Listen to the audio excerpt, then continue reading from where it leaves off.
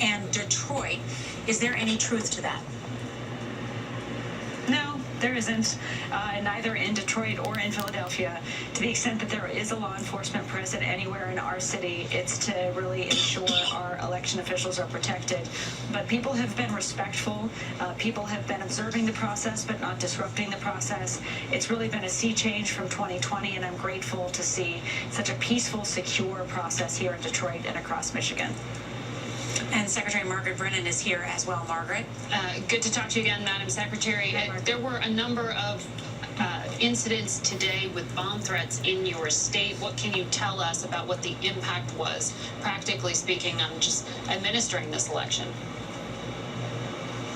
Yeah, we know there were 4 bomb threats made to precincts and 1 to an office building, our office building in Lansing. All of those were investigated and debunked and essentially treated like swatting attempts. No one was really significantly disrupted. No voter was stopped from voting, and things continued apace and continued smoothly, in part due to the fact that our partnerships with law enforcement enabled a quick investigation, a quick response, and we quickly were able to source it to Russian interference. And this is a Channel 1 Atlanta election alert.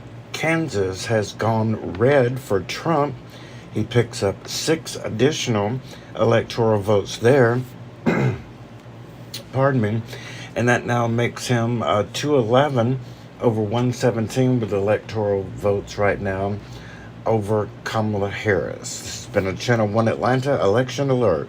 These are precincts in the city of Philadelphia. We've talked all night how important turnout is here, but also vote shifts. We're looking at some analysis that my colleagues Corey and Kabir have been running on those precincts, and I can tell you that we're seeing a vote shift at about -2 overall from Democrats 2020 to now. And you can see it coming in live, populating here. But the really key thing here, Nora, is in neighborhoods that are Latino, Hispanic neighborhoods, including up in here in the northern part, Fair Hill, as we get up here away from the center city, we are seeing perhaps a 6 to 8 point swing from 2020 away. That might go the other way after Donald Trump's comments or other comments that they'd heard, but no, in fact, that is going back towards Donald Trump right now. So all in all, the other thing that's really important here is it looks like turnout is also tracking to be a little lower. So between that little bit of a vote shift, between the Hispanic vote shift that we're seeing so far and the fact that it's tracking a little bit lower on turnout, right, might even come in at under 700,000, at least right now, none of that bodes well for Kamala Harris. And that's your local level dive into Philadelphia. All right, Anthony Salvanto and Major Garrett, thank you. Were you going to say something? I was going to say, viewers may hear what Anthony just said and think that that sounds counterintuitive, right? Given the rhetoric that we have heard from Donald Trump over this campaign and his 4 years in office and the campaign leading up to it. One of the polls that has been the most illustrative for me from this entire campaign is the one that said 2/3 of Latinos who were surveyed said that they believe that Donald Trump was not referring to people like them when he spoke about immigrants, and half of foreign-born Latinos said the same thing. Broadly speaking, Latinos are still overwhelmingly Democrat, but Donald Trump has very successfully started to get into this population. Many Latinos seem to be finding a sense of belonging in Trump's otherism because he is talking to them the same way he talks to white voters. They hear him on the economy. That's their message from him. All right, when we return, poll closings in 4 western states, including California and its 54 electoral votes. CBS News America Decides Election 2024. We'll be right back.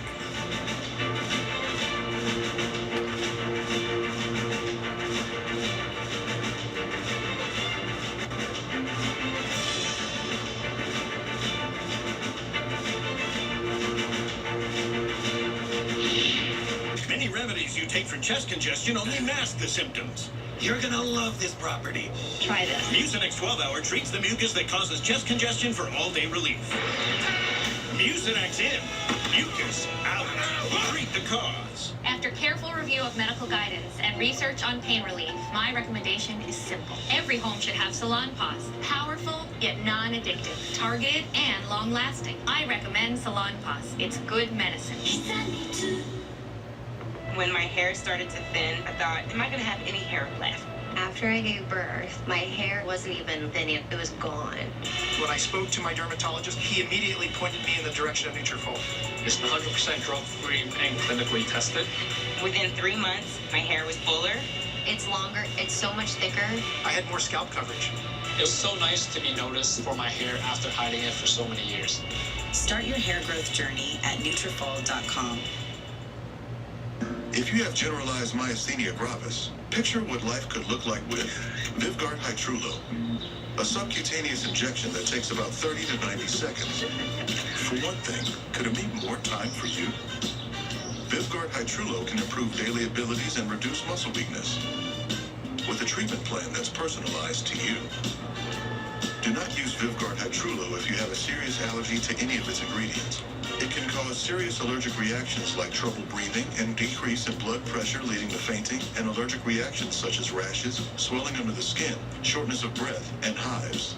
The most common side effects are respiratory and urinary tract infections, headache, and injection site reactions. It may increase the risk of infusion-related reactions and infection. Tell your doctor if you have a history of infections or symptoms of an infection. Talk to your neurologist about Vyvgart Hytrulo for GMG and picture your life in motion. Tonight, Georgia poised to help the nation choose its next president. A very special hello to Georgia. We love you. Are you ready to make your voices heard? What began as a two-man race, We're in the battle for the soul of America. saw a seismic shift in the heart of Atlanta. No amount of rest or rigging could help him defend his atrocious record. And now includes one of the world's most powerful women.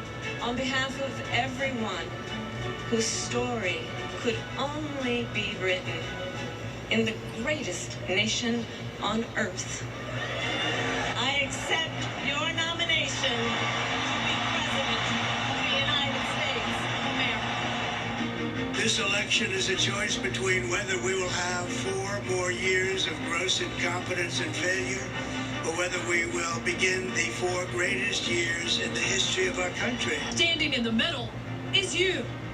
Team coverage on the election that will change the course of Georgia and the nation.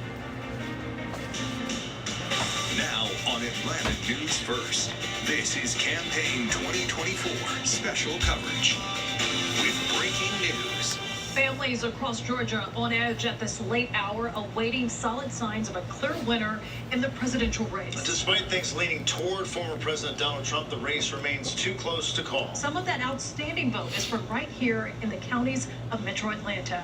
I'm Sean Gables. And I'm Blair Miller. Right now, those counts are updating almost constantly. 5 pictures show watch parties for former President Donald Trump and Vice President Kamala Harris. Their followers here desperate to know whether they will ascend to the White House. Atlanta News First has team coverage for you tonight on Georgia's role in selecting a new president. We begin with Atlanta News First anchor Tracy Hutchins. Tracy, you've been tracking since results began earlier today, and it just keeps getting tighter and tighter in Georgia. Oh, Sean, Blair, it absolutely does. As you mentioned, too close to call. Now, although many have called it for former President Donald Trump, we do see a lot of red here, but there are still some outstanding votes. 90% of the votes tallied.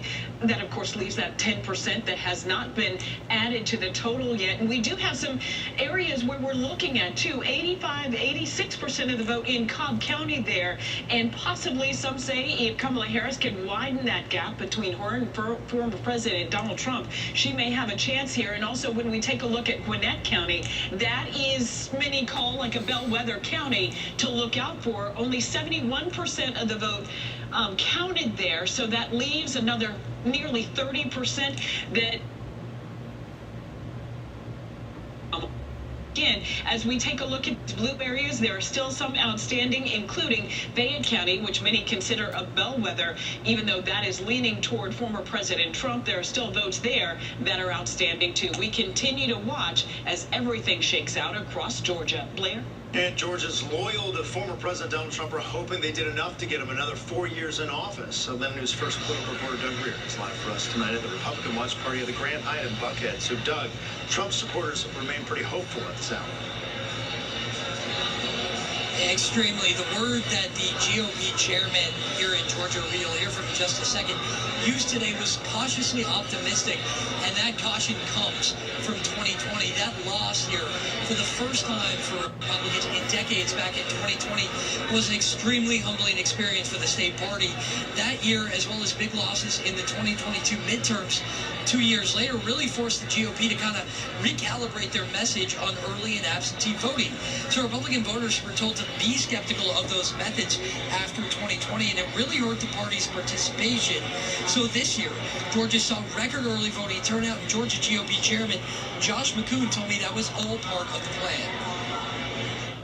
Was that kind of a baked-in strategy after what happened in the midterms in 2022? It absolutely was part of our strategy, because what we wanted to do is get as many of our votes banked. So the last 4 days, I mean, we still been hustling, don't get me wrong, but it's a lot easier when you've got millions of votes that have already been cast that you don't have to chase. On the last half hour or so, I would say, here at the Grand Hyatt in Buckhead, the mood has become increasingly more positive among these supporters of former President Donald Trump as they are calling state after state, and as people are kind of looking at the margins in some of these swing states like Georgia, like Michigan, like Pennsylvania. The mood is picking up here a little in Buckhead. That's where we are tonight. Doug Reardon, Atlanta News First. And just 5 months ago, Vice President Kamala Harris was prepared to support President Joe Biden's re-election campaign. Tonight, Harris trying to make history herself. Atlanta News First, Patrick Quinn continues our team coverage at a Democratic watch party in downtown Atlanta. Patrick. Hey, Sean, and just on the heels of what Doug was talking about, if the mood for the Republicans here in Georgia is more optimistic, I'd say the mood for Democrats here where I am at is more anxious. They're recognizing there is a path to victory for Kamala Harris here in the state of Georgia, but that path is becoming just skinnier. They're really relying on some of those returns to still come in from some suburban counties around metro Atlanta, some counties that could be outstanding, some of those late votes hoping to come in. We've been talking with officials here in Georgia, leadership from Democrats here in the state of Georgia, and yes, they're hopeful. They're recognizing that it's a long night, that there are still votes to still come in. Here was Atlanta Mayor Andre Dickens just moments ago. Listen to his message. We are still in this fight, and I want you to keep on pushing, Georgia. Keep on pushing. This is a historic night. No matter where we see or how late it takes us to get the results, I want accurate results, not necessarily fast. Accuracy over speed, and yes, Georgia Democrats here, they still believe that there is a chance, albeit small. There are some signs that not conceding, but recognizing where some of the votes are standing right now. They're starting to recognize maybe some wins down the ballot, some races that they think could be more beneficial to the party moving forward. Potentially recognizing that that main race, that presidential race, just might just be out of reach. But again, not conceding, not giving up. You heard the mayor say it. You heard Nikema Williams say it. She is the chair of the Democratic Party here in the state of Georgia, that they're going to wait for every last vote, every last ballot to be counted. Live from downtown Atlanta, Patrick Quinn, Atlanta News First. Okay, this is David Dutton in the Channel 1 Atlanta Election Command Center. It's just after 11 o'clock. We're live from Atlanta with continuing coverage of Election Night in America. Thank you for joining us. So we now have the election results coming in from the West Coast as the polls have just closed there. And we have a projection to make right now. We project in the state of Washington will go blue for Kamala Harris. She picks up 12 additional electoral votes. In the state of Oregon, goes blue for Kamala Harris. She picks up 8 additional electoral votes. In the state of California, a lot of electoral votes there, and it goes blue tonight for Kamala Harris with 54 additional electoral votes. So with that said, we now have a little bit tighter race in the electoral part anyway, with Trump's 216 And Harris is now up to 193. Again, you need 270 to win, and neither has got there just yet. Trump has just over 51 million of the actual votes, and Harris has 45.3 million. So he's about 6 million ahead of her in the actual votes. So it's still too early to call the presidential race at this time, mainly because you may see a state, county by county, that looks red county by county throughout most of the states, such as Georgia does right now. However, Trump does really good in the rural areas or out in the country, if you will. Harris or the Democrats usually do well in the cities. Of course, there's more people in the city, such as downtown Atlanta and the immediate surrounding metro area. So thus, more people, more votes. And that's why it's, you see, it's still close here in Georgia as well. Trump leading 51% over Harris's 48%, with Trump 2.4 million votes and Harris is 2.3 million votes, about 100,000 between the two here in Georgia, with 90% of the precincts reporting. That's why everybody's always said every single vote counts, because it literally has come down to that in these elections, especially over the last 10 years. And this year is certainly no different.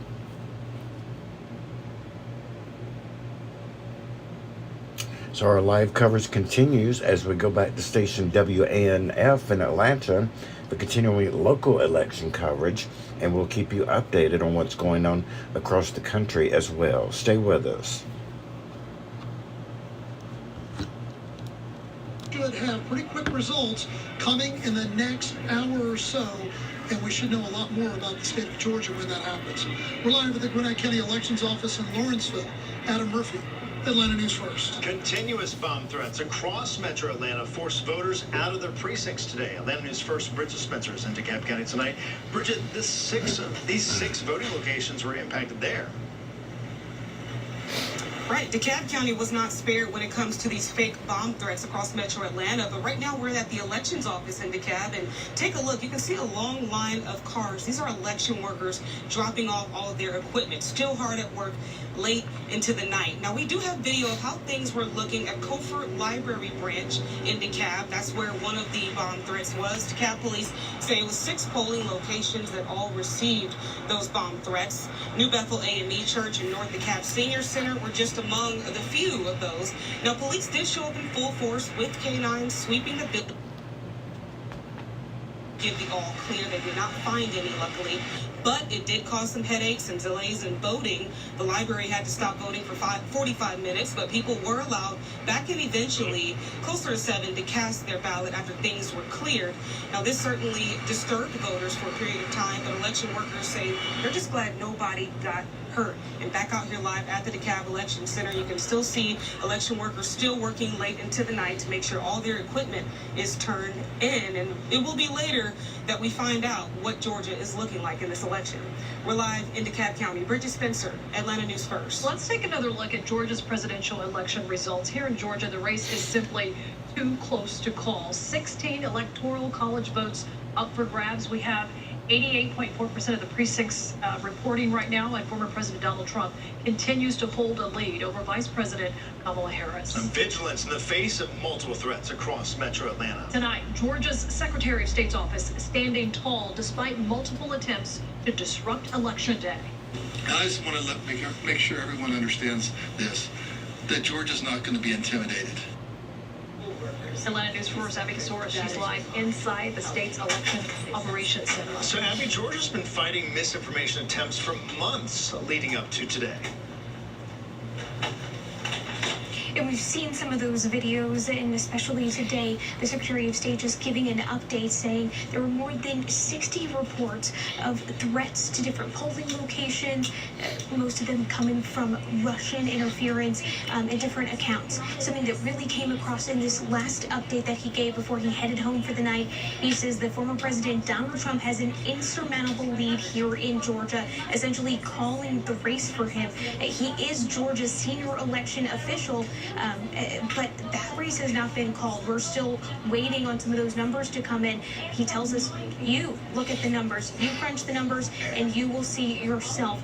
We're still waiting for some information we may find out in the morning as those numbers continue to come in. However, the Secretary of State leaving the state's election operations center, heading home for the night, and we expect him to be back at the state capitol at 10 o'clock tomorrow morning with an update for us. I'll make sure to bring that for you both online and on air. Live tonight in Atlanta, Abby Kasouris, Atlanta News First. Great, thanks. And a relatively smooth election day for Cobb County voters. Atlanta News First, Chelsea Vinepour is live outside of election headquarters. Chelsea, good evening. Good evening, Sean. It was a relatively smooth day here in Cobb County. The elections director said they had no safety issues and very few technical issues. Only 2 precincts stayed open about 20 minutes late after some equipment failures this morning that were quickly resolved. Here's what's going on now at the Board of Elections. You can see workers back here tallying up absentee ballots. They have about 1,000 to get through tonight. This comes after an influx of absentee applications late last week. They can only count mail-in ballots received here, though, by 7 p.m. tonight. With all early voting tallied and some of today's ballots still outstanding, Kamala Harris is showing about a 50,000 vote lead, though, in Cobb County right now over former President Donald Trump. Reporting live in Cobb County, Chelsea Vinepour, Atlanta News First. And when it comes to voting, Georgia broke records tonight. Kennesaw State University professor and Atlanta News First political analyst Dr. Ben Taylor joining us all night long here in the studio. So we look at these numbers, we start to dissect them. 5.2 million Georgians voted in this election. That is breaking the record set in 2020. Is this any indicator of what we might see in future elections? Absolutely. One of the main things we know about voting is that it's habit forming. So once you get people out to vote once, they are much more likely to come out a second and third time, and then you have a very robust and energetic Democratic populace. Any surprises when you look at what's happened here in Georgia tonight so far? Well, the polls told us it was going to be close. It is close, and we're still waiting on these final votes to come in. So far, all is as we might have expected. Dr. Ben Taylor joining us all night long, walking through this as it comes in. Thank you so much for your time. We do appreciate it. Nail biter, thank you. Our team coverage on this historic election is just getting started. Reporters are standing by with live updates from official watch parties of both candidates as former President Donald Trump and Vice President Kamala Harris take the highest office in the land. We will be here through the night for Decision 2024 on Atlanta News First, and we can send you immediate election results straight to your smartphone as they come in. Right now, text the word results to 470-777-WANF. We'll see you below. A local news team breaks news faster when your safety is on the line. Atlanta News First was the very first live on air. We're on your screen sooner, when and where you need us. We don't just scratch the surface, we dig in with breaking news experts, getting all sides of the story. Atlanta's only locally owned news team is Atlanta News First. We might be new, but we were built here. Our agenda is your safety, your bottom line, your rights. At Atlanta News First, our agenda is you. Opportunity is knocking. At Coolray, we've proudly been the leader serving Atlanta since 1966. And now, we're offering a game-changing career opportunity for you, including industry-leading benefits and scheduling, incredible work-life balance, perks for you and your family, and so much more. Set yourself up for career success by working with the best. Browse opportunities and apply online at coolray.com/careers. Don't look at the log. Look at where you want to go.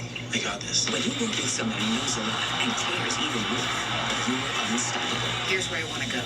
Great, let's get started. At Truist, we believe the same is true for banking. On the football field, strength matters. In the courtroom, it does too. We've recovered over $23 billion for our clients.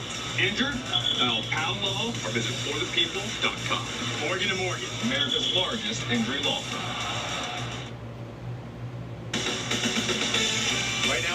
First, continuing to stay on top of the breaking news of the day. A slim margin continues to separate former President Donald Trump and Vice President Kamala Harris as Georgia and the nation elect the next president.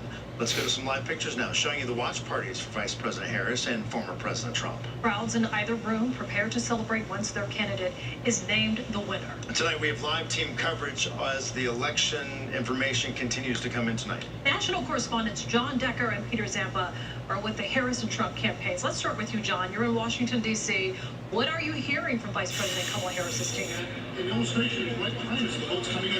Well, there's a lot of anxiety right now because a lot of the states that they thought would be very competitive, it turns out, based upon the numbers that have come in, are not that competitive. You mentioned Georgia, you mentioned North Carolina as well, and now we look at the blue wall states, and you see in Pennsylvania in particular, that is so critical for Kamala Harris to get to 270 electoral college votes. The latest numbers indicate she's trailing in Pennsylvania by 116,000 votes. That's not a good sign for her. She needs to run the table with those blue wall states to get to 270, and right now in 2 of the 3, she's actually trailing. And thank you so much for that. Let's go to Florida now, where former President Trump's team is calculating whether they're done enough to get him back to the White House. Peter Zampa is there, continuing our team coverage tonight. Peter? Yeah, they're absolutely feeling optimistic right now. It's interesting. Throughout the day, it seems like it shifted from blatant, overt optimism to a recent text message I just got that says cautiously optimistic. That makes me think that they're feeling pretty confident right now as they take this more measured tone as these results continue to pile in. The folks here on the floor behind me certainly feeling overtly optimistic as every single state in those key swing states continues to come up red and red and red. A long way to go. I think this campaign knows that, but right now the picture pretty for Donald Trump. Peter Zampa and John Decker reporting for us live. We appreciate that update. Wednesday is the first little weather day. Kids headed back to school. A little bit murky in the morning. You can see low clouds getting lower right now as we take a look at Midtown, and some of the buildings are now shrouded in clouds. So we are going to have some fog to start the day tomorrow. Mid to upper 60s outside right now. And when you look at the satellite and radar, there's not a lot of rain showing up, but again, it will be a gray start, maybe a drizzly start, and some patchy dense fog early on. Rain will close in on us. It's not an all-day soaker. Best chance for rain midday, afternoon, and evening. And from Atlanta to the southeast is the best chance of seeing steady rain or some heavier downpours. Temperatures tomorrow generally in the lower to maybe middle 70s if that rain holds off long enough. Now check out the weather maps here as we go from clouds to showers, and it's 85 corridor southeast by around noontime. We will see some rain north and west of Atlanta. I do think it will drift all the way up, possibly into the mountains, but the steadier rain is likely to be to the south and east, and this continues right through tomorrow evening. So a soggy early evening commute. If you're going to be on the roads later tomorrow evening, you'll probably be dealing with some wet weather as well. Thursday morning, gray skies, damp, drizzly, maybe a few lingering showers. It'll be slow improvement on Thursday. Clouds could be very stubborn right through midday and then break up somewhat by around sunset on Thursday afternoon. Temperatures again in the 70s. Friday, a gray start. Get used to it. We're going to see a lot of that over the next several days, probably over the next week, but a better chance of breaking into some sunshine in the afternoon. Rain chances are fairly low for us on Friday. So first alert, 3-degree guarantee forecast high for tomorrow, 73 degrees.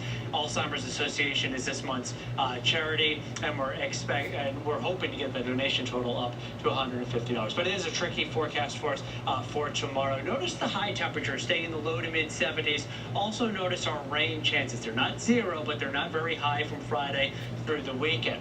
Check out these low temperatures. 60s for lows right through the weekend and into the early to middle part of next week. So not much of a temperature range on most days. Cloudy skies, some patchy fog likely several mornings through this 7-day forecast, and then a little bit brighter in the afternoon. Right now it looks pretty nice for Veterans Day, and Tuesday will still be quite mild with highs in the mid-70s. All right, thank you, Fred. Today's election will decide more than just who is the next president. Our live team coverage continues tonight, showing what else is at stake for Georgia families. Ken Nugent, Attorneys at Law, proud sponsor of Atlanta News First, Books to Kids. At Pinnacle Home Improvements, your project begins with me. With me. With me. With me. With me. At Pinnacle Home Improvements, your exterior home remodeling project begins with each of our team of experts. That teamwork dynamic is how we provide exceptional service to every customer. Whether it's your home windows, roofing, or siding project, Your project begins with me. with me. With me. Your total satisfaction is our mission at Pinnacle Home Improvements, where your project begins with me. With me. If you've been injured in a car wreck, you need someone who will fight the insurance company and win. I'm Ronnie Mabra with Mabra Law. I've been representing car wreck victims for decades. I understand that you don't just need a lawyer. You need a friend, a neighbor, someone who will stand with you shoulder to shoulder. My proven commitment to our community over the years is the same commitment that I'll show you. Choose a law firm that welcomes you as family. We fight, you win. Mabra Law. Right now, pet dander, skin cells, mold spores, pollen, and dirt are being sucked into your air ducts. Get cleaner air and system efficiency now with Stanley Steamer. For over 75 years, we've continually engineered our equipment and processes to deep clean your entire home.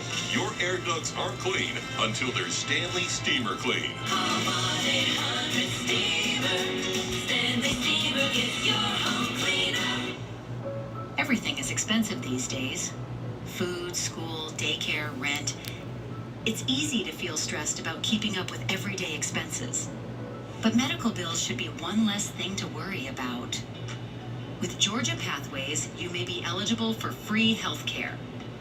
Don't let healthcare anxiety hang around any longer. Visit pathways.georgia.gov to see if you qualify for free health insurance. Apply today. There's more than one way to celebrate a life. Each one of us has a unique story. Whether someone was known for baking great cakes, or another had a passion for collecting vintage cars, we can help tell their life story in a meaningful way and customize a tribute around what made them special. So how do you celebrate a life? Gregory B. Levitt & Sons Funeral Homes and Crematory, a family serving families worldwide. First alert weather on Atlanta News First. When we know, you know. Our agenda is you. Atlanta News First on top of breaking news of the day. A slim margin continues to separate former President Donald Trump and Vice President Kamala Harris as Georgia and the nation elects the next president. Two colleagues with huge alumni bases are gathering right now in Atlanta to watch election results. Atlanta News First, Madeline Montgomery is live in Southeast Atlanta, the Beverly Restaurant. What are alumni of Morehouse College and Howard University telling you as these results have been coming in tonight? They are telling me that they are waiting with bated breath to see who wins tonight. Of course, Vice President Kamala Harris went to Howard. I spoke with one woman who not only went to Howard, but also was Alpha Kappa Alpha, which is the sorority that Vice President Harris was in. And she says that she believes that everyone who went to Howard needs to be cheering her on. And she believes Georgia could still go blue tonight. Probably going to be up all night waiting on the votes to flow in from the West Coast and waiting on the votes just to flow in across all of the states, especially all of the states that are battleground states. Super stressful.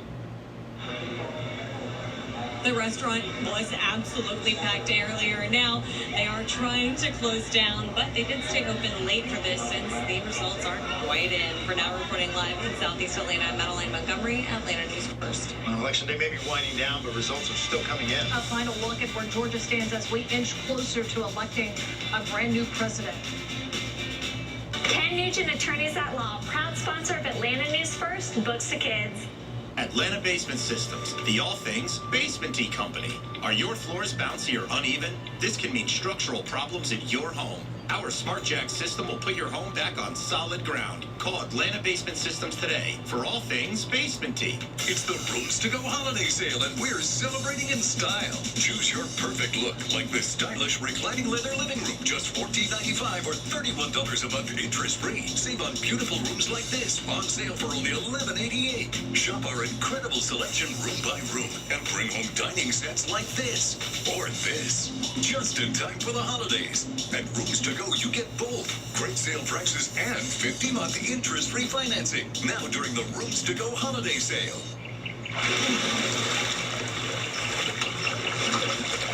Let's go down. Move. Again. Don't look at the log. Look at where you want to go. When you work with someone who knows a lot and cares even more, You got this. you're unstoppable.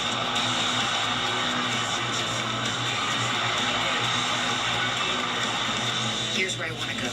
Great, let's get started. At Truist, we believe the same is true for banking. Hey, Georgia, we're bringing health insurance home. Don't let concerns about cost keep you from the medical care you need. Georgia Access makes it easy to find quality, affordable health insurance for the whole family.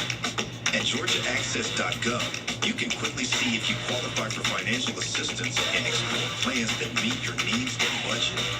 Open enrollment begins November 1st. Visit GeorgiaAccess.gov to learn more.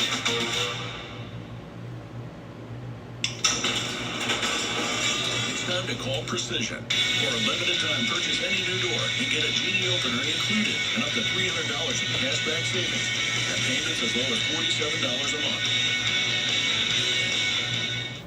At Malik Injury Attorneys, we want to make it easy for you to reach us if you ever need our help.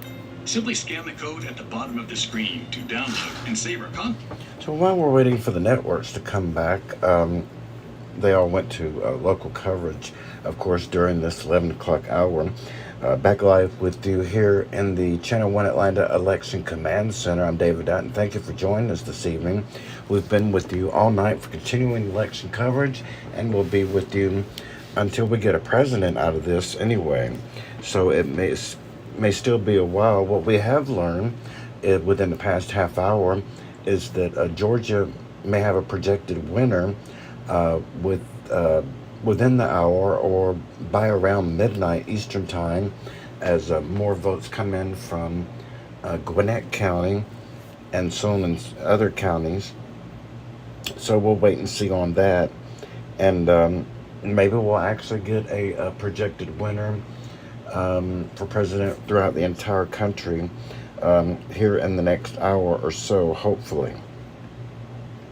There's still a lot of outliers out there, and we still have a lot of states, including Georgia. Georgia's not the only one that hasn't been called yet, with its 16 electoral votes up for grabs. North Carolina also has 16. It has not been called yet.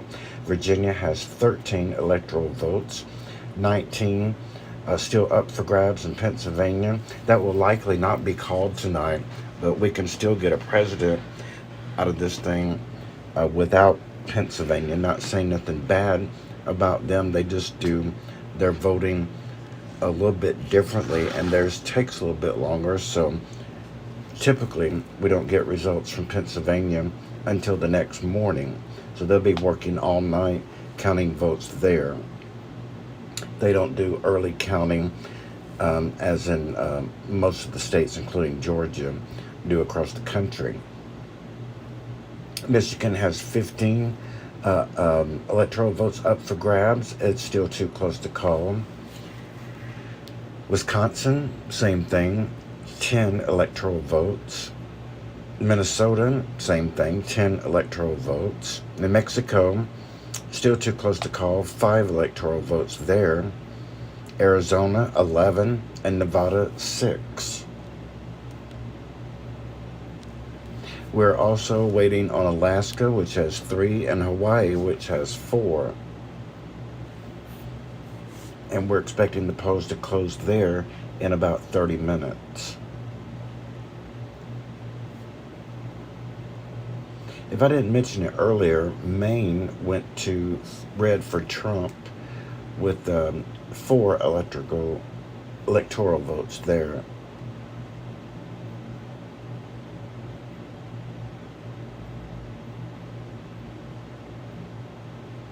So again, right now, your actual votes are being counted. Former President Trump has 56.3 million votes, and 51.1 of you voted for Kamala Harris this evening, on the road to 270 electoral votes. Trump and Vance have 216, and Harris and Walz have 193. Again, we need 270 to get into the White House.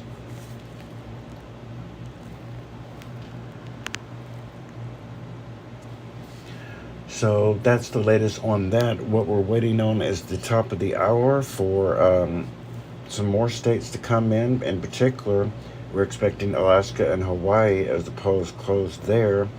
And we may have some more projections from these other states that I just mentioned, including Georgia. Georgia may be decided here within the next 30 minutes. So we're waiting on that. And if all these states come in, according to which way it goes, we may also have a new president within the next 30 minutes. So we will continue to press ahead and hope for the best, and we'll see what happens here as we continue this evening.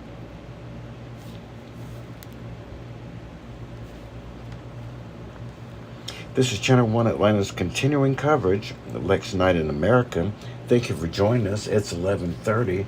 We're live from Atlanta with continuing coverage. I'm David Dutton. Thank you for joining us. What we're going to do right now is going to go back down to ABC News.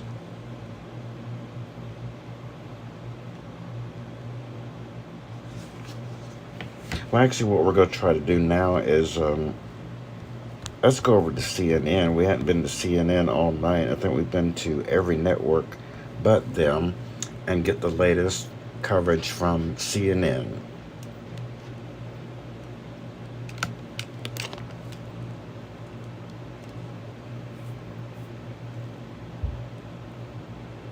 Stand by for one moment and we'll bring that up for you.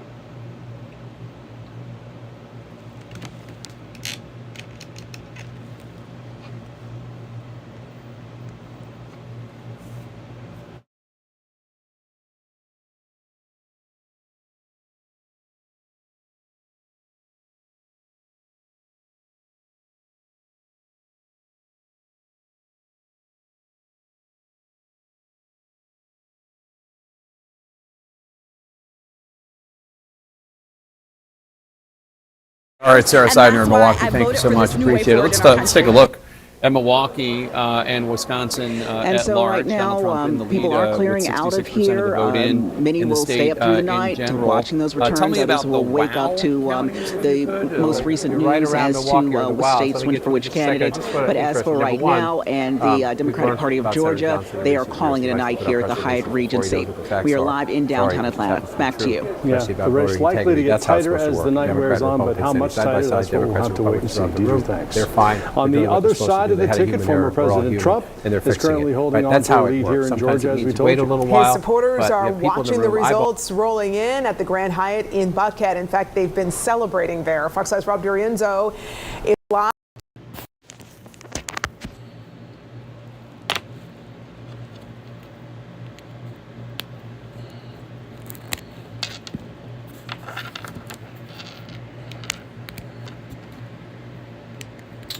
Stand by. We're having a few technical difficulties here. We'll be right back with you.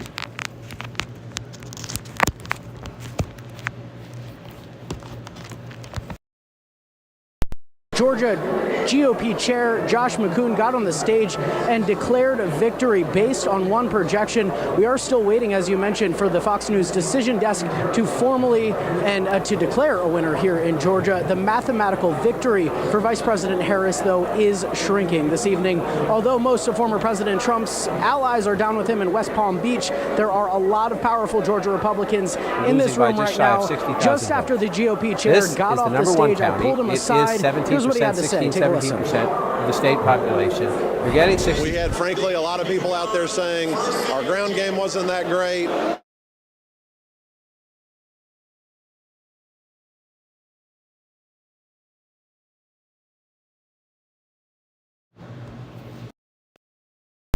$16 electoral votes, so it's very gratifying. So, guys, again, we are still waiting. Higher percentage, but you need that raw math to overcome what is happening in all this red, right? Especially, one more check and I'll get you to your wows. Dane County is 95% in, right? This is Madison. This is the University of Wisconsin. Young voters, college area, tends to be more liberal. 74% for her, 242,000. Again, Biden's number's higher, and the math is higher. That's what happens in battle. That's how you win or lose battleground states. Get out the vote and get out the vote and in the right with a places. higher percentage. Right. Yeah. And so in a place, the state won by 20,000 votes. You saw the margin even just right there. So let's go to the wows. You're going to go to Waukesha County. Was just here recently, right? This is a place the Harris campaign was hoping, hey, women, you don't have to tell your husband who you're going to vote for.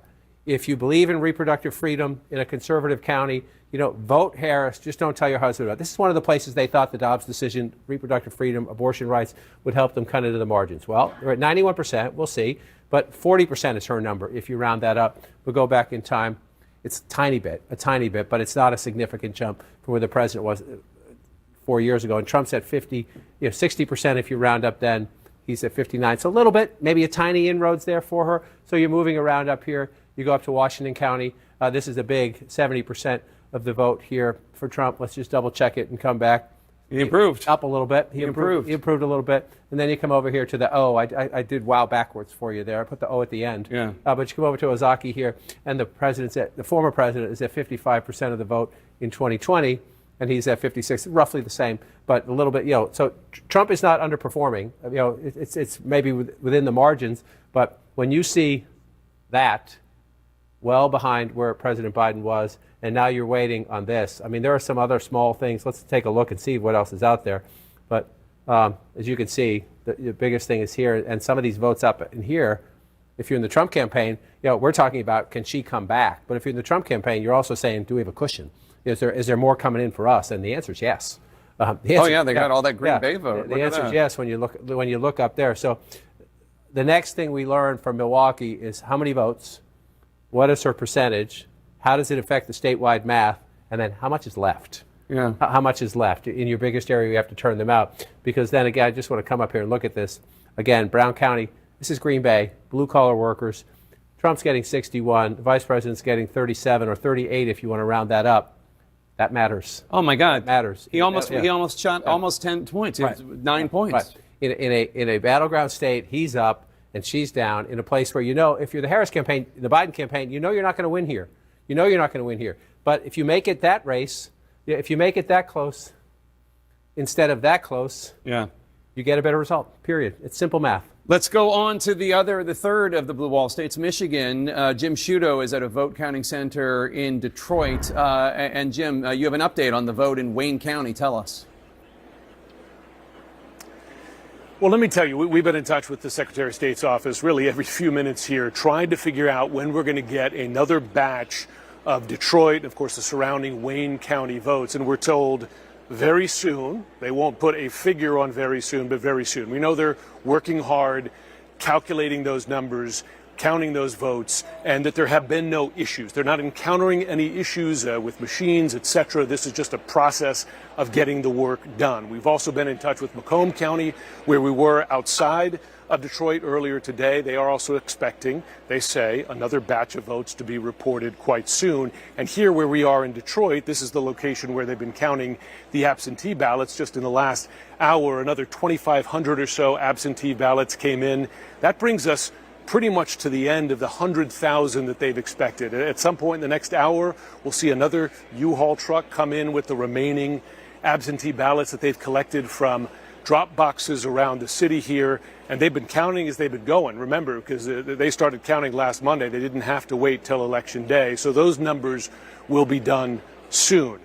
I will say the Secretary of State told me earlier this evening that she's moving up her expectation that by midday tomorrow they could report final unofficial results, saying she believes they might be able to do that tonight, perhaps after midnight in the next couple of hours. But of course, they'll have to get those Wayne County numbers done first. I should note the Secretary of State just walked in here to monitor the counting of those absentee ballots as she's been doing at precincts around the state. All right, Jim Sciutto, thank you so much. Jim Sciutto in Detroit. I mean, John, it's 2024. They only have 16% reported in Wayne County, home of Detroit. One of the things you look for in life are consistency. Death taxes, Wayne County comes in late. Wayne County, Gary, Indiana. Yeah, they're consistent. This is my 10th presidential election, and it's the 10th time you've been counting late in the night, and you're saying, hello, Detroit, hello. Yeah. It's the way it is. But, you see the Secretary of State's there, Jim is there. Again, that's nothing nefarious. It's just inefficiency, to your point about that we live in the technological age. And Jim just said, they changed the law in Michigan so you could count some of the early votes, beforehand and then release them after the polls close. So it adds to the why. But right now, let's focus on the what, which is an 86,000 vote, almost 87,000 vote lead for the former president, again, in one of the states he flipped in. I just want to pull that out to make sure I'm right. Yes, he's leading in all three of them now. Oh, wait, that changed while we were talking. That changed while we were talking. She was ahead in Michigan, and now she is no longer ahead. Now Donald Trump is in the lead. Right now, not all the votes are counted, but right now he's leading in all three blue wall states. Plus North Carolina, plus Georgia, plus Arizona, plus Nevada. We're not done with the count. But this is right now the map of 2016. That is the map of 2016, and that is the 5-alarm fire inside the Harris campaign to get on the phone. Again, we're not done, and we lived through 2020. And I want to say it again, slowly and clearly. 2020, this time of night, there were states that changed, and they were largely, Pennsylvania changed. Trump was ahead in Georgia. Things have changed. There's not as many mail ballots out there as in 2020, so I would not expect as dramatic a swing. The question then becomes, go state by state, county by county, is the math there? And, I'm trying to be fair and trying to be, it's possible, it's possible. When you're leading in all of them and you're Trump, that's what you're sitting in the headquarters. So maybe they're not going to win them all, right? Maybe they're not going to win them all, but they're leading in all of them right now. And so let's just look at what happened here and come on in. Number one, it's the smaller rural counties. When they fill in, again, you say, that's not a lot of votes. Well, that's a lot of votes when you have it there, and then you have it here, and then you have it again here. You're getting 500, 1,000, 2,000, 3,000 in all these little counties. 120 votes there. That's only 5% reporting. You say, that's not much. It's a lot when you think you're going through a state and you have all these counties. And then the question is, so what are the Democratic margins, right? You've got 83 counties in the state of Michigan. So 56%, we're about halfway through in Kent County. It's the Grand Rapids suburbs, and she's running a little bit ahead of the president there. But, Jake, the big question in Michigan is, when do those Wayne County votes come in, and what do they do to the statewide total? All right, John. Well, CNN has a major projection. CNN projects that Donald Trump will win the state. This is a Channel 1 Atlanta election alert. One of the battleground states, North Carolina, has just went red for Donald J. Trump. Wins the state of North Carolina tonight, and that bumps him up to 227 electoral votes, getting 16 from the state of North Carolina. And a while ago, I was telling you a lot of the states that were still too close to call. There's several of those, about roughly 10, if you will, just glancing at the map. But North Carolina was one of them. And we still have a lot of the key battleground states that are out too. Battleground meaning it could go either way. Georgia is one of those, but we're expecting, mind you, the possibility of a projection coming up in just a few moments at the top of the hour in about 15 minutes on Georgia. And we will have that for you immediately as soon as it comes in. But again, just in an election alert, North Carolina has went red for Donald J. Trump, and he gains 16 additional electoral votes there. We'll now go back to CNN as we're looking live there at West Palm Beach, Florida. And really both campaigns are just kind of subdued, anxious. Neither one really celebrating just yet. It's just really too close to have any type of emotion other than being very nervous and anxious. A lot of anxiety going on right now. This is clearly going late into the evening. Again, I told you earlier in the evening several times, typically on a normal presidential election night, we would have a winner by 11. But again, nothing about the past 10 years with elections has been normal. But I still do expect something here at any time. between now and 2 a.m. So we're hopeful for that. I don't believe it will go into later tomorrow morning. I'm not expecting that. However, with that said, the state of Pennsylvania will probably not have all their votes in until tomorrow morning. They just do a different process there. It takes them a little longer to count their votes. So that state will not come in anytime soon. That doesn't mean we still can't call the election with all the other states, but just in particular, that state won't have time to come in with all the votes. What we're going to do right now is he got 50.8% of the vote in North Carolina, by the way. We're going to go back now to CNN as our coverage continues all night long. Stay with us.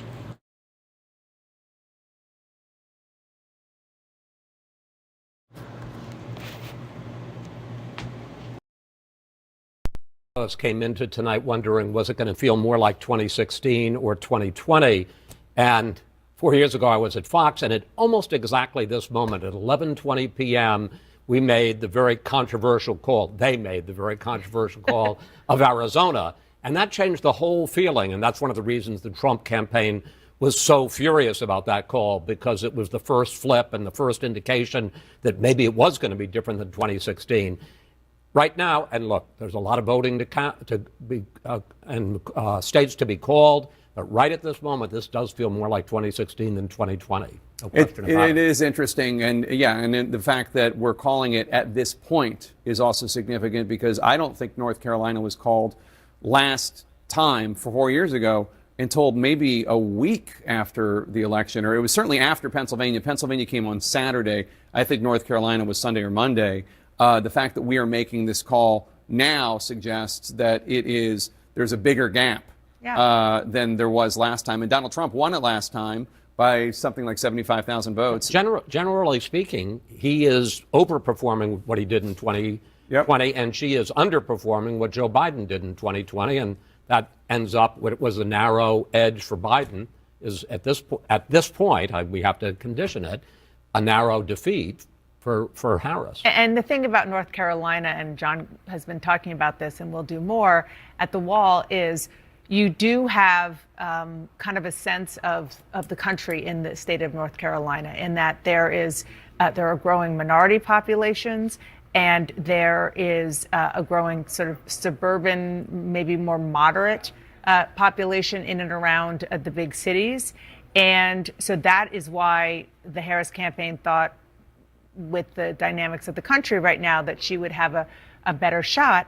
But look, the headwinds of the economy, the inflation that people are feeling, the difficulty in their everyday lives. Yeah, she could not outrun that Biden economy.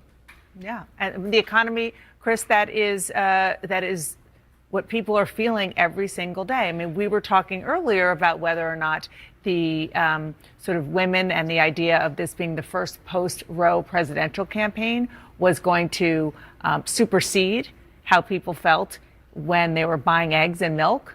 And certainly North Carolina and other places that we are seeing start to formulate in these other states, the answer is no. You know, we have talked about it all night, and we've disagreed to a certain degree about the right track, wrong track, and it was 27% right track, 60-something% wrong track. Maybe part of that is dissatisfaction with Trump. Maybe some of that is dissatisfaction with the abortion overturn. But in terms of what people live every day, it's the economy, it's the price of eggs, it's the fear of inflation, which with the spread of illegal immigrants north is now being felt as an issue, not just on the border, but in northern states as well. Yeah, and Jake, I'm going to be interested to figure out and to find out, once we get all the details, how much success the Trump campaign had in increasing their share of the mail vote. They worked really hard at that. Yeah, very interesting. Let's bring you a key race alert and get you up to speed on where we are in all the states that we have not called. In battleground Pennsylvania, Donald Trump with 51.3%, Kamala Harris 47.6%. Donald Trump more than 212,000 votes ahead, with 82% of the estimated vote in from the great Commonwealth of Pennsylvania. In battleground Michigan, Donald Trump in the lead, 51.2%. Kamala Harris at 47%. Donald Trump at 98,014 votes ahead of Kamala Harris, with 41% of the estimated vote in from Michigan. In battleground Wisconsin, Donald Trump in the lead, 50.7% to Harris's 47.7%. Donald Trump with a 68,000 plus vote lead over Harris, with 71% of the estimated vote in from the Badger State. In battleground Georgia, Donald Trump up 50.8% to Harris's 48.3%. Donald Trump with 128,582 more votes than Kamala Harris, with 92% of the estimated vote counted in the state of Georgia. In the state of Arizona, another battleground, Donald Trump in the lead there, 49.8% to Harris's 49.3%. Donald Trump with a 7,588 vote lead over Kamala Harris. That's with more than half, 52% of the estimated vote in. In Nevada, Donald Trump in the lead, 73%. Kamala Harris with 26.2%. Donald Trump with a 10,985 vote lead over Harris. That's with only 2% of the vote in from from Nevada, only 2%. Boris Sanchez now has some new projections in the fight for control of the U.S. Senate. Jake, a major moment for Republicans. They have just flipped. They are expected to flip their second Democratic seat of the night, this one coming in Ohio. There, Republican Bernie Moreno defeating incumbent Democrat Sherrod Brown. Moreno, the owner of some luxury car dealerships, who invested early in blockchain technology, fought to attach Brown to the Biden administration more broadly, specifically on issues like immigration. Sherrod Brown, a populist who had survived some difficult tests in his state before, cannot overcome the political headwinds he is facing. Donald Trump has now won Ohio 3 elections in a row, and it's simply too much for the incumbent Democrat to overcome. So we are projecting that Bernie Moreno is your new junior senator from the Buckeye State. Meantime, 4 Democratic holds. The first one, a historic one in New Jersey. There, Congressman Andy Kim is set to become the first Korean American ever to serve in the U.S. Senate. He defeats real estate tycoon Curtis Bashaw. Meantime, in Virginia, there, incumbent Democratic Senator Tim Kaine, a former vice presidential candidate, he's projected to defeat Hung Kao, a former Navy captain. Another Democratic hold to tell you about this one, Martin Heinrich, the incumbent senator there, seeking his 3rd term. He defeats Nella Dominici, whose father was the last Republican senator elected in New Mexico some 20 years ago. Another Democratic hold to project for you, this one coming in the state of Washington. There, Democratic incumbent Senator Maria Cantwell wins her 5th term as she defeats Raul Garcia, an ER doctor. Now, what does that pickup in Ohio mean for the magic number? We started out the night with Republicans needing to pick up 2 Democratic seats to take control of the chamber. With West Virginia and Ohio, they have hit 2, and now they're seeking to pad those numbers. Currently, as we speak, Republicans are leading in 4 seats currently held by Democrats. Let's get you an update on where those are right now with some key race alerts. These are live results coming into CNN. We start with the state of Wisconsin. There, the CEO of California-based SunWest Bank, Eric Hovde, is 29,000 votes ahead of Democratic incumbent Senator Tammy Baldwin, who's seeking her 3rd term in office, 70% of the vote. And we just got an update. The lead pretty much the same in Wisconsin for Hovde. In Pennsylvania, this has been going back and forth all night, but right now, the former CEO of one of the largest hedge funds in the world, Dave McCormick, currently leads incumbent Democratic Senator Bob Casey by about 120,000 votes. Still a very close race. This one also a very expensive one. 81% of the vote in the Commonwealth of Pennsylvania. Now, a key race alert from the state of Michigan. This one has been close all night as well. Former Republican Congressman Mike Rogers currently leading current Democratic Congresswoman Alyssa Slotkin, 48,000 votes. Rogers ahead of Slotkin, 40% of the vote in the Wolverine state. So let's take a look at the balance of power in the U.S. Senate, the raw numbers. What does this mean? Democrats hold 40 seats. Republicans, with those 2 pickups, hold 49, 11 seats remaining to be determined, Jake. Obviously, you need 51 for control of the chamber. All right, Boris, thanks so much. And CNN can make a projection. CNN projects that Washington State, as expected, will go to Kamala Harris. Washington State, with its 12 electoral votes, to the Democrat, Vice President Kamala Harris. Let's look at the electoral map right now. Donald Trump has 227 electoral votes.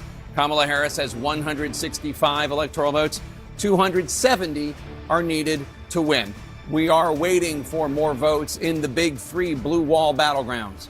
of Pennsylvania and Michigan and Wisconsin that both campaigns are watching very closely right now. A total of 6 top battlegrounds remain undecided as we get later into this election night. Stay right here for the next big rollout of votes. Right now, we're going to squeeze in a quick break. Stay with us. Election Night in America and the Magic Wall is brought to you by Aura.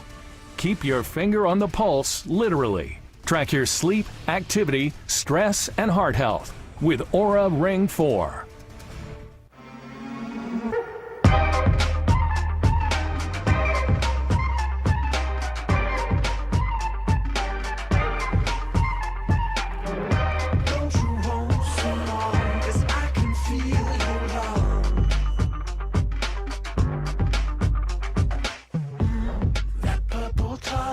Everyone who sees you falls in love.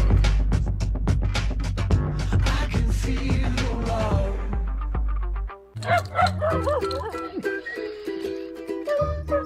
Is your dog telling you they may have allergic itch? Apoquel is the #1 treatment for allergic itch that veterinarians have trusted for over 15 million dogs. And it starts working in just 4 hours. Do not use in dogs with serious infections. May cause worsening of existing parasitic skin infestations or pre-existing cancers and serious infections. New neoplasias have been observed. Do not use in dogs less than 12 months old. Ask your vet for Apoquel, now available in a tasty chewable. 10,000 years before the birth of Paul Atreides, we founded a sisterhood. Valia Harkonnen, you are the strongest among us. Without spice, the great houses would feed me to the world. The troubles are far greater than just Arrakis. Let us rid the Imperium of these witches forever. Dune Prophecy, streaming exclusively on Max.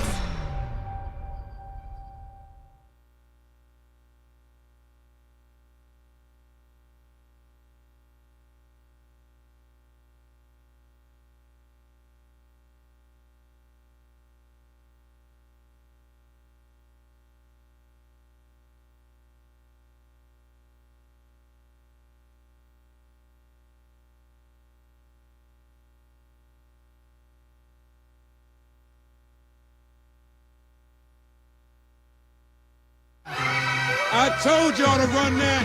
Come on now. Hey guys, what are you guys doing? How'd you do that? Looks complicated. Well, it ain't that hard. Joe, tell it, man. It's easy. Pick more or less on at least 2 players, enter your lineup, and lock in for the game. I could have told you that. I could have told you that. Download the PrizePicks app today. Enter $5 and get $50 instantly. PrizePicks, run your game. An official message from Medicare. I usually love plot twists, but this year I'm comparing my options during Medicare open enrollment. You don't want any surprises. You can't assume your current health or drug plan is the best one for you. And make sure your prescriptions are covered. That's important. And save some money. Paperbacks and saving bucks? I like that. Review your coverage and compare your health options at Medicare.gov. Open enrollment ends December 7th. Paid for by the U.S. Department of Health and Human Services. All There Is with Anderson Cooper. Listen wherever you get your podcasts. And CNN has another projection for you. CNN projects that Donald Trump will win 3 out of the 5 electoral votes from the state of Nebraska. Allow me a second to explain. Nebraska and Maine allocate their electoral votes partly in addition to the statewide 3 votes according to congressional district. That's already too complicated, probably. Anyway, put it this way. Donald Trump has won 3 out of the 5 electoral votes. The other 2, we do not know yet, but Donald Trump has 3 of the 5. That means 3 more electoral votes for Donald Trump. And what does that mean for the electoral map? Donald Trump has 230 electoral votes. He is 40 electoral votes away from winning. Kamala Harris has 165 electoral votes. She is 105 electoral votes away from winning. Let's see what the states that we have not called, where their vote counts are. Pennsylvania. Donald Trump is in the lead there with 51.2% of the vote. Kamala Harris has 47.7% of the vote. Donald Trump is ahead of her by more than 206,000 votes. That's with 83% of the estimated vote in. That's Pennsylvania. Battleground Michigan, Donald Trump up 51.3% of the vote. Kamala Harris has 46.9% of the vote. Donald Trump with a more than 111,000 vote lead with an estimated 44% of the vote in from Michigan. Wisconsin now, Donald Trump in the lead there too. 50.8% of the vote. Kamala Harris has 47.6% of the vote. Donald Trump almost 80,000 votes ahead of her with 3/4 of the vote, 74% of the estimated vote from the Badger State in. Battleground Georgia, Donald Trump is up 50.7%. Kamala Harris is 48.4%. Donald Trump more than 118,000 votes ahead of her with an estimated 93% of the estimated vote in. Arizona, Donald Trump ahead there too with 49.8% of the vote. Kamala Harris has 49.3% of the vote. He is more than 7,500 votes ahead of her right now, but they still have about 48% of the vote to count, 52% of the estimated vote in. In Nevada, Donald Trump is in the lead with 73% of the vote. Kamala Harris is 26.2% of the vote. Donald Trump has a more than 10,000 vote, almost 11,000 vote lead. That is with only 2% of the estimated vote in. As we follow these crucial undecided races, we are already also getting closer to another poll closing. 4 more electoral votes are at stake in the next hour in the heat of the battle to reach 270. So every electoral vote counts. We're just minutes away from voting ending in the reliably blue state of Hawaii. Over to John King now at the Magic Wall. John. So, Jake, a quick look. You just went through the numbers. Just want to look very quickly. These 3 states, Wisconsin, Michigan, and Pennsylvania, will determine the fate of the Harris campaign, whether there's any chance she can come back. As we wait to see those results, I just want to show you something. Bring it up. Remember January 6th? Donald Trump was finished. Even Republicans were running away from Donald Trump. Donald Trump is done as a national politician. I want to show you something. This is Trump overperforming his 2020 performance by 3% or more, right? This is a statewide look. We're not done with some of these counts out here, so this will change a little bit. But Donald Trump overperforming 2020 after January 6, 2021. That's the statewide look. Look at this. Just look at this when you go to full counties. It's midnight Eastern Time. I'm David Dutton from the Channel 1 Atlanta Election Command Center in Atlanta. Thank you for joining us. We have an election alert to tell you about right now. The state of Hawaii goes to Vice President Kamala Harris. Hawaii goes blue tonight, and she picks up 4 additional electoral votes there.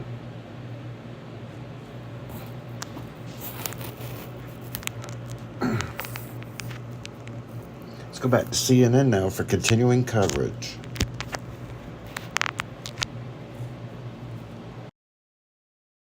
Areas, those are his base areas. He's getting more. The same over here in battleground Wisconsin. So the former president of the United States, given up for dead, Jake, after January 6, 2021, is running stronger now than he did in the last campaign. All right, John King, thank you so much. Every electoral vote counts, and 4 more are on the line right now as polling places are about to close in Hawaii, and we project Kamala Harris will win the state of Hawaii with its 4 electoral votes. Not a surprise. Hawaii, a reliably Democratic vote, but that doesn't mean a pickup of 4 electoral votes for Kamala Harris. Donald Trump has 230. He is 40 votes away from winning. Kamala Harris has 169 electoral votes. She is 101 votes away from the 270 needed to win. John King. So, Jake, let's look at the map where we are right now, and then we'll go through some of these battleground states where we're still waiting. But just look at the map right now. You see a lot of red, right? So let's look at the 2020 map. You see the blue, right? The blue wall states, Georgia, Arizona, Nevada, right? Now watch. This is where we are now. 2024 looks a lot different than 2020. But at the moment, looks pretty similar to 2016. Donald Trump won the blue wall. Donald Trump won North Carolina. Donald Trump won Georgia. Donald Trump won Arizona. The only difference would be Hillary Clinton in 2016 did carry Nevada. Donald Trump leads there right now when you come back to 2024. But it's just, 2024. Let me come up here and do this and hit this. And you go there at 2024. So that's the one, it's just a dramatic change when you come here. And so Donald Trump is remaking the map again at the moment. And the question is there any way for Harris to come back? Again, we've given Donald Trump North Carolina. So let's see where we are in Georgia. If Donald Trump also carries Georgia, the vice president cannot afford to lose Pennsylvania. Yes, Nevada's out there, Arizona's out there, Michigan and Wisconsin are out there. 19. I'll show you what I mean in a minute. So can she come back in Georgia to stop that from happening? She's limiting her. If he wins Georgia, her path is so limited. So So it's 118,000 votes right now. In a state decided 4 years ago by 11,700 votes, Donald Trump with 93%, that's an important number, of the vote counted, is ahead by nearly 120,000 votes. So you're looking, this is where they would have to be. You can pick up votes elsewhere, but that's where most of the votes are. That's close to half of the state population, right in Atlanta, in the metropolitan area around it. So what's out there? Are there live outstanding votes out there? Well, let's take a look. The answer is yes. Let me get rid of the coloring so you don't have to see that. The answer is yes, they're out there. You're at the point now where you're talking about drawing to an inside straight flush, essentially. You need these votes to come in overwhelming numbers for you. But you do see there's the mathematical possibility. This is why the Harris campaign is on the phone. This is why I assume that Donald Trump has not come out yet to say anything, because he's hoping that this one comes off the board as well. You're looking at the math right there. It's possible. So we're waiting for more votes in Georgia. So then you come up, Jake, and we'll look at the blue wall states in a minute to see if any of the math is changing. But if you look at the map right now, you would so much rather be Donald Trump than the vice president. All right, and we have a projection, John. CNN can project that Kamala Harris will win the Commonwealth of Virginia. Commonwealth of Virginia, with its 13 electoral votes, will go to the Democrat Vice President Kamala Harris. What does that mean for the electoral math? Let's take a look. With 270 electoral votes needed to win, Donald Trump is only 40 behind that with 230. Kamala Harris has 182 electoral votes. Let's bring you a key race alert. Where are we with all the states that we have not projected yet? Pennsylvania, Donald Trump in the lead. 51.3% of the vote. Kamala Harris, 47.6% of the vote. Donald Trump has a more than 213,000 vote lead over her with 84% of the estimated vote in from Pennsylvania. In battleground Michigan, Donald Trump up there, 51.2% of the vote. Kamala Harris has 47% of the vote. Donald Trump with a 107,294 vote lead over Harris. But there's still about 55% of the vote that has not been counted in Michigan. A lot of votes to count in Michigan. Wisconsin now, Donald Trump 51% of the vote, Kamala Harris 47.4%. Donald Trump with a more than 92,000 vote lead over Harris. That's with more than 3/4 of the votes counted in Wisconsin, 77% of the vote. In battleground Georgia, Donald Trump up 50.7% to Harris's 48.4%. Donald Trump with a 118,838 vote lead over Harris with 93% of the estimated vote in. In battleground Arizona, Donald Trump up 49.8% to Harris's 49.3%. Donald Trump with a 9,600 plus vote lead. That's with slightly more than half of the vote counted in Arizona, 52%. In Nevada, Donald Trump up 73% to Harris's 26.2% of the vote. Donald Trump with an almost 11,000 vote lead. But that is, again, with only 2% of the estimated vote in Nevada counted. Still a lot of votes to count in Nevada. John? So, Jake, let's look at, right now you're looking at the big map and you're seeing all that red. Yes, Virginia, we just projected for the vice president. That one's blue. I'll take a closer look in a minute at that one. But you're looking at the blue wall states. Essentially, Harris's only path is to come back in these three states right there. I can give you a conceivable possibility where she can only have to come for capital. It's not just domestic. If we go to 28%, we're going to have reversions of companies leaving for Ireland again. That's very dumb. That's bad policy. So I'm a policy guy. I have to work with who's ever in the White House in January. I would prefer less regulation, less tax, no price controls. Deregulation really matters at the federal level for me to do my job and bring more money back here. Robert, we were all in the same meeting today at 5:30 where we went over the early results of the voter analysis. 4 in 10 voters said the economy was their top issue. Yeah. And you know, John, I think I'm on your show a couple times every week talking about the economy. And we appreciate that. Thank you. And the economy should be front and center for many different reasons, not just inflation or jobs, but it's really what makes someone happy each and every day. Can they afford their bills? Can they afford their home? Can they afford their education? Can they afford their health care? And you know, I was arguing that I thought Harris should have taken on the economic ahead. I thought she had a better manufacturing plan than Trump. She had a better infrastructure plan than Trump, but that isn't where they went. And tonight, you know, listen, I'm a staunch Democrat. This is like a gut punch. You know, yes, there's a Hail Mary, we may win tomorrow, but I had much different expectations, and we didn't have the narrative on the economy that we should have had. And I think Kevin's right, that that's front and center, and we just didn't have the narrative that people felt confident about. Well, and there's only so much the commander-in-chief can do. So much fiscal policy runs through the House, through the Senate. How are you feeling about the House at this moment? Still too early. I feel pretty good about a couple seats in Pennsylvania and Michigan that we came close to winning last time and we didn't, but it looks like we could pick them up. It looks like a couple incumbents are going to lose, but California's, the numbers are just now coming in Arizona. So it's too early to tell, but it's going to be close regardless. And this is a key point. I always look at elections, and this is how I start them. I start on election day and work backwards. What do you want in the voter's mind? When I think about the presidential race and Kamala Harris having $1 billion, I can't name the 3 things that she would do if she would have won.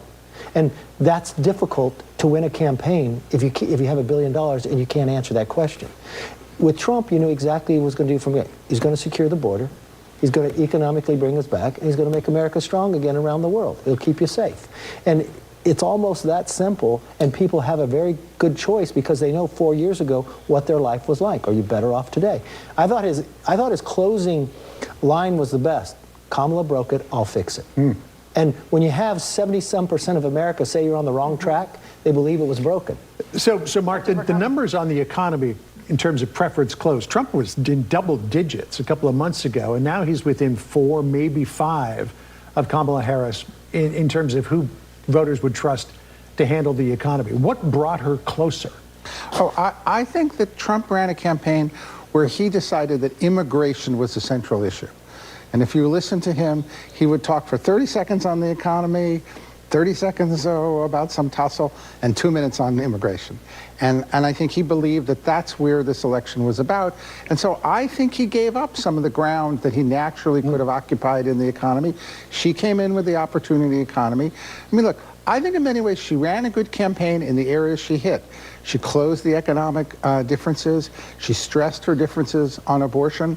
Where I think she made a mistake is she decided to be the candidate who wouldn't say what she stood for. Yeah. And ultimately, I don't believe in that when I run campaigns. And then she decided to be the candidate of Hollywood. I would have gotten rid of Hollywood, and I would have been clearer about what I stood for. And those 2 things might have been enough. Yeah, I'm not sure how many hard hats really relate to Hollywood. I don't know how many celebrities are left to endorse. I feel like, everybody was trotted out. Kevin, you mentioned tax policy, which obviously is a huge issue domestically and abroad. The vice president talked a lot about how President Trump was only about benefiting his rich friends. There was this whole discussion about what to do with the tax cuts, the Trump tax cuts that are expiring. IRS data shows us, every category benefited, but it was a persuasive argument. You would hear this repeated anecdotally from people who would say, he's just for the rich guys. She would actually help me. That fell on deaf ears because I don't care what party you're in, 62% of jobs in America are created with businesses of 5 to 500 employees. These are American families, sometimes 3 generations old. They are the backbone of the economy. They are not stupid. They understand the difference between 20 and 28%. That means they can't pay as much to their employees. That means their capital is not put in the ground in their local community. It's given to the federal government. The Harris plan, and look, she had a plan. She wanted to go to the centralized distribution. I'll give you an example. Tax everybody at 28%, and we have 11 sectors in the economy, but then she would choose which sectors got that largesse. And Chips and Science Act is a good point.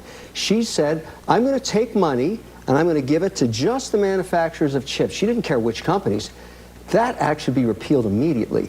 Why is my money as a taxpayer going to a loser company and not a winner that I would choose in the private sector? If you gave me a tax incentive to put capital to work in a chip manufacturer, I would do it, but I don't want the government choosing which one. And so that fell on deaf ears right down at the core. The car dealer in Champaign-Urbana listened to that and said, nah, I don't buy that. Well, what about that moment on The View? And sometimes it's the friendly interviews that do the most damage. When Sunny Hostin said, what would you do differently than Biden? She said, there's not a thing that I can think of. And people at home who are struggling to make ends meet looked at the price of groceries and the fact that they've gone up 20% in cost in the last 4 years, and the price of gasoline and everything else, insurance and interest rates. And they heard that. Was that the moment the tide turned back for her? I didn't watch it, but I heard it too many times. It's in every Trump ad, a million times. It's hard to be the agent of change when you say you're not going to make any change. I mean, Listen, you have to be able to have a reason what you're going to be able to do differently. And it's hard to be a loyal vice president and at the same time be the agent of change. I actually think she threaded it as good as someone could thread it. I think she ran a good campaign for someone that was in the seat for 100 days. The difference is, let me just finish. I think there's some things they did. I would disagree with you, Kevin. The infrastructure and the CHIPS Act. Those created incredible number of jobs and factories and GDP. What about the Inflation Reactivation Act? Yeah, I wouldn't. I noticed you have a different name for it. No, time out. We could easily debate deficit and debts and how much should have been done. And believe me, I'm a moderate. I'm a capitalist. I used to run a bank, so trust me, there are a lot of things we would agree on. But no one can disagree that infrastructure is incredibly needed in this country and is actually the fastest multiplier of GDP. So I think there were some good things that she didn't really just tout. Let's let Kevin have a final word, because you guys, we got to turn you back to the channel after this, so go. I think her biggest mistake was her first decision, picking Waltz to be your VP. Had she picked Shapiro and she listened to Nancy Pelosi to pick Waltz, she lost the race that day. So you can analyze everything it did. I don't think she ran a good race. She had all the money in the world. She didn't have to go through a primary. Her historical political is she always starts really strong, and as the race goes on, she fails. This was a short race. This was the best opportunity for her, and she blew it from the very first decision she made. All right, panel, thank you very much for coming over to visit. Thanks, gentlemen. Really appreciate it. Our first visit of Wednesday. It's great to share the early hours of Wednesday with you. Thank you all very much. Appreciate it. Got a lot more to come as we wait for the most critical states to come through. We are still tracking the race to 270. Here's where it stands right now. Up next, we're going to talk about other big news tonight as Republicans flip the Senate red. The Democratic primaries as a protest of President Biden's support for the Netanyahu government of Israel and its war on Hamas in Gaza. 100,000 Democrats voted uncommitted, presumably most of them as a protest vote against Biden for that issue. Yes, absolutely, and most of them were located here in Wayne County. Again, you have Detroit, progressive city, but also Hamtramck and Dearborn, just to the north and to the west. Large pockets, Arab American communities there that are very angry at the White House. And then the next one, you come out here again.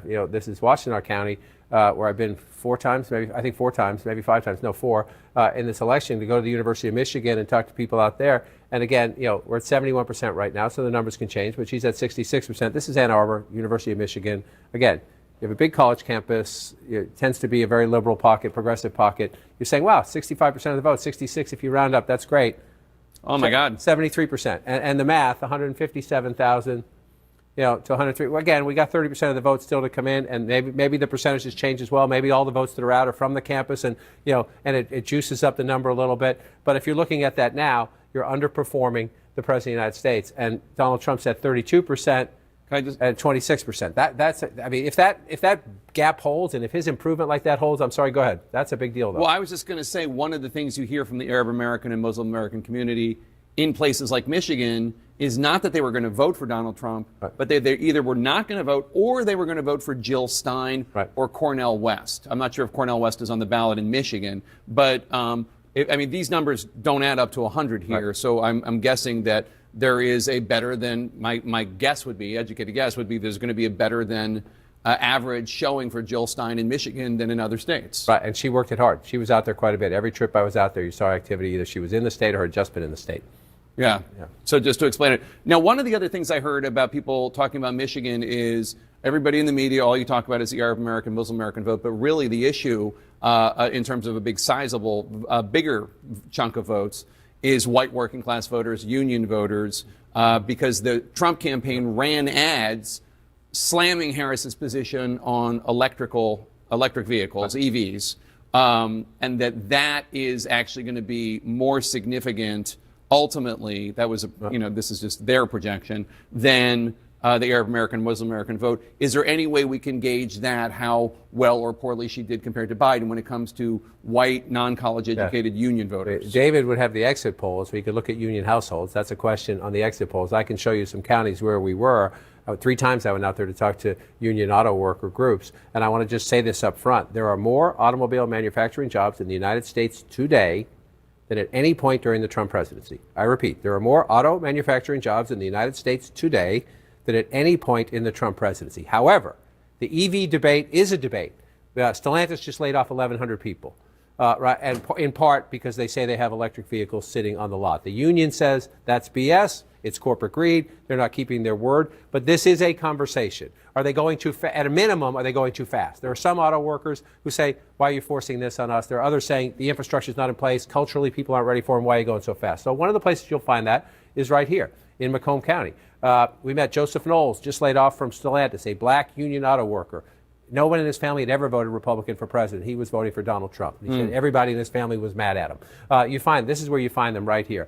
Bill Govier is another Ford worker in Macomb County who wanted to vote for Robert F. Kennedy Jr.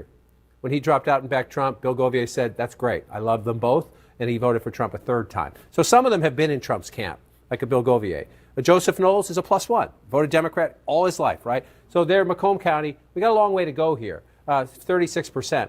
But Trump at 58, when you round that up, Trump at 53 right there. So again, we'll see if that sustains itself. Yeah. And the Biden number at 45, the Harris number at 40. If that's the number at the end, then it's very hard. Well, to there see you go, and you can see why. Not all of that change is from that one issue or that one demographic I described, but that is quite significant if it holds. Let's go to Pamela Brown at the voting desk. Let's jump to Wisconsin if we could, because Pamela wants to talk about Milwaukee and what's going on there. Pamela? Yeah, I've been talking to officials there, Milwaukee County as well as the city. Let's look at Milwaukee County right now. A large portion of the vote that remains is from Milwaukee City itself. This is the largest county. This is the largest city in Wisconsin. According to a source in Milwaukee County, 9 out of 19 municipalities are completely reported. And the source also says that the county clerk there expects all results from Milwaukee County to be reported between 2 and 4 a.m. tonight, Central Time. So these results coming in overnight there from Milwaukee County. That is the expectation. Now, let's dive in here to the Milwaukee City. I just spoke to an official there. Milwaukee City has 27,724 mail-in ballots left to be counted so far. In addition, officials are still waiting for results from 4 wards still, and those would be the day of votes. So from election day. So there's still quite a bit to go to count tonight there in Milwaukee City. For context, 69% went for Biden in 2020. And as I mentioned, this is the largest county in Wisconsin. So we're keeping a close eye on this. All right, Pamela, thanks so much. Let's take a look at Wisconsin as long as Pamela drove us here. So a critical point she makes, 4 wards in the city of Milwaukee still have not reported their election day votes. And again, anecdotally, just texting people out in the state, they said turnout was good.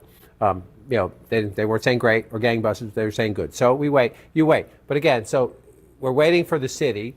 This is Milwaukee plus the suburbs around it. The county is what you see here. But she's at 66% and Joe Biden's at 69%. So when those city of Milwaukee votes come in, that not only does that percentage need to move, but that math needs to change quite significantly if you're trying to make up that. Now, 96,000. That's better than 150,000, right? Simple math, people. We always say politics can be very complicated. Sometimes it comes down to basic arithmetic. Are there enough votes still out there to overcome a 96,000 vote lead? And so if Pam says 4 big wards are still out in Milwaukee City and there's a little bit more in Milwaukee County, the answer is maybe, right? Again, you're getting to the point where you're drawing to an inside straight flush, but maybe. So then you look around in other Democratic areas, and again, Eau Claire, she's getting 55% of the vote. I just want to compare that. Same thing. That's okay, a little better maybe, but it's not a ton of. It's just not a ton of people there. Then you come down to La Crosse. You're looking at the blue areas and you're saying, is there anything? Not much left, right? It's not a huge swing anyway. So even if you pick up some votes, you're not picking up a ton there. So if you're looking at this map now, I just want to check what was our percentage here? 95% in Dane County, and these other blue counties around it. I'll hit them for you.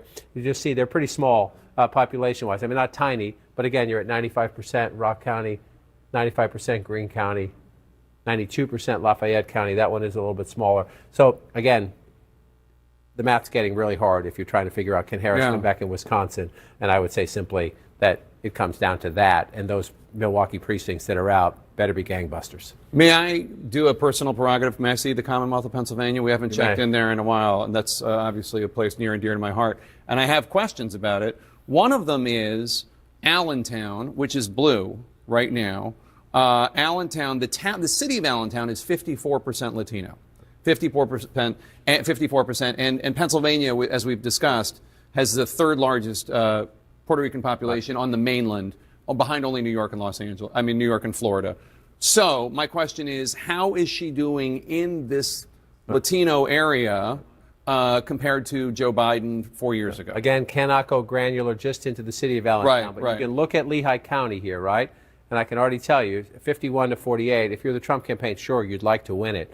But you're looking at 48% in Lehigh County, and you're feeling pretty good because you were 46 last time, right? And again, within a battleground state, you think margins within the margins, the battlegrounds within the battlegrounds. So Joe Biden at 53% with 98,000 votes, the vice president at 50% with 93,000 votes. Now, we're not completely done there, but that 5,000 votes makes a big difference. It just does, right? So that's there, right? So then you come out here and you come up, let's just move on up, right? Carbon County, look at this, Trump getting 73% of the vote. He's improved. That's one of the places he's overperformed himself. And then you move up here, this is Lackawanna County, Scranton, Pennsylvania, Joe Biden's hometown. It's a tough, competitive blue-collar area, but 51 to 48 now, 54 to 45. And that movement of 4% can be the whole thing. It's a couple thousand votes here. It's a couple thousand votes there. I want to show you something. By the way, else. Can I just point out? Erie has now flipped. Erie, which has always voted with the presidential victor in Pennsylvania and nationally, is now with Trump. Has flipped, and let's see where the turnout is there. Again, it's one of the 25. They're at 95%. It's very close, but it's always very close. So you see Erie County, very close there. And I just want to come across the state, Northampton County. So you're on the your Buffalo, New York border, and here's New Jersey here. You've got 52 to 47 there. Not done yet, but the two multi-pivot counties, twice for Obama, then for Trump, then for Biden. At the moment, they're going back to Trump. I just want to show one more thing we haven't shown tonight. I just want to bring this up and bring this out. It's not here. It is here. No, it is here. Sorry. I will figure this out eventually. I promise you. I just have too many gizmos. Just want to come in here. Come on. And show you this. So let's go out nationally first. Everyone's been talking all night long about the headwinds. There'll be a lot of questions asked about this after the fact. This is not a good environment for any incumbent. Kamala Harris is the incumbent vice president. What this shows you is not votes. This shows you the darker the county, the more that county has been hit by inflation. Meaning, the darker the county, the more cost of living, energy prices, gas prices, housing prices in a lot of places have outpaced wage increases. Right? Try to find me. See the green? Yeah, what does that mean? That's the county where your wages have outpaced inflations. You can use a hand. You will fill one hand. In the more than 4,000 counties and townships in the United States, you use one hand to fill out the counties where wages have outpaced inflation. So can I make two observations? So I just want to come back into your comment. Oh my goodness! I want to come back into your comment. The darker the county, the more punishing, the more inflation has outpaced your wages, your cost of living. And just look. I mean, the fact that she's doing as well in the suburbs is a testament to the Democratic strength there. But you see in these other places, it's just that was the headwind. And that came up. I can tell you I was on the road for 15 months, and that came up from the first trip to the last trip, even for people voting for Harris. Even for people gladly and proudly voting for Harris, we're saying it still sucks when I go to the grocery store. Yeah, and that's also why, the right track, wrong track numbers are 75% wrong track, 25, but the election's not 75%, 25, because there are people who think it's wrong track, but they're still going to vote for the Democrat. Yet, this is difficult to fight against if you're the incumbent. That's North Carolina. Especially you're trying to win back. Look at all the dark colors in Arizona and Nevada. It gets worse as you go west. That's what I was going to say. Then you're in Georgia. Look, this is the Atlanta suburbs, right? If she loses just a little tiny bit, right? And look down here. These are working class people, right? And then you're absolutely right. Then you come out here and you look at in Arizona. That's Maricopa County. That's the largest county. Up here is usually Democratic area. He's winning Maricopa County. He is at the, that's just the, let's see. Let's come up there. It's close. That one's close still at half and half as you bring that out. And then you come here. This to me, of all the visits, you want to talk a place that still has the COVID body bruise because unemployment hit 30%, twice the national average. Tourism. And then the cost of living. I mean, look at it right there where, again, the darker the county, the more, and out here it's housing more than anything. Housing in Vegas, a lot of people rent. There's not a lot of land to build new houses, so the rents go up. And once the COVID moratorium on rent increases went up, rents went up through the chutes. And a lot of the working class people out there complaining about that.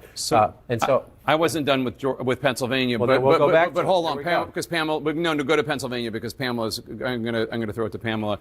She has some information on Georgia, if you could. There you go, Pamela. What do you got for us in Georgia? This is important information in Georgia. I'm getting from Gabriel Sterling, the top election official there. The margin right now in Georgia is 118,000 votes. Right, 100,000 votes are outstanding right now. This is what I'm being told from Gabriel Sterling.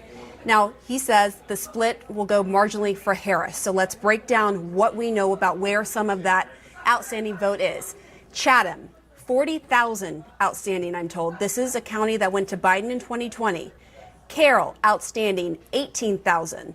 This is a county that went to Trump in 2020. And then you have the blue counties of DeKalb and Fulton. DeKalb has 3,000 outstanding ballots. Fulton has 2,000 outstanding ballots. Again, just to recap, tight margin, 118,000, 100,000 votes still out in Georgia. And Gabriel Sterling says it's the split coming from that will be marginally, his prediction is for Harris. But this is what the data coming in is showing right now. Back to you. John, do you have any questions for Pamela? You say the total outstanding votes is 100,000? He said 100,000 votes out. Yep. Well, and so I just gave you a little snapshot of where some of those places are. Chatham, Carroll, I asked, when are we going to find out these results from these counties? He did not have a timeline exactly for that, but hopefully soon. But the significance, obviously, that Donald Trump right now has a margin of 118,838 votes, and you're saying there's 100,000 left. If he's being literal, sometimes 100,000, they're getting calls from counties and they say 20,000, it's really 22. Right. They say 30,000, it could be 33. John, but if he's can I just jump in? Yes, please. Actually, we asked about how do you know these numbers, and actually by law they have to have it, the actual numbers. So I understand your point, but I think they do have more precise numbers based on what the law requires. Interesting. Well, then that math sends a shockwave through the Harris campaign. Yeah. If that is literal, just even if she won them all, if there's 100,000 left, and she won them all, and she won't, he's 118,000 votes She said ahead. marginally for Harris, which means probably like 53-47 or something along those lines. Interesting. Well, we'll have the decision desk talk to the people in Georgia. Can I go back to Pennsylvania just for 1 second? I want to look at Philly for a second because it was so important. It's so important for every Democrat to drive up the margins here. Harris is with 78% reporting. Harris is at 78.1%. to Donald Trump's 20%. We've already talked about this. This is a better performance by Donald Trump than in 2020 and also in 2016. So watch where he is, right? You could look at it either way. He was at 18%. Now he's above 20%. If we go all the way back in time, 21 the state, he was at 15%. The third-party candidates mattered a little bit there, more statewide than they did in Philadelphia, but a little bit. So you just track Donald Trump in Philadelphia, right? Philadelphia, 15%. And 108,000 votes in 2016, 18%, 132,000 votes in 2020. We're not quite done in 2024, but it's a lower vote count. It's the margins. Because we're not at 100 yet. This down. Yeah. If he keeps that number, he's got that's going to pass the last one. Absolutely. The margins. Again, she's at 78%, and there are some places that are swing counties, and you're fighting to move them. When you're starting a plan to run for president, and you know how deep Trump's support is across Pennsylvania, you know you have to do it here. You just have, it's math. It's math. I mean, 30% of the state population lives right here. Yep. Right here. So if you're going to offset that, you just got to run it up. You just got to run it up here. And she's at 78%. He was at 81%. This will be the conversation. If this plays out the way it's going right now, this will be the conversation in the Democratic Party, is what's happening in urban America, both in terms of the numbers, the turnout, the math, and the percentages. So I read this in an exit poll, and whoever is listening from the exit poll desk, Challian or whoever, if I get this wrong or if there's been an updated number, please let me know. But it said black men in Pennsylvania, in 2020, 10% went for Trump. In 2024, 25% went for Trump. Black men in Pennsylvania more than doubled for Trump. Well, if that number's true, I mean, after every election, you have the conversation, right? After 2016, it was what's happening to Democrats. I mean, it was already happening, but Trump put on steroids the Democrats' problem with white working class people who work with their hands. And now I would say, take the white out of that. Take the white out of that. It's just about working class people. The gains among black men, the gains among Latino men are among people who work with their hands, who have been punished, who the conversations that strike you from 15 months on the road is, I could afford a new car, but then if any prices go up, I can't take that loan. Like I cannot put, there's no way. So you're asking your mechanic, can I keep this thing on the road for a little bit longer? And your Christmas time, you're telling your kids you're getting one gift, not two. Or we were going to try to go to Disneyland, but we're not this year. Yeah. We're going to go to the amusement park, that's a couple hours away by car, but we're not going to Disneyland or some big thing like that. These are the conversations you're having in state after state after state with people who have working class jobs. And some of them, union auto workers, they think that's a good middle class job. Union auto workers who get the employee discount, who can get preferable financing, saying, I'm not going to take the risk to buy a new truck. I'm going to keep this older one on the road because I just can't do that on the family budget right now. Can't do it. Yeah. Back to Caitlin Collins at Trump HQ in West Palm Beach, Florida. Caitlin, what are you learning right now about the former president's plans this evening?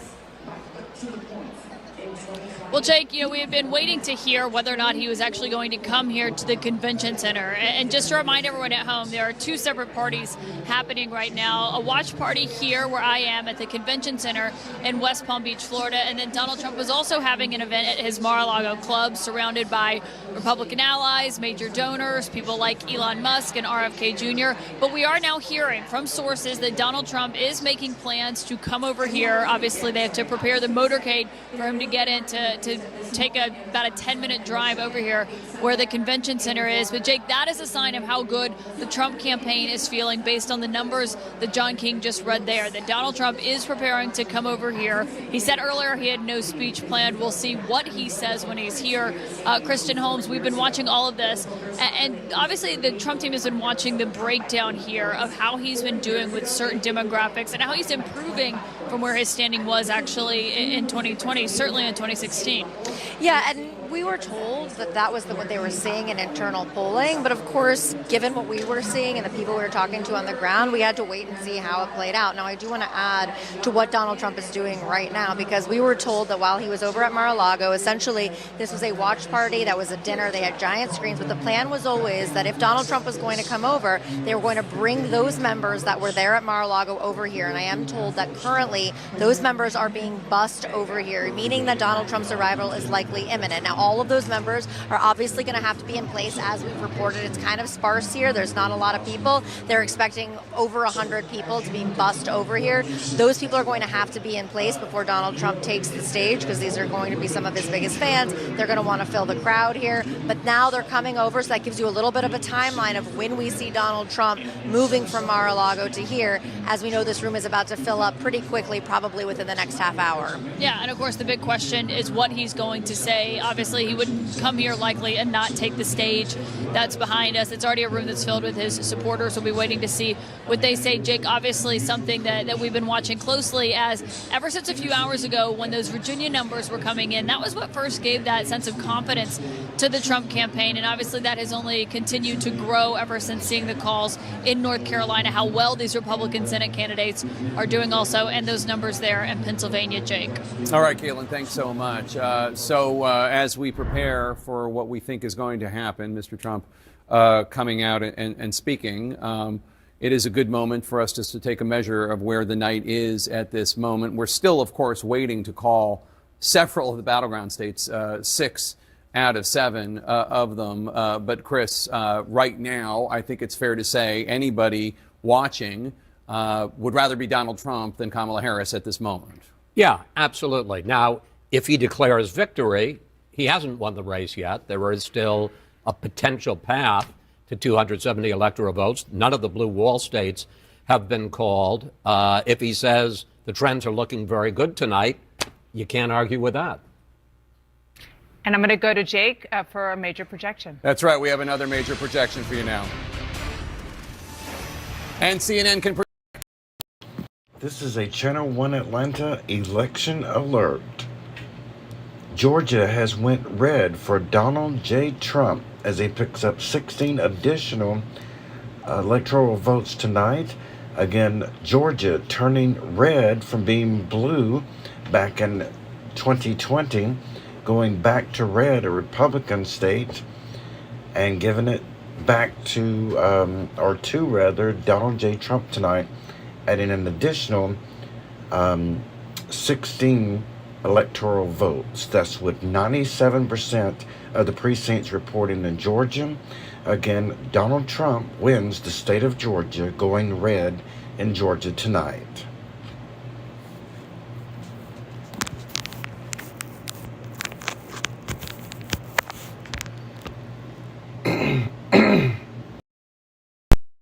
Really hard to find those 11,000 plus votes. They weren't there. And this time around, the projection that you just made is that they are there, plus, who knows however many votes there are. So this is even more evidence why we heard the Harris campaign manager, Jenna Malley-Dillon, say to reporters maybe an hour or two ago that the Sun Belt is basically gone and they're looking at the blue wall and they're still insisting that it is possible. But this is, again, a very, very bad news for Yeah, I mean, we went into the night with a lot of people talking about a potential realignment with both parties, who would be the mix of people in each coalition, but it's actually looking pretty close to what we know in the past. You have white women voters with no college degree going for Trump in our exit polls. Similarly, with Latino men also going very heavily for Trump in our exit polls. So there's a sense that, people did not necessarily go into the ballot box and secretly vote for someone else. The people who in the past voted for Trump came home to Trump. People will be going through these exit polls and the analysis and what worked for Trump and didn't work for Harris. On gender, back in 2020, Biden won women by 7 points more than Trump won men. This time it's exactly even. Harris won women by 10 points. Trump won men by 10 points. But the one that just stands out, sort of a flashing light, Jake, Hispanics. Biden won Hispanics 4 years ago by 32 points. As of tonight, Harris has won Hispanics by 8 points. Can I just add one other thing about what this Georgia projection means? What it means is that she's got to win Pennsylvania. If she doesn't win Pennsylvania, it's over. Yeah, no, absolutely, especially with the fact that he is leading right now in the 5 battleground states that we have not called. He is leading in all 5 of them: Nevada, Arizona, Wisconsin, Michigan, and Pennsylvania. Donald Trump widening his lead in the race to 270 electoral votes with this new win in Georgia. Ballots are, of course, still being counted in these crucial battlegrounds. We could get new reporting on votes at any time. We're going to squeeze in a quick break. We'll be right back.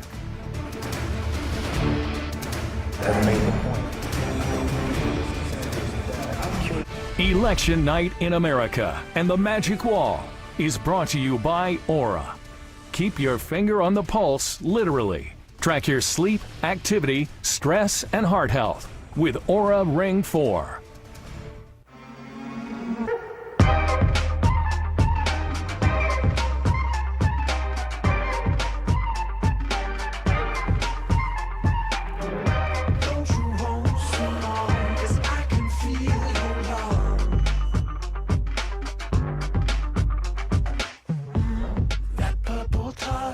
Everyone who sees you falls in love. I can feel your love. This is the Emirates Premium Economy seat.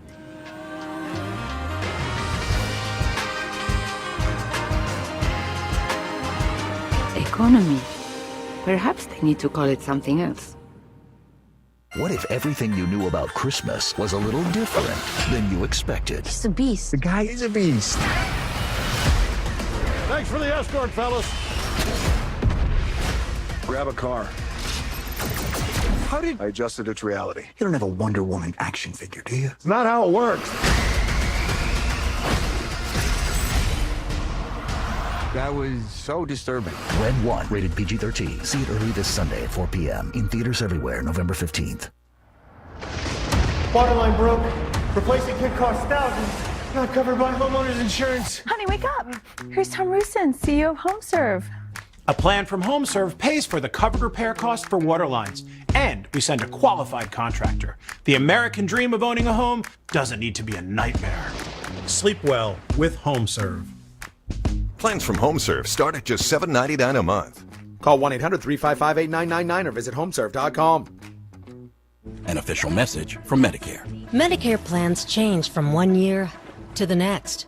And this year, it's important for you to review your current coverage and compare all your options during Medicare open enrollment. Compare health plans. Compare drug coverage.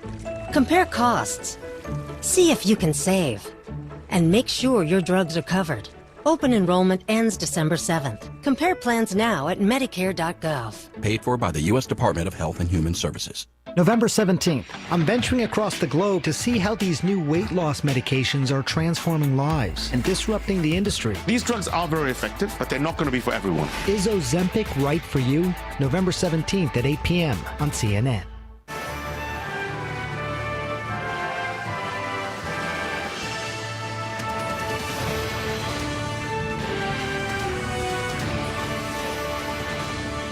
It is election night in America, and let us bring you back to where we are right now with 270 electoral votes needed to win. Donald Trump is in the lead with 246. Kamala Harris is at 182. There are still 5 battleground states that remain uncalled by CNN. Let us go and look at where they are. Pennsylvania, Donald Trump in the lead with 50.8% of the vote. Kamala Harris with 48.1% of the vote. Donald Trump has a more than 165,000 vote lead. Let's go to Kamala Harris headquarters right now. Let's listen in. Good evening, HU. I want to say good evening to all of the Harris campaign, the campaign family. Thank you for all that you have done. Thank you for being here. Thank you for believing in the promise of America. We still have votes to count. We still have states that have not been called yet. We will continue overnight to fight to make sure that every vote is counted, that every voice has spoken. So you won't hear from the Vice President tonight, but you will hear from her tomorrow. She will be back here tomorrow to address not only the HU family, not only to address her supporters, but to address the nation. So thank you. We believe in you. May God bless you. May God keep you. And go HU and go Harris. Thank you all. Cedric Richmond, top advisor to Kamala Harris, used to be top advisor to Joe Biden in the White House, basically telling people at Howard University, where Vice President Kamala Harris was going to have her celebration party, theoretically, that Kamala Harris is not going to come out tonight. She will come out tomorrow and address the nation, which I guess is what we could expect, given the fact that we're not going to know definitively this evening the results. Ever been to Howard University when there's a big crowd? That is not the sound of a big crowd there. That is not celebratory mood, and I think that was a tough kind of coming out conversation for Cedric Richmond. Yeah, I mean, it's the 2024 version of the Javits Center at this time. I'm not saying that it's going to end that way, but at this time, it's feeling like it's too early, and the senior person comes out and says, everybody go home and we'll see what happens, and we will see what happens when we get the rest of the votes. But in the immortal words of Bob Dylan, you don't have to be a weatherman to know which way the wind is blowing. Right. And this very much felt, I mean, we talked before about whether this felt more like 2020 or 2016. This felt so much like the Javits Center, and specifically her campaign chairman, John Podesta, came out at almost exactly this same point 8 years ago and made almost exactly that same speech. And the next day, Hillary Clinton came out and conceded. Now, again, he is not at 270 yet. She has not lost this race, but you don't have to be a weatherman. Right. And just to go over where we are right now, so there are 7 battleground states, and we have called, CNN has called, projected that Donald Trump will win 2 of them, North Carolina and Georgia. So of the 5 that are remaining, there's Arizona. Trump is in the lead currently with 0.72% of the vote. Pennsylvania, Donald Trump is in the lead with 2.6% of the vote. Wisconsin, Donald Trump is in the lead by 3.53% of the vote. And then there's Michigan. Donald Trump is in the lead with 6.12% of the vote. There's also Nevada, which I don't see on that list there, and I haven't committed it to memory, but there wasn't enough really percentage of the vote that had come in yet for us to be definitively saying anything. In any case, the point I'm trying to make is, of the 5 battleground states that are outstanding, Donald Trump is currently in the lead in all 5 of them. And in a place like Nevada, the demographics are something that is more favorable to them. That's an electorate that has more male voters, more Latino voters, and those are 2 groups we're seeing who are leaning towards him. And I just want to go back to, even though we don't know where the blue wall states are yet, we're still waiting for votes to come in, some of the underlying themes that we are seeing that, Audie, you were talking about a little while ago, that I think it's important to go back to. One of the things that we started out the evening with was about the women, the question about whether or not women were going to come out for Kamala Harris, whether or not men were going to come out for Kamala Harris in a post-Roe world on that issue. And if you just look at, for example, suburban women, they, according to the national polls, they went for Trump.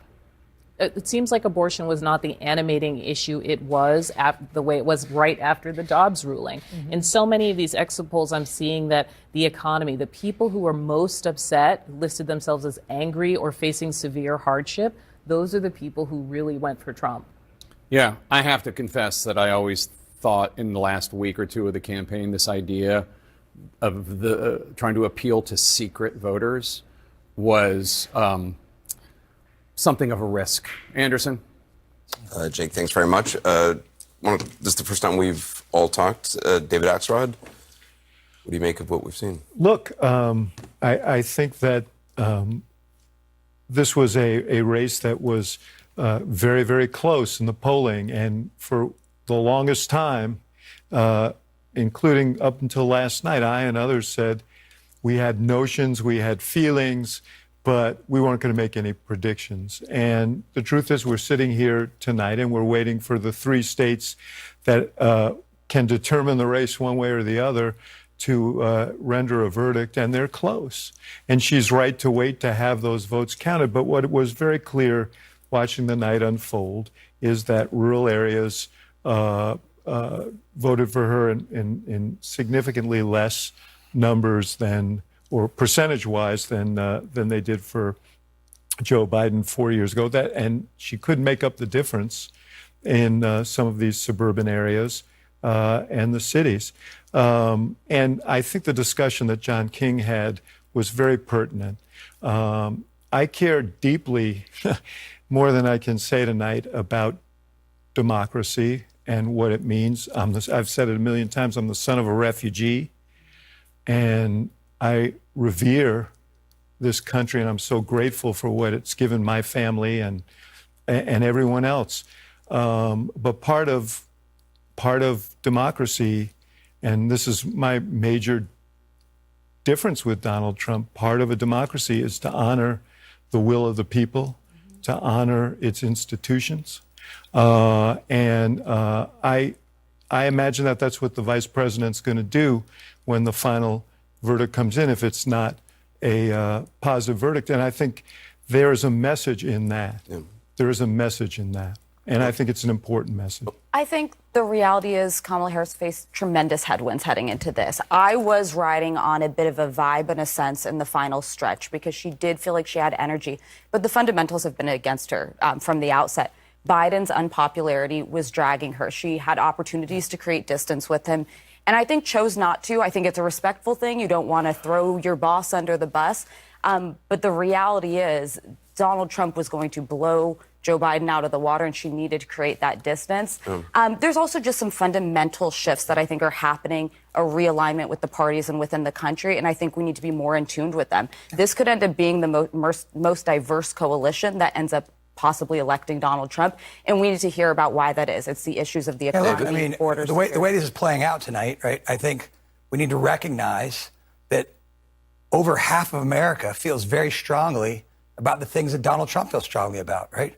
A secure border, the economy, crime. It might not be a perfect messenger, but the message resonates. And what we talked about this earlier about the check engine light, all those things are real. Democracy is a luxury when you can't pay your bills. And I think, there are a great deal of Americans tonight who are sitting back and saying, kind of looking at everyone, that they view as the elite and kind of sneering and saying, we told you so. We're not garbage. We're hardworking people. We believe in these things, right? People don't like to be talked down to. This coalition, this is Hispanics. Trump is crushing the Hispanic vote in Pennsylvania, right? He's getting 50% of the women vote. Lehigh County, he's up from 2020. He was at 45%. He's now at 48%. Yeah, Allentown we were talking about how, the Puerto Ricans would come out. He's winning those votes because you know what those people care about? They care about security. They care about economy. They care about those things around the kitchen table. So if the former president is going to be the next president, I think there's a lot of, America's going to have to sit back. He's going to win. It looks like he may win the popular vote, right? There's going to be a reckoning in America that people are going to have to sit back and say, maybe some of these things Trump's espousing are not crazy. Maybe he's right? Maybe the Democratic Party needs to come back to the center if they want to be competitive again. There's going to be a part where they're going to say, we need to go further to the left. Van? I hear what you're saying. And I do see it differently because I'm thinking about the people who are not a part of anybody's elite who are hurting tonight. There are African-American women who know a little bit about being talked down to and know a little bit about having their economic dreams crushed, who tried to dream a big dream over the past couple of months. And tonight they're trading in a lot of hope for a lot of hurt. And they were hoping that maybe this time, one of their own could be seen as worthy. And once again, they were facing rejection. And that hurts. They thought tomorrow morning they're going to walk out with their shoulders back a little bit, maybe able to breathe for the first time and feel like they belong someplace. They did everything that they knew how to do. And it's going to be harder than it should be tomorrow for them to hold their heads up. And they're not the only people who are hurting tonight. Thing that they knew how to do. And it's going to be harder than it should be tomorrow for them to hold their heads up. And they're not the only people who are hurting tonight. If you're a parent of a trans kid, your child's face was used as a springboard to power for somebody. That doesn't feel good. There are going to be people tomorrow, we're going to be handing clothes at the dry cleaners to people who don't have papers. There are going to be people who are going to be cleaning your teeth tomorrow who don't have papers. And they're terrified tonight. And so it's easy to blow this off. Oh, look at the elites. They're going to get their comeuppance. It's not the elite that's going to pay the price. It's people who woke up this morning with a dream and are going to bed with a nightmare. And those people didn't deserve to be respected and held and talked to. Those are the people who are going to pay the price for whatever Donald Trump decides to do. Yeah, but Van, how do we know that those people didn't vote? A large portion of those people aren't part of the people that elected Donald Trump. Well, right? I think that's a good part of the electorate. And the black women, the Democratic Party let those black women down, not Donald Trump. Dave, we got to go. Okay. Let's go back to Jake. All right. All right, thanks so much. And we're going to bring you a key race alert right now. Let's check in with the states that we have not projected. Pennsylvania, Donald Trump still in the lead there. 51.1% of the vote. Kamala Harris has 47.8%. Donald Trump with a more than 216,000 vote lead there with 92% of the estimated vote coming in from the great Commonwealth of Pennsylvania. Michigan now, the Wolverine state. Donald Trump, 52% of the vote. Kamala Harris, 46.1% of the vote. Donald Trump with a more than 203,000 vote lead with 61% of the estimated vote in from Michigan. Wisconsin, that's the Badger state. Donald Trump, 51.1% of the vote. Kamala Harris with 47.3% of the vote. Donald Trump with a more than 110,000 vote lead with an estimated 86% of the vote in from Wisconsin. Arizona now, Donald Trump in the lead there too, 49.9% of the vote. Kamala Harris has 49.2% of the vote. Donald Trump with a 12,242 vote lead there, a little bit more narrow with 52% of the estimated vote in from Arizona. We are awaiting more votes from the outstanding presidential battlegrounds as this race goes into the night shift. And we expect to hear Donald Trump speak to his supporters very soon. We're going to squeeze in a quick break. We'll be right back. Stay here. At Simply Safe, your safety is the only thing that matters. We designed smarter ways to detect motion for fast emergency response. We create HD cameras so you can see what's happening in your home from anywhere. All powered by Fast Protect technology. Exclusively from SimpliSafe for faster police response. Now install our advanced system your way. Have a pro set it up or easily do it yourself. There's no safe like SimpliSafe. Special delivery. Wayfair's Black Friday deals are here early, and you get a sneak peek. Right now, save big on everything you need to feast, get festive, and get comfortable all season long.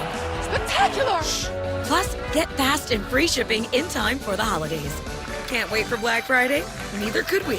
Shop early deals now during Wayfair's Black Friday preview sale. Wayfair, every style, every home. Maybe I'm foolish, maybe I'm blind, thinking I can see through this and see what's behind. But I'm only human after all. I'm only human after all.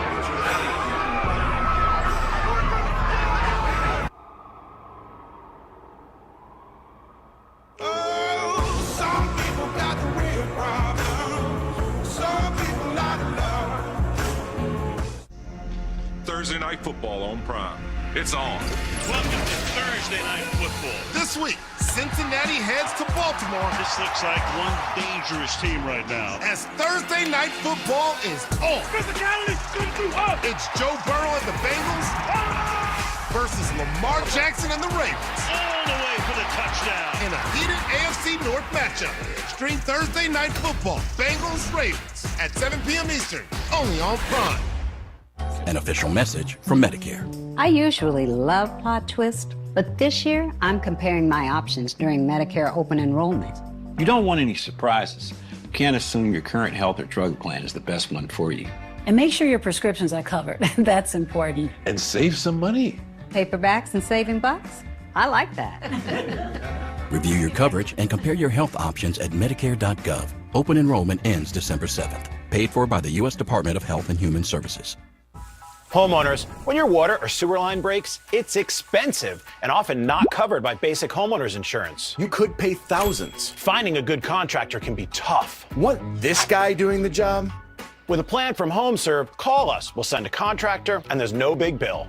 Easy. But don't wait. Get a plan from HomeServe before a line breaks. Go online now. Plans from HomeServe start at just $7.99 a month. Call 1-877-538-3882 or visit homeserve.com. And we have a projection for you now. CNN can project that Kamala Harris will win the state of New Mexico. New Mexico, as expected, will go to the Democrat, Vice President Kamala Harris. New Mexico with its 5 electoral votes. What does that bring us in terms of the math? Let us look. Donald Trump has 246 electoral votes. Kamala Harris, with the addition of New Mexico, has 187 electoral votes. There are 270 electoral votes, as always, needed to win. Let's look at the states we have not called yet. In Pennsylvania, Donald Trump in the lead there still, 51.1% of the vote, ahead of Kamala Harris, who has 47.8% of the vote. Trump leads with more than 214,000 votes. That's with an estimated 92% of the vote in. Michigan now, Donald Trump in the lead, 52.1% of the vote. Kamala Harris, 46% of the vote. Donald Trump with a more than 215,000 vote lead. That's with 62% of the estimated vote in from the Wolverine state. The Badger state of Wisconsin now, Donald Trump, 51.2% of the vote. Kamala Harris, 47.2% of the vote. Donald Trump, more than 113,000 votes ahead of Harris with an estimated 86% of the vote in from Wisconsin. In Arizona now, Donald Trump in the lead there too, 49.9% of the vote. Harris with 49.2% of the vote. Donald Trump with a more than 12,000 vote lead. That's with only 52% of the estimated vote in from Arizona. Still a lot of votes to count in Arizona. Nevada now, they've really counted a lot of votes. Donald Trump, 50.9% of the vote. Kamala Harris, 47.6% of the vote. Donald Trump with a more than 33,000 vote lead. That is with 70% of the estimated vote in from Nevada. Last time we looked, it was only 2%. John King, look at that. Your buddies in Nevada reporting their votes there. Well, last time it took a very, very long time. So if they're starting to get some in tonight, that's progress for Nevada. I just want to show this. This was a conversation you guys were having over at the panel table the other day, just on the importance of Pennsylvania, as we're at this point now, where North Carolina and Georgia have gone for Trump.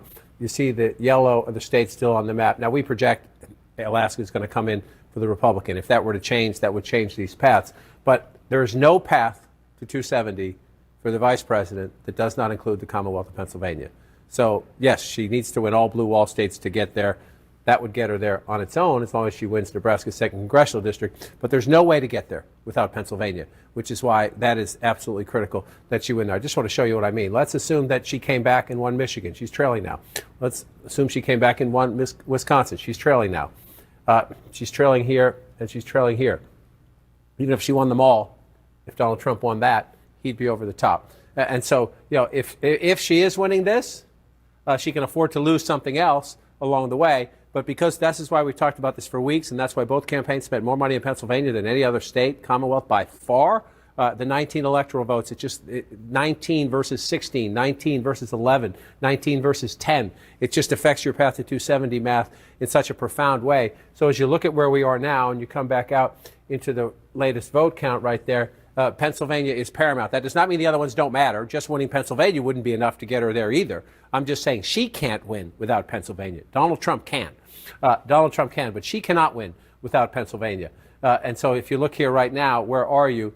That's 219,342 votes with 93% of the vote in. This is why when you heard Cedric Richmond at the Harris event, said we would not hear from the vice president tonight and that she wants every vote counted. You did not hear him say, we see a viable path to victory. He did not speak those words. That doesn't mean it's not mathematical. The states have not been called. But he did not say we see a viable path to victory. He said we want all the votes to be counted. And so you look here at 51%. Again, one of the big questions was, could Donald Trump get over 50? In most of these battleground states in 2016 and 2020, he was a 47, he was a 48, maybe he was a 49. In Pennsylvania right now, Donald Trump is at 51.1. And again, you're looking at a state, the vice president simply, there's a lot of states to count still, but if you want to look at one question, she cannot lose Pennsylvania. She just cannot. The math doesn't work if she does. So you're looking, yes, there are still some votes down to be counted down here. I think when we get closer to 100% in Philadelphia, that's going to settle the math once and for all. It's improbable at the moment. Let's just be honest about it, but it's not impossible. So you keep it on the board right there, and you look 78% though. 78% estimated in Philadelphia. She's at 78%. Look at the 484. You come back here, 78% to 81%. 3 points in the state's largest city that is absolutely fundamental to Democratic victory, underperforming Joe Biden by 3 percentage points, and at the moment, more than 100,000 votes. We're not done with the math yet. That's it. I mean, you can find other places too. You can find. We looked through some of the blue-collar counties earlier where she was underperforming Biden and Trump was moving up. We can come back and look at that again if you want. Just Trump outperforming 2020 by 3% or more. This is significant. It's happening mostly in counties he's winning anyway. But she's overperformed a little bit in Chester County down there, which, again, 8-10 years ago was a Republican county. But where is in Bucks County, which he's right at is currently flipped to red. But a lot of it's out here in places where Donald Trump already runs strong. He's running stronger. And that's critical. One of the questions coming into the campaign was, well, Donald Trump got 2016 phenomenon, more votes in 2020, but he lost. Are there really more Trump voters out there? Well, yes, apparently there are. And you see them right there, and you see them in other states as well. So there's Pennsylvania. Jake, I just want to go through these quickly to see if the math has changed. 63%. We've been stuck there for a little bit. You come down here. Again, when you're looking at 224,000 votes, Joe Biden won Michigan by 154,000 votes. Donald Trump's at 224,000 votes. And so you're looking and you're saying, where? Where? Is it possible? Well, the only place you can get that many votes is Wayne County. They're at 24%. So you see, she's at 58% right there. Donald Trump at 39%. Again, you want the conversation that is going to start once these states are called, assuming we stay on the trajectory we are on, which the trajectory we are on, not there, we're not the finish line, but the trajectory we are on is an overwhelming Donald Trump victory in the Electoral College. The possibility of flipping back all 3 blue wall states, but even if he loses Michigan, look at that. That's going to be a conversation in the Democratic Party. How's that happening? How is Donald Trump getting 30% in up to 39%? How's that happen? How did he get 30%? The Democrats were already debating how did he get 30% 4 years ago. If that number holds and Donald Trump's above 35%, close to 40% in Wayne County, Michigan, the Democratic Party has a big conversation on its hand. When I started doing this a very long time ago, it was about the Reagan Democrats in Macomb County. Now it's going to be about the Trump Democrats everywhere. the Trump Democrats everywhere, including black men in Wayne County. There'll be people saying it's the Arab American vote. Young voters didn't come out. The analysis will start as soon as we're done getting someone to 270. But that's a huge problem. And you see it again here. Again, the foundation of the Democratic Party is urban America and then the close-in suburbs. That's where the math is. And that has allowed Democrats, allowed Joe Biden to withstand all of that. Donald Trump's phenomenon in rural America, where he's not only winning those counties, but the math is up. And this time again, he turned out more voters. Milwaukee, Wisconsin. This is Milwaukee County, the city and the suburbs around it. But the vice president's at 66%. That looks impressive, except when you go back 4 years ago and you see the president of the United States was at 69%. And so in place after place, especially starting in the foundations, Anderson, the building blocks of the Democratic Party, which is urban America, she's having a problem. We're not done with all the vote counting yet, but she's underperforming President Biden from 4 years ago. In the close-in suburbs, I can find some exceptions to this, but in the close-in suburbs, she's doing reasonably well, reasonably close, exceeding it in some places. But Trump is doing better in urban America, a little bit better in some key suburbs in battleground states, and turning out. Head over here to the convention center. This is where the official watch party is. And Anderson, we saw aides preparing a teleprompter on stage, heightening the lectern and the microphone to make sure it's ready. So a clear sign that we do expect to hear from him. When that happens remains to be seen. And Kristen, obviously, as we've been looking at this, Trump is famously very superstitious. He doesn't like to, start planning things too far in advance, talking too much about who he'd put in a potential cabinet, much less working on a speech, which he said today he did not have remarks prepared. And even the people around him were hesitant to put anything down. There were some conversations about potentially drafting something either way, drafting two versions of the speeches, but they were still hesitant to even do that. And a reminder that Donald Trump finished up his rally last night at 2:30 in the morning. When they got on the plane, there were some conversations about what tonight was going to look like, but essentially everybody was like, let's wait and see, let's go and see. Now, I am told that when Donald Trump gets here, it's not clear if he's going to go to the stage right away. We know, obviously, they have called North Carolina and Georgia, which were big wins for the Trump campaign. Whether or not they're going to wait for one more of those big swing states remains to be seen. We do believe he's going to be here imminently, that he's going to leave Mar-a-Lago, head over here. We obviously know that they have bussed over all of the people from Mar-a-Lago who have just arrived here. We've seen this room fill out. But how exactly he's going to handle this moment remains to be seen. We know what happened, obviously, in 2020. I am told he's in a very different headspace now than he was at that point, probably because of the fact that they are telling him that he could win this. Yeah, you could sense that today when he was voting at his polling place as well. He was talking in more reflective ways about the campaign. He was saying he believed it was one of the best campaigns they've ever.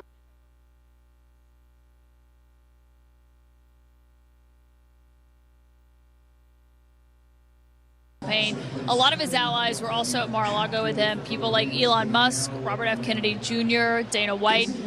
We've seen Senator Marco Rubio trickling in here. House Speaker Mike Johnson is also on the way. So it's also important to see who's going to be around him in That's this going to matter to Donald Trump a lot. It's going to matter to Donald Trump a lot who actually steps up and shows up here tonight, who left their races early before they were called or right after they were called to come to Palm Beach. And we were told that there were a lot of people considering doing that because of the fact that they know Donald Trump cares about loyalty. They were considering coming if it looked like the race was going the way that it currently looks like it's going. So we can likely expect more House members here that we've seen already. Yeah, and we know family members obviously have been around him. We saw, I was told by someone that Barron Trump was with him in Mar-a-Lago earlier. Obviously, Melania Trump went and voted with him at their polling place just a few hours after y'all got back from Michigan from that early morning rally. Ivanka Trump, Jared Kushner, I think that's an open question. They do live down here, obviously, in South Florida, but they have not been prominent faces on the campaign trail. And even during his trials, I mean, one thing to remember is that they came and saw him after he was convicted, but stayed behind closed doors at all times. They were up at Trump Tower. They never made an appearance with him. He has really done this campaign without any of their help. They've been with just Aaron. Yeah, obviously, Kristen, thank you. Jake, back to you. Thanks so much. We have a major projection in the battle for control of Congress. And CNN can now project that Republicans will win back control of the United States Senate. We can make this projection because CNN projects Republicans win the U.S. Senate seat in Nebraska. The GOP picking up enough seats to reclaim the majority that they lost 4 years ago. This is a huge victory for Donald Trump's party as we're still waiting the final outcome of the presidential race. And Dana Bash, there were a lot of questions in the air about what was going to happen. Ultimately, what happened with the U.S. Senate is what we generally thought was going to happen. Republicans now have control. It was a very, very good map for Republicans this time around and a very bad map for Democrats. One of the questions was whether or not these kind of brand name, long serving Democrats would be able to kind of outperform the realities of their states, whether it's John Tester in Montana or Sherrod Brown in Ohio. And the answer is no. Yeah, Sherrod Brown is a great example because he came to office in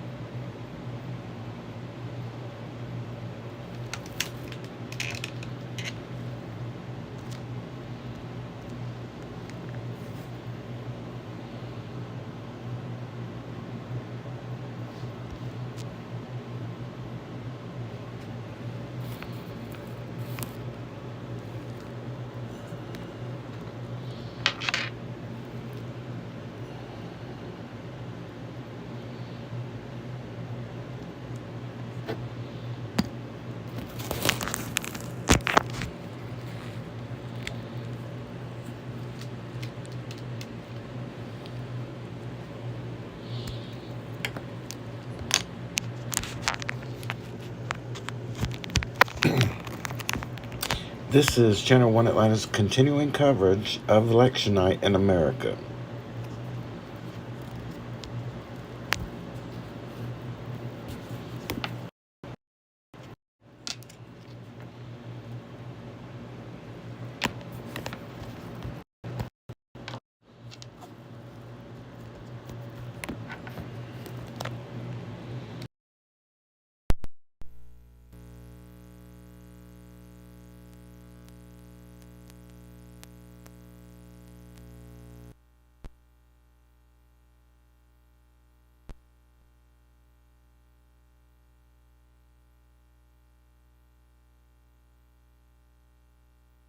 Just died in the Senate because Chuck Schumer wouldn't even allow a vote on it, assuming that Republicans hold on to the House, and we have no idea. But We're getting into a level of detail that I think, I mean, my point is just that Donald Trump campaigned on mass deportations. So this what is I'm saying what is this he could vote do was for. That's what I'm saying. My point is whatever Donald Trump wants, if they have the Senate now, if they get the White House and if they get the House, if they keep the House, whatever Donald Trump wants will become law. There will not be the backstop of the Senate controlled by Democrats. Did not want the backstop. This is what I'm trying to say. We may be looking at a map of voters who weren't looking to give him a backstop. That's what I'm saying. Yeah. Not to get too sort of dorky here, but I think it is still possible, if he is president, that some big pieces of legislation could be stopped in the United States Senate, because legislation at this point still needs 60 votes. But it is the cabinet who he's going to have in his, not just in and around his administration, but again, the bench, that is all regular majority. Yeah, it's interesting when you think about it, because the Supreme Court They ruled on the Chevron deference and basically said executive agencies can't have the untrammeled authority to do what they want. It has to be passed by Congress. And you could end up with the Democratic minority. I mean, again, all of this is somewhat speculative. Democratic minority in the Senate being able to block legislation, and the Trump agencies not able to enact it on their own. Yep. Just one of many things that we would be talking about if Donald Trump does, in fact, win. We're not there yet. Jake, over to you. Thanks, Dana. Let's bring you back to the key race alert and where we stand with the battleground states that we have not called yet. Pennsylvania, Donald Trump in the lead, 51.1%. Kamala Harris is 47.8%. Donald Trump has an almost 220,000 vote lead. That's with 93% of the estimated vote in from the great Keystone State. Michigan, Donald Trump up 52.4% to Harris's 45.8%. Donald Trump with a more than 244,000 vote lead in Michigan with 66% of the estimated vote in. In Wisconsin, Donald Trump, 51.2%. Harris, 47.1%. Donald Trump with a more than 120,000 vote lead with an estimated 89% of the vote in from the Badger State of Wisconsin. Arizona, Donald Trump in the lead, 50% to Harris's 49.1%. Donald Trump has a 16,000 plus vote lead with an estimated 53% of the vote in from Arizona. In Nevada, Donald Trump in the lead there, 51% to Kamala Harris's 47.4%. Donald Trump with a more than 37,000 vote lead with 70% of the estimated vote in from Nevada. John King? We're looking at the map and we're watching, and we're just trying to see. The only question really now is, well, the first question is, can the vice president win Pennsylvania? If she does not, Donald Trump is the next president of the United States. And then from there, if she wins Pennsylvania, Donald Trump still has other paths to 270. So for the vice president, your priority is here. And you'll notice all three of those states are red. That's the so-called blue wall. The blue wall is ruby red at the moment, not done counting the votes. So let's turn it off and wander through them, starting in your home state, the Commonwealth of Pennsylvania. Key thing here, these are close battleground states. Look at the size of Donald Trump's lead as we go through them. Right, Joe Biden wins this by 80,000 and change 4 years ago. Donald Trump is ahead with 93% of the vote in by 219,000 votes plus. So that's hard to overcome. When you're at 93%, and statewide so far you're getting 48% if you round that up. Do the math at home. She has to get well in excess of that, hugely in excess of that when you're at 93% to have a chance to catch up. Hugely, way overperform where she has been throughout the night. Miracles happen. So you look here at Philadelphia, you kind of come here. This gets pretty stunning when you go through it county by county. We're not at the final results. Maybe the end will look a little better than this. Maybe the vice president can come back. But again, you look at here, Donald Trump getting 21% in Philadelphia, the vice president getting 78%. You go back when Joe Biden won the state, Donald Trump was at 18, the president was at 81.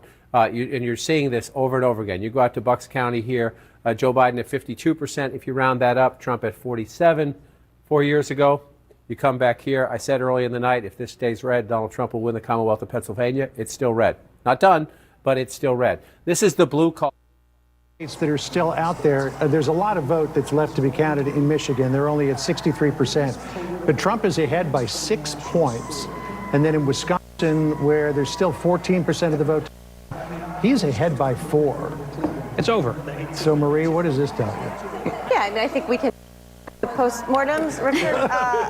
No, I mean, look, I think I will say. Well, if he wins Alaska, he goes. I will say. We were talking about this in the break. There are a lot of people in this country who are really scared about this outcome. And I'm not fear-mongering. I'm not trying to put the cart before the horse.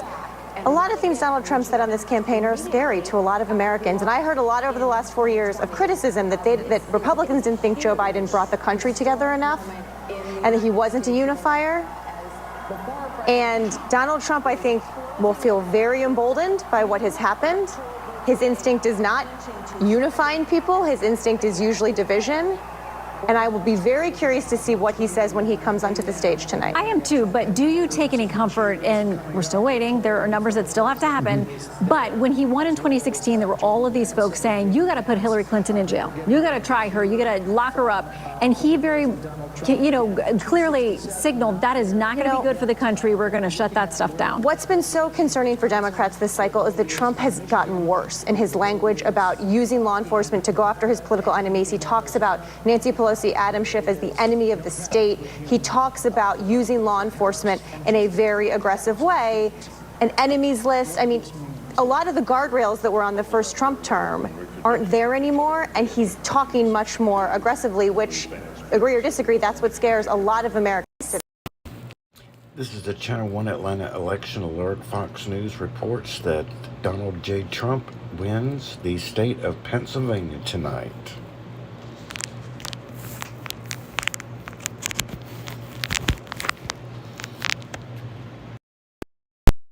First 2 years of his presidency, he was on defense the entire time against the New York Times, against the Washington Post, against special counsels, against everybody who had a grievance against Trump that kept them completely off balance. And I would expect that that's going to be exactly what happens again. Particularly if Democrats win back control of the House, I think it'll be investigate Trump. Yes. The press is going to go after him because they know, they buy ink by the barrel, to quote the old phrase, and they know that they'll sell newspapers and they'll get viewers to cable news if they just go after Trump full speed for the next 4 years. Should he win?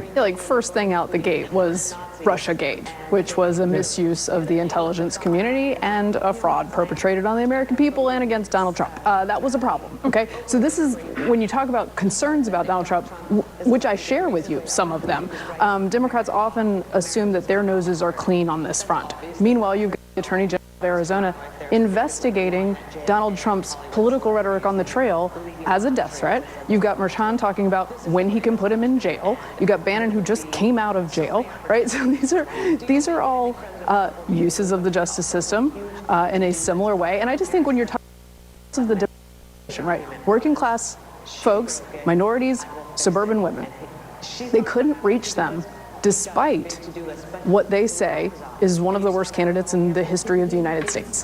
What does that mean about how you're speaking to those parts of your coalition? How do you need to do it better? It felt, to me, one note and condescending as one of the people who ostensibly you were trying to reach.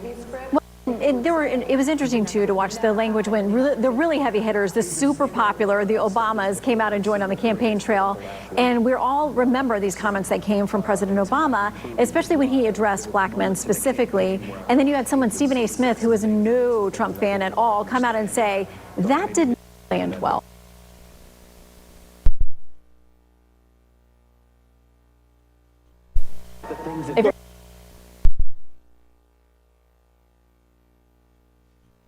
Moment, but we're here. And the truth of the matter is that I think everybody on this panel can agree that we are a divided country. We are literally a 50-50 country. Half of the, to Marie's point, there are a lot of people tomorrow are going to wake up in fear, right? There are a lot of people that are going to wake up and be very happy. And I think it's on the new president of the United States to say, how do I actually bring this country together? Part of that is, even if the media is attacking me, I have to still uphold the First Amendment. It means I can't attack journalists by name, right? I have to uphold, which is what we've seen this individual do. Well, you can attack journalists by name. You can't shut their journalism down, but sure. But when you attack a journalist by name, it's what comes after that, because when you do it, you can spark other things. Other things can happen as a result of that. The point I'm trying to make here is, I think it's upon Donald Trump, as now a second-term president, knowing that he cannot run for re-election. If it were me and I were him, I would say, how do I bring this country together? How do I bring people together? And how do I say, don't fear me, let's actually work together to make this country great? Whoever if that's what he's trying to wins do. needs to share that message. Well, we'll see if that happens. Hold that thought for just a minute, just before we go to Alexis McAdams, who's at the Trump headquarters and can describe what's going on there. We've just been getting a tranche of results in from Nevada. 75% of the vote counted. Donald Trump leads Harris by 4 points. So the Silver State is tilting at the moment in his direction as well. Okay, let's go to Alexis McAdams. She is at Trump headquarters at the Civic Center there in Florida. What's the atmosphere like? Well, the atmosphere has really taken off here on the ground. The crowd has grown to the thousands. This place is now jammed, and they're all watching Fox News Channel as we're calling those other key states like Pennsylvania for the former president. They erupted here on the ground, and that was the state, right, that was supposed to be the nail biter. That was the one that people weren't sure about. He got Florida, he got Texas. They were all like, okay, what's next, and then this happened. So I do have to say, I'm not a political expert, but I've been on the politics trail. I've gone all over on the campaign trail, and I've never seen crowds go for former President Trump no matter where I was. These people were waiting for hours, and then I would think, wow, he's really doing well in this state, and then I would look at a poll or look at a headline, and I wasn't sure. But I think you just got to go back to what you feel when you're in the room, and John, you know that, and Shannon from covering politics, talking to the people. It's about who they connected with and the message they connected with, and tonight we can tell you they connected with former President Donald Trump. He was able to talk to blue-collar voters, black voters, Muslim and Arab voters, people from all across the country to try and bring this together. Talking about unity, we'll have to see what his message will be on that stage, but he's definitely going to be happy if he is speaking later this afternoon, or later tonight, rather. I don't even know what time it is because we've been here for a while, but he's going to be possibly up on that stage speaking. He's been watching those election results pour in with some family and friends out at Mar-a-Lago. His campaign worked hard. They had that ground game. I was on the press plane with them for about 48 hours, and I needed about 6 coffees. So the guy had he had the momentum, and he had what it took to get out there on the campaign trail to get his message, talking about the economy and talking about the border. And back out here live, I just kind of want to show you here behind me. You can see from throughout the night how this crowd has continued to grow. You can also see that podium that we've been showing you. That now has a teleprompter that is being put up. So remarks are coming. Exactly who's going to be speaking, only time will tell. But what an exciting atmosphere in this room. These are people from all across the country that came to Mar-a-Lago area to see the former president, and they might be able to get that tonight. But I don't think, as you guys mentioned before, the divisive language from both sides that had happened on the trail, but also being called out if you're a Trump supporter. I think that brought more people out to the polls because it kind of split people, thinking, if you vote for former president, you're a lot of things that people don't want to be known as. And I think people really just you guys about how much money they have in their pocket. They're working 2 to 3 jobs and can barely make ends meet. So that's what people voted on. The economy was certainly a big part of this conversation. It has been at the Alexis, thank you very much. We're going to come back to you because we are expecting to hear from former President Trump there. But in every poll in this country, the economy has been the #1 issue. We've had a lot of conversations about whether these other messages would break through. The closing message from the vice president did include some hope and optimism, but there was a lot about the darkness of what may be coming. There was a huge emphasis on abortion, which has proved to work very well for Democrats in the last couple of rounds of elections. So there were a lot of other things that did not bubble up to the economy. Wherever the dust settles and this race is ultimately called, that has, John, consistently been the #1 issue for the entirety of this campaign. I'm just going to try to get some intelligence here as to when the president's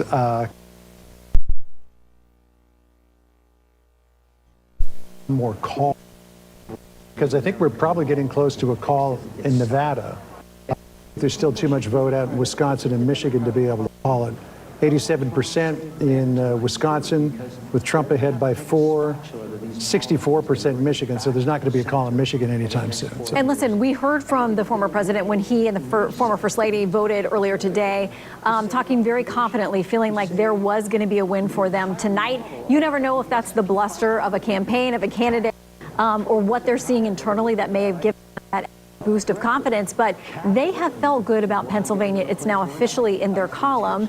And you're right, John. I wonder if he's waiting for another state to be called so that there may be a definitive answer on a 270 tonight or not. Yeah, I'm not sure how quickly Alaska will count.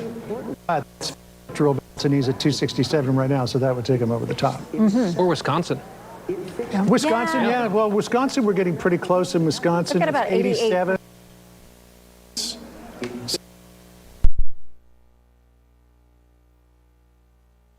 Crumbles, and he becomes the 47th president. And I think, Richard, you were the one who said... Go ahead. Marie was taking a big deal.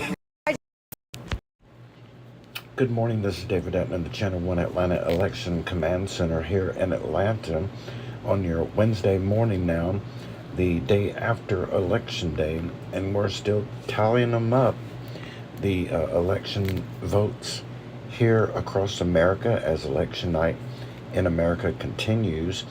Donald Trump is leading Kamala Harris right now, 267 electoral votes versus Harris's 216 electoral votes. We need 270 to win the White House. These numbers are courtesy that we're showing on our air is courtesy of Fox News. I know it seems like just about every other network is showing something different, but the main thing is to get to 270 and we will have a winner. Georgia went to Trump within the past hour.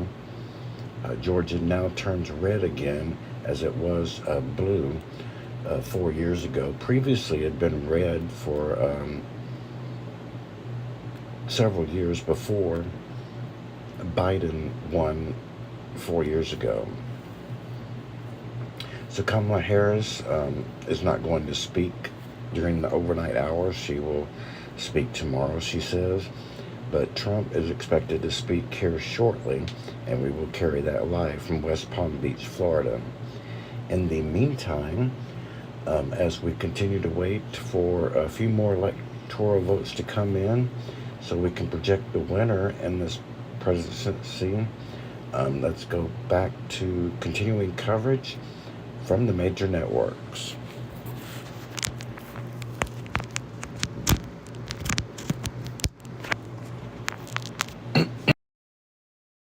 Yeah, 26%, I think. Hey, just follow me over here for just a second. We shall follow you, John. Let me call an audible here. What state are we going to talk about? Tom Brady would be proud.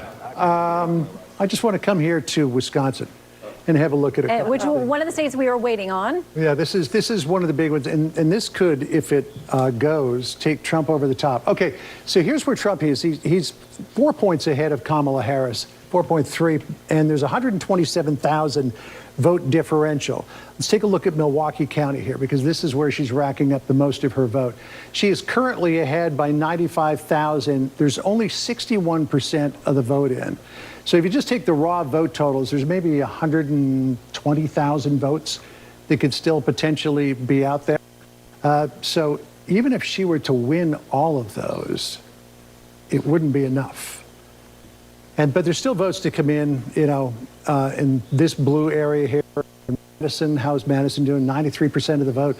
There's not that many votes left in Wisconsin for her to pull it back. We are getting another call here. The Fox News decision desk can now project that Vice President Harris will win Minnesota. Of course, the home state of her running mate, Tim Walz. He is the governor there. So let's look at where that puts us in the race to 270. As this race continues to tighten up, the numbers continue to come in. Let's see. I'm not great at math. 267 to 226. I'm just going to read it off of there. Yep. 226 was what she basically had on the map as the night was starting. As the night was starting, before you added in any of the swing states. So she's hit that threshold.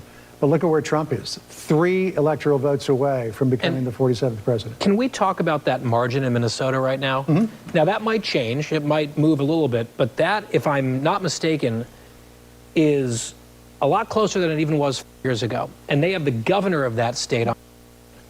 And as much as people are going to second guess not putting the Pennsylvania governor on the ticket, will there be a conversation around Tim Walz, who I think was a disastrous pick for her and didn't even apparently help at all and may have hurt in his own home state? I mean, I think we're all moving straight on to already talking about 2028. And there's an election still unfolding right now. And Kamala Harris, she said, she was asked a question recently, what's an example of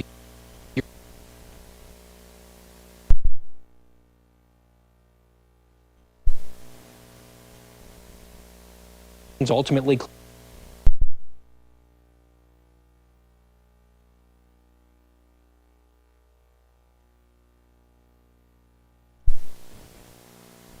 disastrous for President Biden with former President Trump. I could not get a Democrat to come to Fox News Sunday to come defend him and him staying on the ticket. We tried everyone, dozens and dozens of lawmakers and peoples and circuits, and nobody would come on. And I said that on the air the second week we had an impossible task of trying to get a Democrat to come on. Lindy Lee is this big Democratic fundraiser who reached out and said, I'll come on your show and defend him. And we had her on.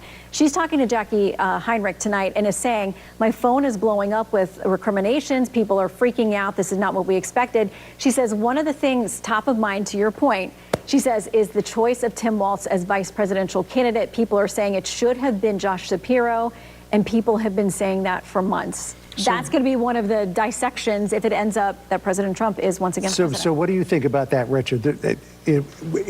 Back when she was choosing a running mate, people said Josh Shapiro is the natural choice.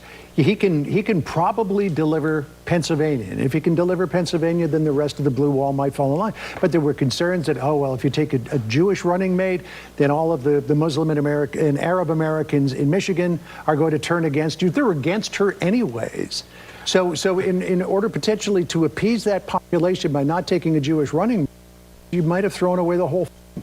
Listen, I laugh because the picks overall are usually inconsequential. I think people vote for the top of the ticket. Usually the vice president but it worked for Kennedy in 1960. I mean, because I think that was a different time, right? I think there was a different time, a different place. I think in the modern television era, the vice president has one job. Don't mess up the vice presidential debate. If you don't do that, you're good. No, but he did. I think he did. He didn't make it better. He didn't make it worse. I think at the end of the day, when you look at this election, what you see happening, and we're 3 electoral votes away from calling Donald Trump president-elect.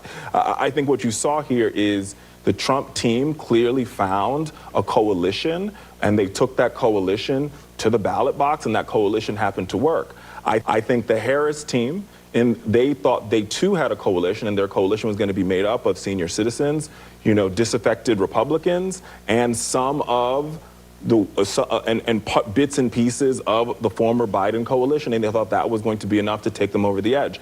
In this moment, I think the question that I have is, would it have been better off to say just focusing in on what the Biden coalition was or what the Obama coalition was and lean into your base and lean into your harder? Would it have made more sense for her to focus in the African American vote a little bit more? And I think these are all questions that we'll have to discover once you look at these numbers.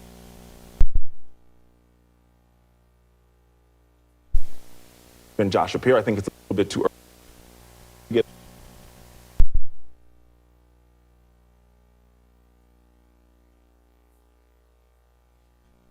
We're going to get disaffected Republicans like we were going after the Mary Catherine Ham vote, right?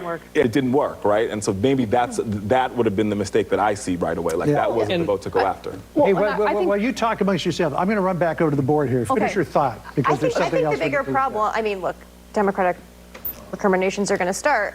I don't know if you agree with this. I think the bigger problem was Biden deciding to run in the first place. Yes. We didn't have a primary. We didn't get to pick our candidate who was the best candidate. And after we overperformed in the 2022 midterms, there was no real discussion about whether he was up for the job of running again. Yeah. Kamala Harris got dealt a terrible few months. 13 weeks. Yeah. To put together a presidential campaign as the first woman. I mean, come on, like that is. And she didn't have an opportunity to pick her team. And she didn't have an opportunity to pick her team. So if we're blaming any man today, it's not Tim Walz, it's Joe Biden. Well, okay, and remember Congressman Clyburn, who was a big fan of the vice president and really quickly got behind her, but even he said when it was clear that Joe Biden was leaving the ticket, we should have been primary. But he said that. He said he thought it would be helpful They had a full for your primary, party. and then they nullified it. Yeah, they got themselves in a real pickle that they couldn't get themselves out of at that point. But I think that the Shapiro question, the Walz question, I think it's bigger than that. I think both with Biden and then with Kamala Harris's campaign, which granted was very truncated, but she did get like the most amazing media rollout in the history of mankind. Yes. And a very good convention. But like, I think this is a misunderstanding of where the electorate was. These blue states are going much redder than they were. Blue areas are going much redder than they were.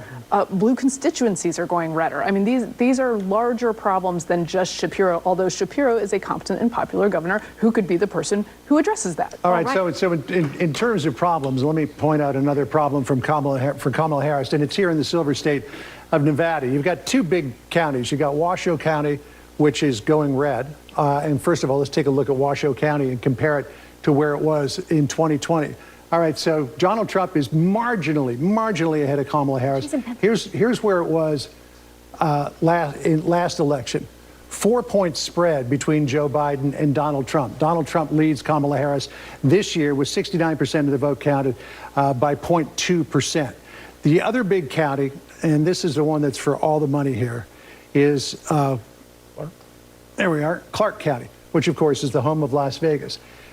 Donald Trump is not even 2 points behind Kamala Harris. Let's see how many votes that is. That's 12,000 votes. Compare that to 2020, when it was 53-44 for Joe Biden, and then compare it to 2016, when it was 52-41. There we go, 52-41 for Hillary Clinton. I mean, she is so underperforming right now in Clark County that you've got to wonder, are there the votes left to do it? Even though, you know, there's 80% of the vote that's counted. John, are there enough votes for her to... Hillary? Is that what you said, or was she just underperforming Biden? She's underperforming Hillary, too. Also. Like, well, here, let me just go back. She's going to lose the state.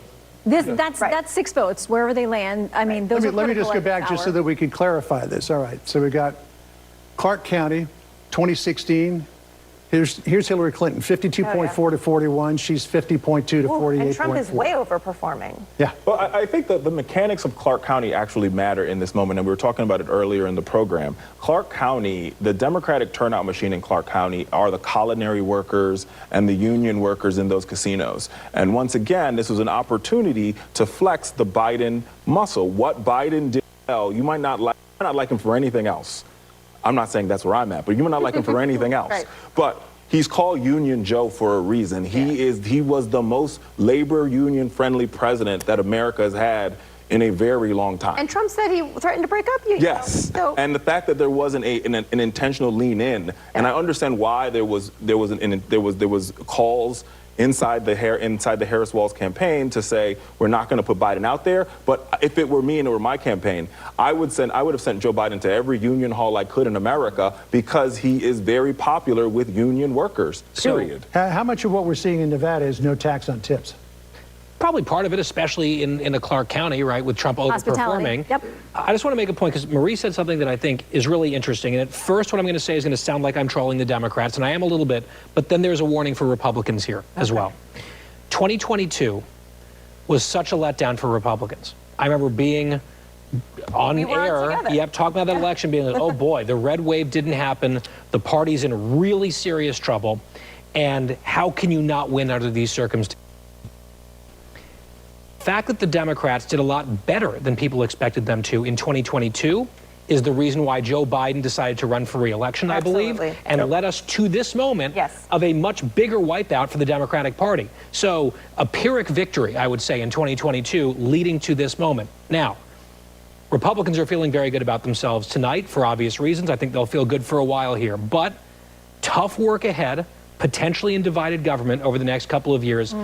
And look at the Senate map in 2026. It is rough sledding to begin with for the Republicans. So this is why hope springs eternal in politics. There is going to be a next election, and nothing is permanent. Absolutely. Okay. I agree with that one guy. Yeah, that's true. There's something we can all agree on. Okay, let's go to Alex Hoff. She's on the ground in Pennsylvania. Of course, a major flip back and pickup for Trump.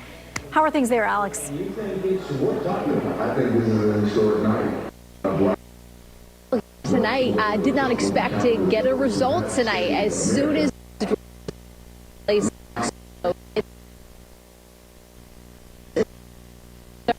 YMCA by the Village People, which we know is a mainstay at Trump rallies, but that is because it is 2 out of 3 in Pennsylvania. You know, he narrowly won the state in 2016, narrowly lost it in 2020. And if you look back at 2016, what the Trump campaign tactic really was reaching out to people who felt left out.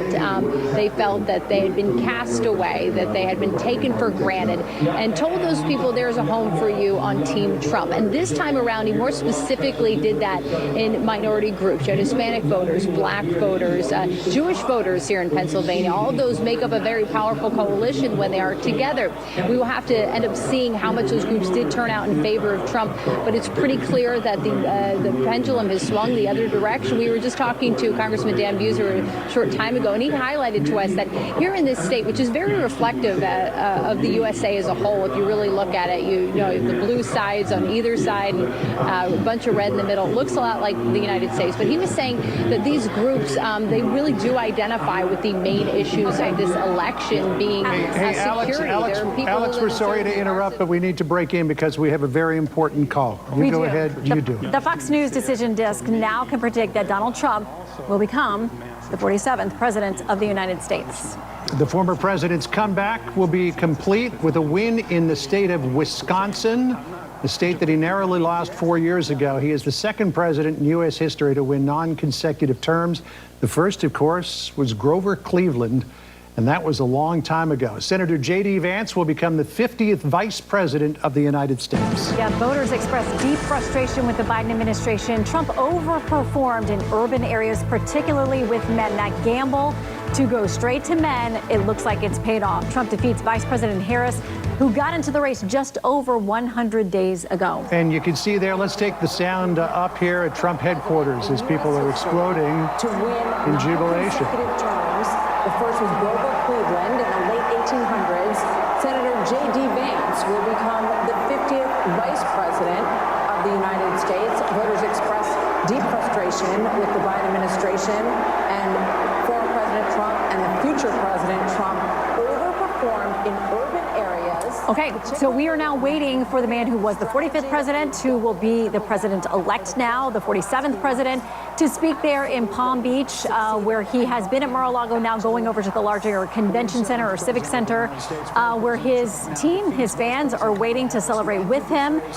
He predicted that he would be able to have a victory tonight. We thought that this may lead into, hours, days of counting, but here we are in the early hours of Wednesday morning after the election, and I believe this is earlier than the call we made in 2016. It is. It's a lot earlier, and the blue wall didn't just crack, the blue wall crumbled here.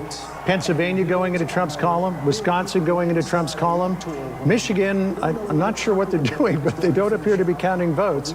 I'm looking at Wayne County, which has not moved in 3 hours now. So I don't know if they're having some problems with the counting or what. But Donald Trump also leading in the silver state of Nevada, as we pointed out just a couple of minutes ago. He's also leading by a point in Arizona with only half of the vote counted there. Maricopa County is probably going to take a long time.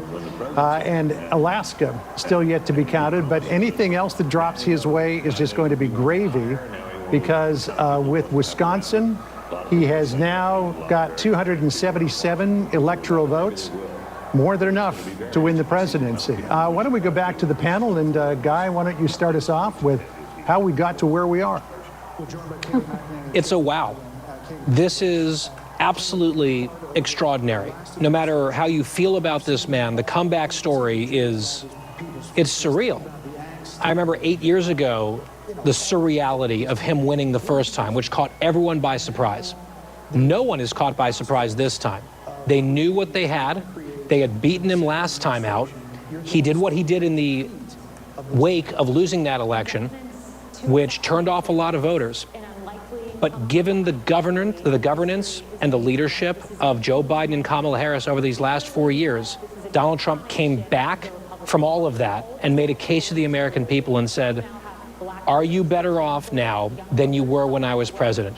And the answer for the American people is no. And given the opportunity to put him back in that seat behind the Resolute desk in the Oval Office, the American people, probably in a more overwhelming way than they did in 2016, have decided to return him there to get another 4 years at this. And the history books will write about this man, this presidency, this moment, this era for generations to come. Wow, it is a tight one. Bree, what are you thinking?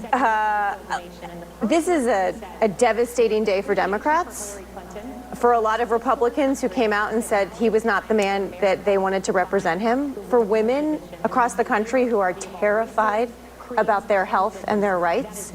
And despite whether you agree with her or not, the fact that we've now had 2 female presidential candidates get so close. And look, Kamala Harris didn't make this a race about gender. She didn't do what Hillary did. She didn't talk about the glass ceiling.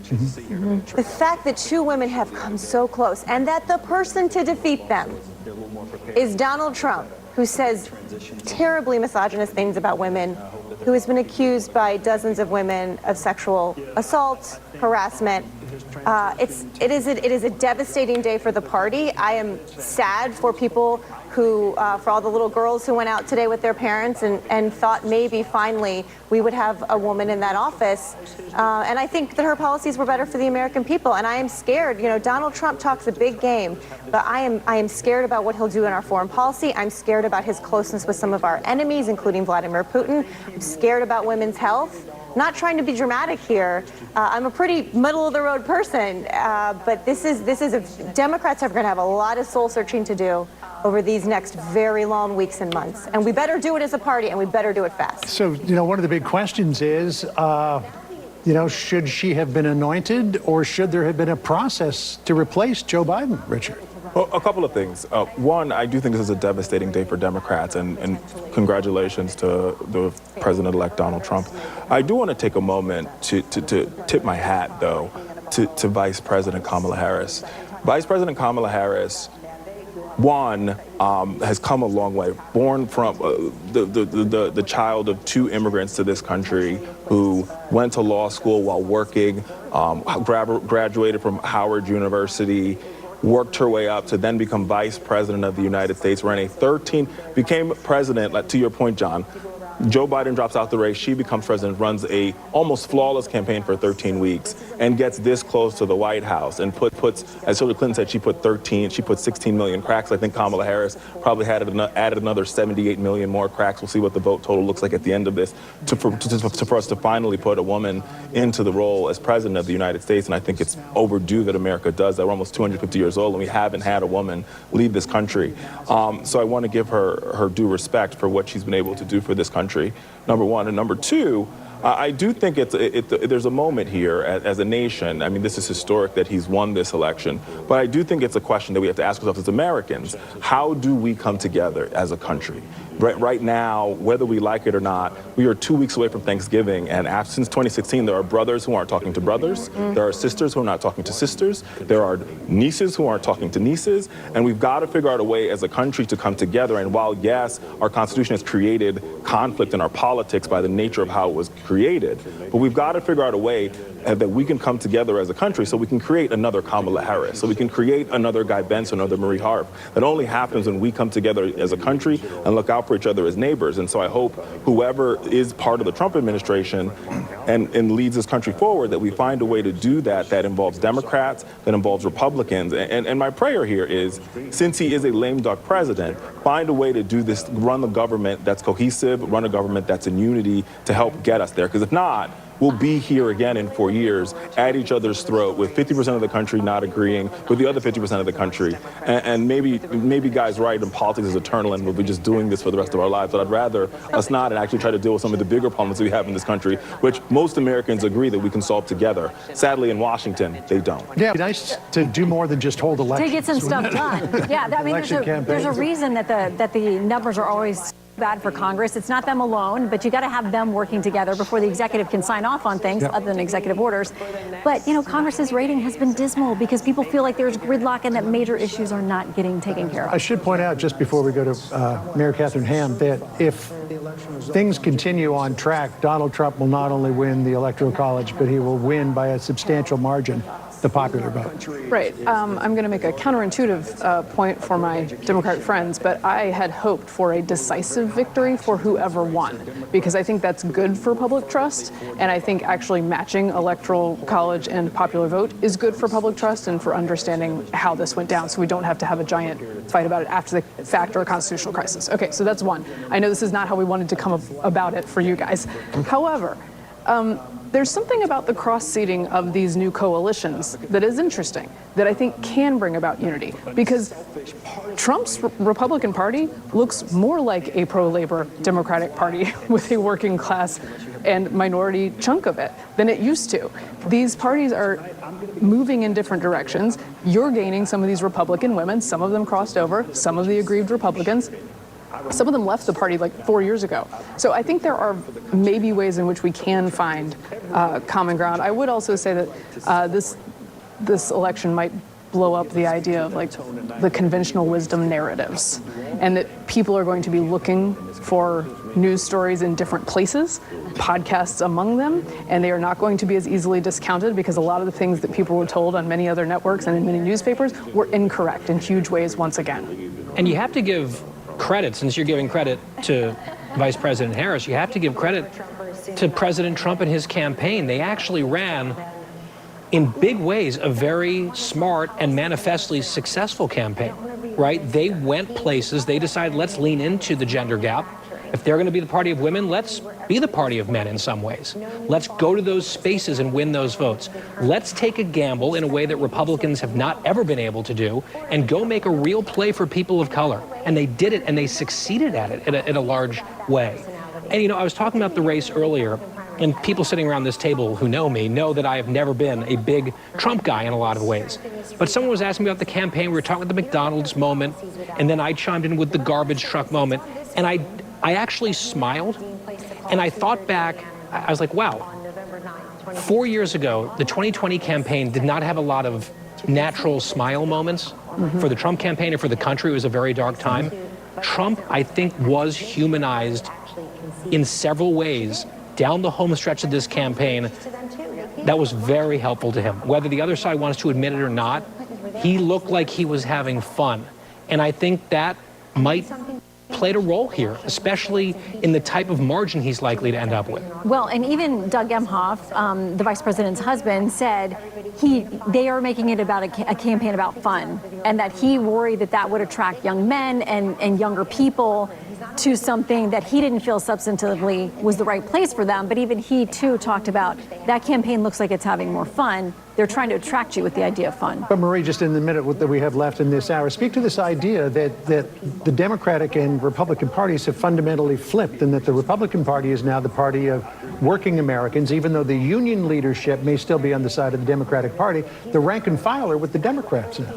Well, now are with the Republicans. Well, now Donald Trump has to put his money where his mouth is, right? He has to enact policies that help. But how did you get to this point? I mean, I think there's a million reasons. I think that's been a long time coming. I don't disagree with Guy that Trump ran a campaign that tapped into something. It was a phenomenon. The McDonald's stunt was brilliant. Mm-hmm. It was just it was so crazy because you were watching him do that and then get on stage and call supporters of Kamala Harris scum.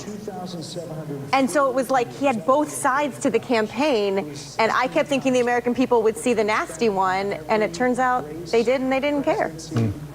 And I would add to what Marie said. I do think there was a time, the part of the Democratic Party's problem when Trump is on the ballot, is they spend too much time talking about Trump and not enough time talking about what they want to do to move the country forward. And that is... We're just about to hit 2 a.m. here on the East Coast, and Fox News has called the race for the White House for former President Donald Trump. Trump securing more than 270 of the electoral votes needed, with Fox News predicting wins in Georgia, North Carolina, and Pennsylvania, as well as Wisconsin. Still out there, Arizona, Nevada, and Alaska, and Michigan, which is counting votes like molasses at a pace that I have not seen be this slow for Michigan. Wayne County, still a majority of the vote is out there. So we don't know which way that is going to go, but it's clear that the blue wall crumbled. We're waiting for the former president, the president-elect now, although not official, to speak at his campaign headquarters shortly. Yeah, and there have been a lot of celebrations down there tonight as various states have come in. It was a plotting process. We did think we'd probably have North Carolina, Georgia earlier than we did, but those have been called. The big turn of the night, of course, came when Pennsylvania landed in the Trump column. And then after that, it was Wisconsin, that break, as you said, breaking apart of the blue wall. Something that Trump had done in 2016, lost in 2020, has now flipped back, it appears now. In 2024, building those places that he needed to get past 270. A lot of celebrations there, but what they're really waiting for is the man who was the 45th and now will be the 47th president of the United States to take to the stage. And an interesting anecdote when you look at the vote that came in Wisconsin for the last several elections, Door County has gotten it right, and the folks there voted for the person who eventually won the state. Door County voted for Kamala Harris, and Donald Trump now is projected to win the state of Wisconsin. So Door County's record has been broken. Yes, and there are all kinds of bellwethers and things that we try to look at as we're going into these evenings, and we try to predict. And the early vote, listen, Republicans did much better than they've ever done before at turning out the early vote because President Trump, frankly, changed his message. The party changed their message. The RNC changed their message on getting folks to get out, bank those votes, take their early vote options. And there were questions leading in today whether that was taking away an attrition from their day of vote. They felt confident they still had day of vote to show up, and it turns out that's the case. I'll be interested to see eventually when the Fox News voter analysis has been completely compiled, how much late-breaking men came out for Donald Trump after the Joe Rogan podcast, where he sat for 3 hours, and then Joe Rogan coming out and endorsing him. Mary Catherine Ham, what do you think? I think the Joe Rogan endorsement, it was like too close to Election Day, although I think kind of the night when before. it comes to 22, But a lot of day of voting. Well, when it comes to 22-year-old guys sitting on the couch, perhaps that is the time they're listening, and they're like, maybe I could go down to the polling place. I thought it was a combination of those things. He had a Twitch streaming account that had a lot of followers. He was sending notifications 3 times a day when he was at a rally, and there were tens of thousands of people watching these rallies on Twitch. Many of them were young men. Now, I always wondered, is there a pipeline from Theo Von's podcast to the ballot box? And apparently they figured out a way to do some of that. And one constituency I will be curious on the Democratic side to get some final numbers on are progressive. Because Kamala Harris, as Richard has said, ran a campaign focusing a lot on disaffected Republicans, independents, sort of the more moderate part of the party. And there was a lot of talk about progressives, particularly with the Harris-Biden policy on Israel and the war in Gaza. And clearly that's not the reason we lost. But I will be very curious in some states, some key states, to see if those progressives stayed home. We had Rashida Tlaib, who did not endorse Kamala Harris, although AOC was all over Michigan with her last week campaigning. So that's one, if we're looking at, again, our coalition and what we could have done differently, where were progressives when it comes down to the final say here? All right, hold just for a second, pal, because we've got another announcement to make. We do. We've got another race call. Fox News is now projecting that Democratic Attorney General Bob Ferguson will become the next governor of Washington. He defeats former Republican Congressman and Sheriff Dave Reichert. And our Peter Ducey advises that Harris's team is texting to say that Kamala Harris will speak tomorrow. She will not appear tonight, and that tomorrow, whatever she says, will be her response to the election results. You know, I missed the day. Has she conceded? I missed it. She has not conceded yet. I'm sure she will in the speech tomorrow, just like Hillary did. But I miss the days, and I don't know if you do, and Guy, you're probably too young to remember, and Marie, you probably too, when we had election day, and then by some point, the winner would come out and make a speech, the loser would come out, make a concession speech, and everybody would go home and it would all be over. But now it's, 2000 changed everything. When Gore didn't come out and concede, now I can understand that because Florida was so close. But everything changed. But the good thing, I think, and Mary Catherine, as you said, I think a lot of people felt this way. They wanted someone to win decisively so that we're not torn into court battles and further destruction of the fabric of some of the parts of our community and of our country. Certainly, of course, for Democrats, recognizing that this is not the outcome they protracted roughing up of each other in the process for days and weeks at a time for the country as a whole.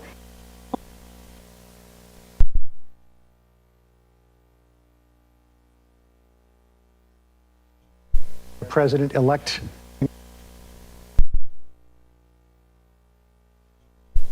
Yes, that's what I said. And I think what you'll see is I think the Vice President Harris will come out tomorrow, she'll concede, and I think she's going to have to do the hard part on January 6th, where she will certify the results. And she will do it. She will. That's going to be a bitter pill to swallow.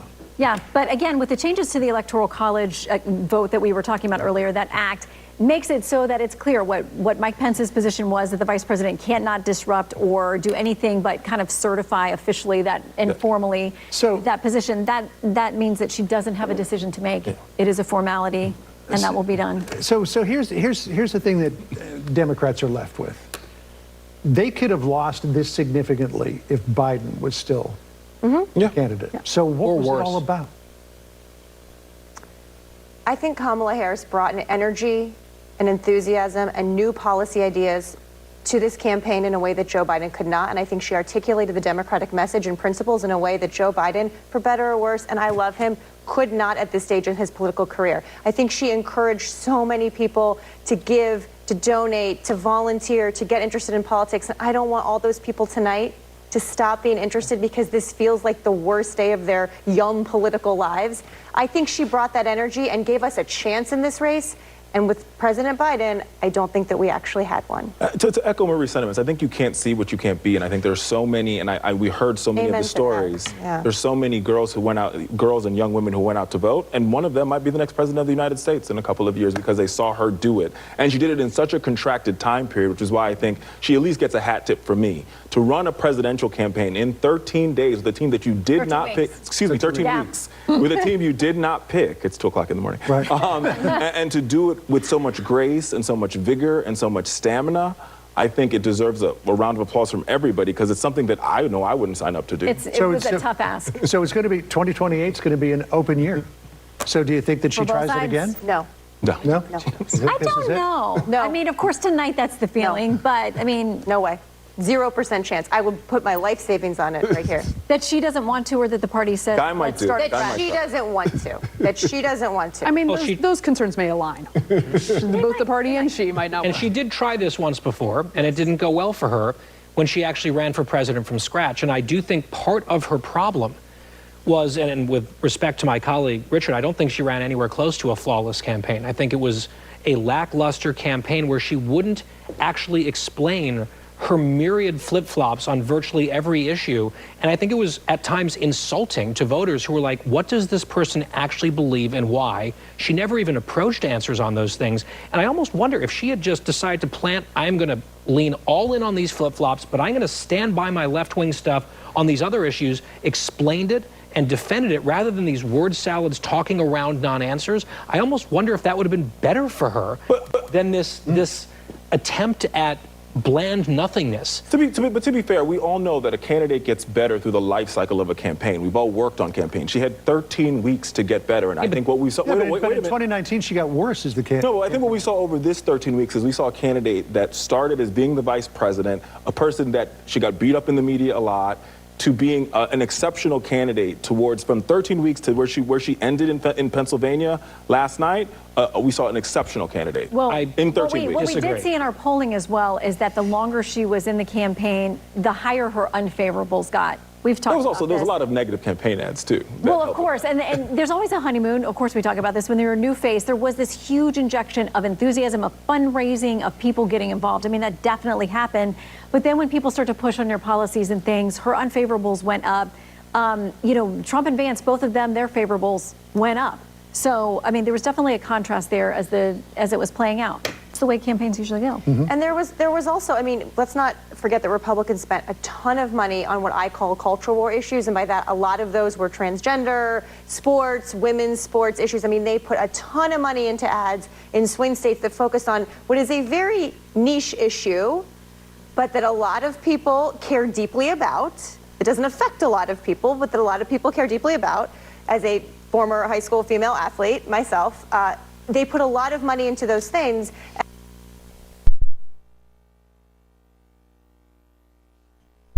Drove people to the polls and maybe didn't bring some of these independent women over to Harris. I don't know the answer to it yet, but I think that was one. From all the ads, you could see they spent a ton of money, Republicans did, on that issue, which is important in some ways, but in the grand scheme of things, just the sheer number of people it impacts is not the same as abortion or the economy or immigration. Yeah, I mean, when you go ahead. I think there's a real possibility that that's not such a niche issue, and this is the reason I think so. I mean, I talked to many people for whom it was something that they really considered, trans issues in particular. And I think there's a tendency, this is another one of the blind spots I talk about, is that the Democratic Party is like, our crazy's not crazy. Only y'all's crazy is crazy. But a lot of normal people look at many things that liberals and progressives push and go, wow, that's crazy. Many of them are in the working class. Many of them are in non-college educated households. Many of them are in minority communities. And they look at much of what the elite progressives, which has become this highly educated party that brings a lot of its policies from Columbia University into the party, and they say, well, I'm not sure that serves me, especially when I can't buy groceries. And that it ticks them off that these are the priorities instead of the ones that concern them. Let me just, we talked about the Fox News voter analysis, and this was the briefing that we got earlier on last tranche of results that came out. 4 in 10 voters rated the economy as the top issue facing the country, and Trump won 6 in 10 of those voters. So only 6 in 10. Interesting. Well, that would seem to track with the results of the election. Less than immigration. Yeah, he won more on immigration, but 40% said that's their top issue.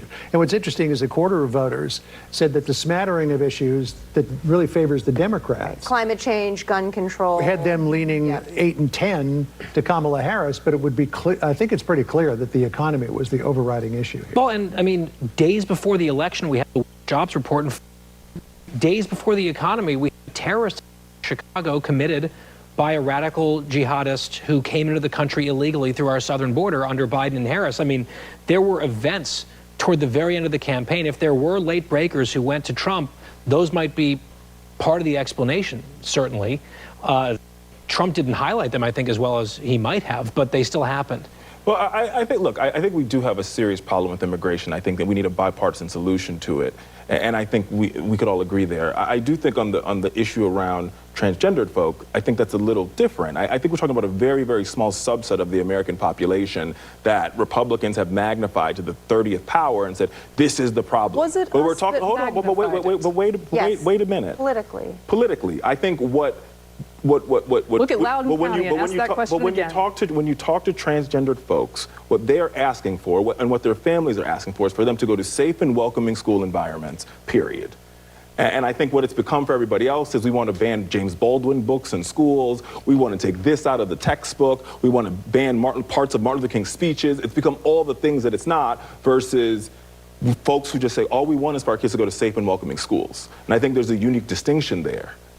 Period. If that was the ask, you would not be losing but I'm telling you that is the ask. It's been magnified by 30% to be something else, but that's the ask. All right, let's hold on those thoughts for a second. We are now about 10 minutes into our 2-minute warning. So let's go to Alexis McAdams, and it seems to be business as usual there. The 2-minute warning has come and gone, and who knows when he's coming out. Hey, we're on Trump time here in Palm Beach, Florida, okay, John? So we're going to see exactly when he comes out on stage. A few minutes ago, I thought you were right. I thought he was going to do it without a prompter. We saw them remove the glass, remove that prompter setup, but now it looks like they're putting another setup back in for a prompter. So how off this cuff this will be, we'll have to see exactly how long of a night it's going to be with that speech, because we know he can talk, and he can talk, especially with something exciting as this. We have now been able to confirm that the former president has been elected now as the 47th president. The crowd went wild in here. People have been waiting for a few hours, and the crowd has definitely steadily grown. So checking it out behind me, you can see that crowd, and there's RFK Jr. is here. We know the former president is behind stage, and so is his vice presidential pick, J.D. Vance. When I've been at a few of his rallies in the past few months, he plays Macho Man right before it comes out. So in terms of time, I don't know what's going to change in the room, but I'm waiting to hear that song, because that's what we've heard at all of his rallies. And I'm sure he's going to talk about, you know, his base and how they waited for hours in all of these cities and states across the country, okay? These rallies that we would go to wouldn't start until 7 p.m., let's say. These people were there at 5, 6 a.m., and it was in deep blue areas, too. I was out in the Bronx. You know, we were all over the place. So I think it really shows you that what is a typical Trump voter. I don't know if those polls really know, because the pulse at those rallies and the pulse in the swing states and the battleground states, you could feel the support, you could see the support, and then you'd kind of click through the headlines and you'd think it was in a dead heat. So that wasn't the case here. To see Pennsylvania, people in the not expecting it. They knew the Florida, you know, was going to be called. They knew some of the other states, but not this one. So it's palpable, and it's just going to continue to grow as they wait to hear what the former president. To that point, Alexis, the fact that there wasn't a teleprompter up there and it looked like this was a process that might take days might speak to the idea that he'll come up and just kind of riff to say we're still waiting for the results of the election. But the fact that they put teleprompter up there would now seem to suggest that he's making a prepared, because analysts say if he were to win again, rather than airing a list of grievances, what he really needs to do is take steps to bring the country back together. A difficult task, with Democrats feeling so wounded at 2:16 in the morning on Wednesday, but a necessary one nonetheless. That's right. And I think that could be the message, and that might be what they're working on right now behind the scenes. That might be what the delay is. But we've heard in some of the rallies, it depends on who you talk to. Some people thought it was more divisive and a darker message. But the people at these rallies were happy to see things moving in a new direction. They think the former president wants to bring the country back together. But when it comes to immigration and a few other topics, not everybody's on the same page with it. But one thing they are on the same page with, no matter what rally I was at, I went to rallies too for Vice President Harris in North Carolina, and John, they talked about the economy. They said they don't want to pay for average, basic needs. So I think that's one thing that people could really, agree on. Maybe he'll be able to bring the country in a better direction when it comes to money, because people thought the economy was better under Trump. So that's not a divisive issue from anyone we've talked to.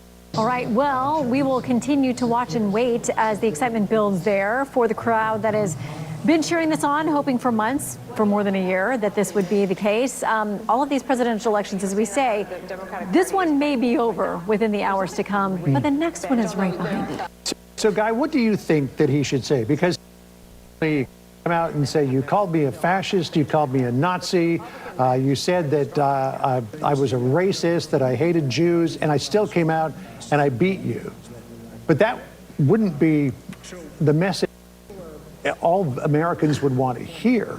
They would want to hear something more unifying. Let's bring the country together and let's work to make America. Yeah, I think it is definitely appropriate for him to deliver a prepared victory speech. I don't think it would be a great move to come out and wing a victory speech, having won the presidency of the United States. So I think that they probably have something for him. I do think it's possible through subtext. He's not necessarily always subtle in his rhetoric, but you could, with subtext, make the point about all the names he's been called, while just pointing out that this is, I think, hands down, the most diverse Republican victory in history. If I'm wrong, and he can go down some of the examples of how much he attracted from all different pockets of the country that are not traditionally Republican, including people of color and union households and all of it, and maybe build his unity message, if there's going to be one, into that, and use the base of his support as the jumping off point for a unity message. Well, here's what's interesting to me. We've talked so much about inflation, and a good friend of mine, a Democratic operative, texted me. I said, why did we lose? He said, prices went up 2 years ago. She's a woman. I don't got anything else tonight. Looking at the first part of that, there's very little the president can do about prices. As Richard said earlier, we're pumping a lot of American-made oil, fracking, get natural gas. Like we have energy coming out our ears in the U.S. that we are producing here in the United States. There's not a lot that the president by themselves can do about cost. And once costs rise, when the price of inflation starts to slow and come down, as it has, they don't come down to where they were before the inflation started. So Donald Trump's going to take office, and I don't think these prices are coming down. No, I think you're correct that is an intractable problem, and we will see how much grace he is given on it. But there is a thing. Should he be given grace?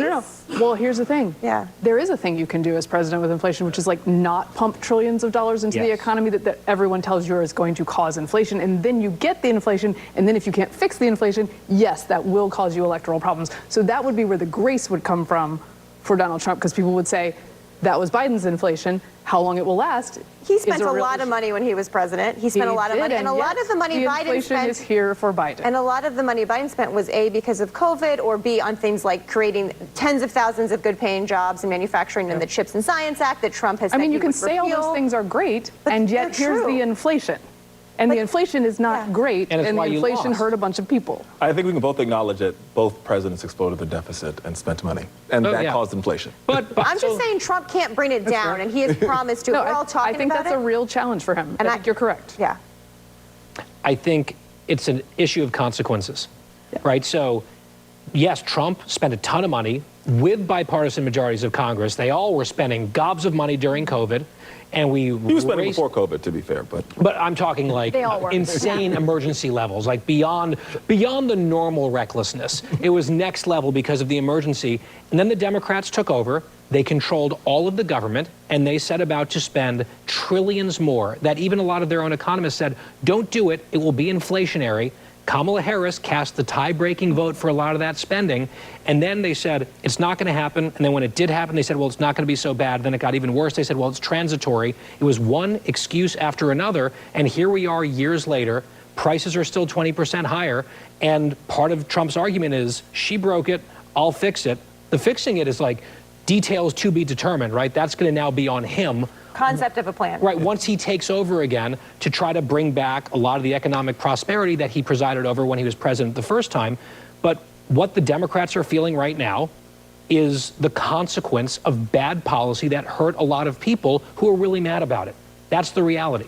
No, I hear that. I would acknowledge that I think what we've seen over the past 3 years of the Biden administration, almost 4, is we've seen consecutive months of job. I do understand that the American public has not necessarily felt the economic indicators that we've all seen month after month and we've reported on. Shannon's reported about it on her show. John's reported about it on his show. But we haven't necessarily seen, they have not necessarily felt that. I think what the Trump White House will feel in January, what they're going to have to get through is, how do you fix an immigration system that's been broken for decades, that has 13, maybe 14, maybe 20 million folks here living in the shadows that you have to deal with, on top of sealing the southern border? And let's be very clear, you can't do one thing without the other. You have to fix both of those things together. Because even if you close the southern border, if you don't deal with the 13 or 14 million folks who are here undocumented, who are working at our farms, who are taking care of our children, who are mowing our lawns, who are part of our society, whose children are in our schools, then you're going to have you still have a problem. Well, I think you stop the bleeding first by reenacting all the policies that Biden and Harris canceled on. But you cannot do that. You can't do that as an executive order. You're going to have you can. Actually, you can. He did it once already. But you're going to have to. You're also going to have to pass some legislation to have a long-term fix of the problem, because he said he was going to fix it. Fixing it requires long. Hold that thought. Well, and it'll be interesting to see where the House settles, because that's going to be a big part of anything any agenda that you want to get through on Capitol Hill. The Senate obviously has flipped now to Republicans, but it could take a while to find out about the House. Last time around, it was December. All right, So we had all those things settled. We just want to take a minute over here at the touch screen. Take a deep breath, everybody. Refresh your thoughts, because we are now. Get a snack. We're now more than 15 minutes into our 2-minute warning, and at some point, President-elect Trump will come out. But we just wanted to remind you where we are with the Senate. 51 seats needed for a majority. The Republicans have passed that. We're still waiting to hear about Montana and a couple of other races to see if that majority extends to 52, 53, maybe even 54. And then in the House, here's the balance of power so far in the House: 189 Republican, 163 Democrat, 218 seats needed for the majority. And then back here to the presidency of the United States, look at the 68 million people in the popular vote, 62 million in the popular vote. He's leading in all of these states that are left. So it looks like Donald Trump not only will win the Electoral College, but the popular vote as well, which is a big change from both 2020 and 2016. He'll see that clearly as a mandate to govern, and what looks like is going to be an even bigger Electoral College victory than he's got now. Yeah, and you wonder how much that will factor into this speech that is coming together tonight. We've talked about what the tone will be. And look, and he is on stage now. Yeah, so we got 3 minutes and 15 seconds because we've got Lee Greenwood coming up here. Whole song. Always part of the entrance. You know, and you mentioned, John, the possibility here that Donald Trump might win the popular vote in addition to this election. Oh, no, it's clear he's going to win the popular vote. Well, there's a lot of California that'll be counted for weeks and weeks, but let's say he wins the popular vote. A lot of people, myself included, asked questions for weeks saying, why is he doing rallies in New York? Why is he doing rallies in California? Well, this might be why. Let's listen in. From the plains of Minnesota to the hills of Tennessee, across the plains of Texas, from sea to shining sea,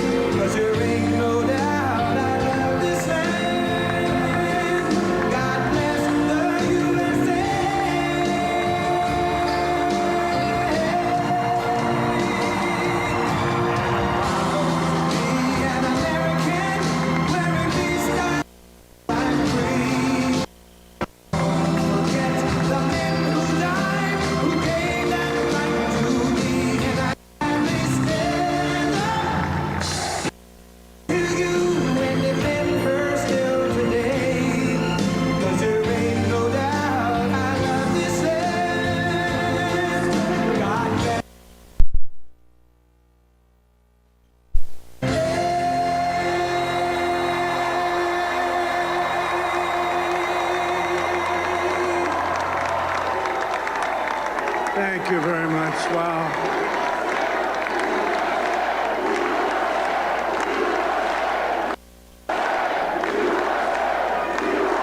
Well, I want to thank you all very much. This is great. These are our friends. We have thousands of friends in this incredible movement.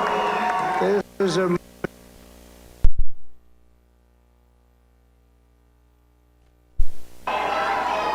Frankly, this was, I believe, the greatest political movement of all time. There's never been anything like this in this country and maybe beyond. And now it's going to reach a new level of importance because we're going to help our country heal. We're going to help our country heal. We have a country that needs help, and it needs help very badly.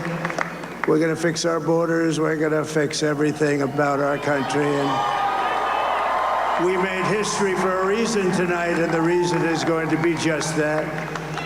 We overcame obstacles that nobody thought possible, and it is now clear that we've achieved the most incredible political thing. Look what happened. Is this crazy?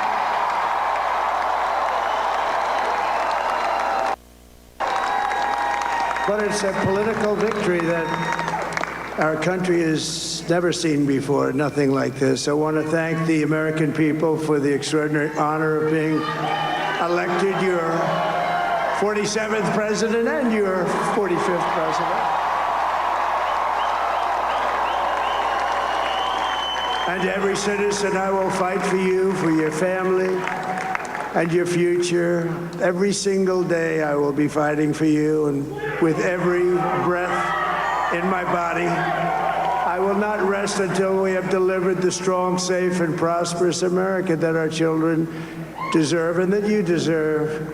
This will truly be the golden age of America. That's what we have to have.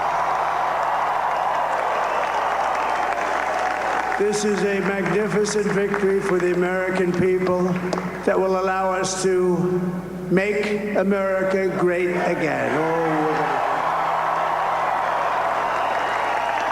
And in addition to having won the battleground states of North Carolina, I love these places, Georgia, Pennsylvania, and Wisconsin,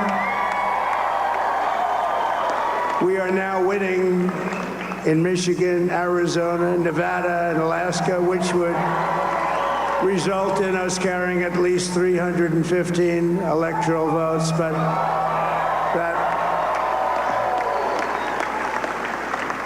But it's much easier doing what the networks did or whoever called it, because there was no other path.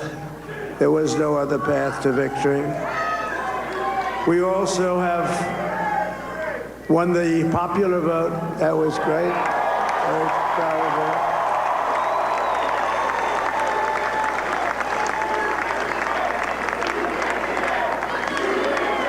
Thank you.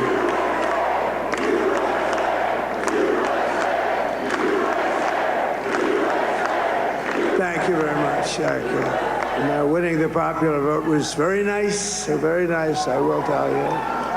It's a great feeling of love. We have a great feeling of love in this very large room with unbelievable people sitting by my side. These people have been incredible. They've made the journey with me, and we're going to make you very happy. We're going to make you very proud of your vote.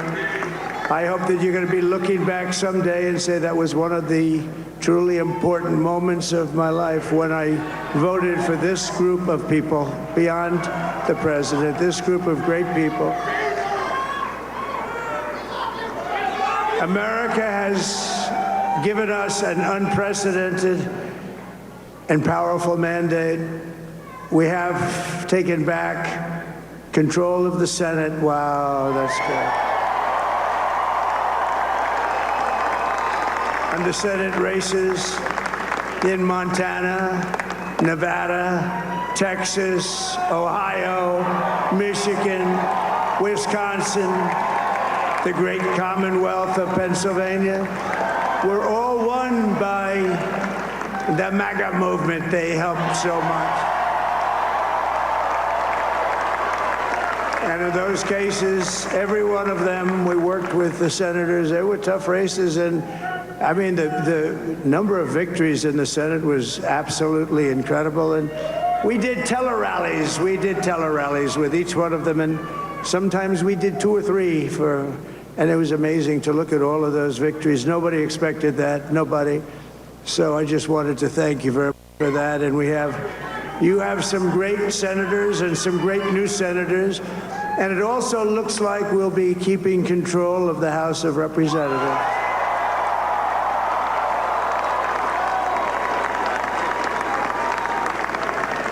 And I want to thank Mike Johnson. I think he's doing a terrific job. Terrific job. I want to also thank my beautiful wife, Melania, First Lady.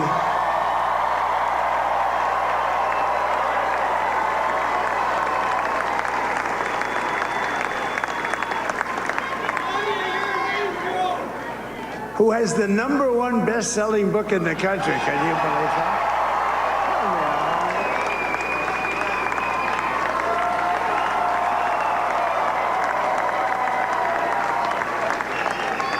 Oh, no, she's done a great job. Works very hard to help people. So I just want to thank her. But I want to thank my whole family, my amazing children, and they are amazing children. Now, we all think our children are amazing. Everybody here thinks their children are amazing, but that's a good thing when you think they are. But Don, Eric, Ivanka, Tiffany, Barron, Laura, Jared, Kimberly, Michael, thank you all. What a help. What a great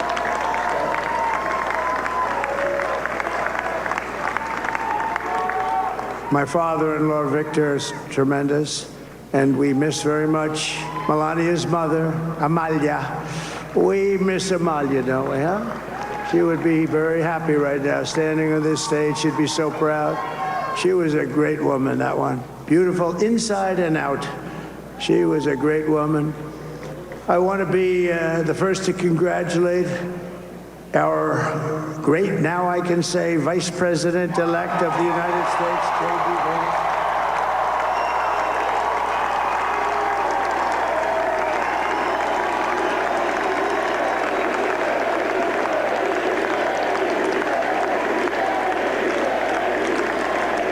And his absolutely remarkable and beautiful wife, Usha Vance. And he is a feisty guy, isn't he? You know, I've said, go into the enemy camp, and you know the enemy camp is certain networks, and a lot of people don't like to, sir, do I have to do that? He just goes, okay, which one, CNN, MSDNC? He'll say, all right, thank you very much. He actually looks fun. He's like the only guy I've ever seen. He really looks forward to it, and then he just goes in and absolutely obliterates them. Say a couple of words,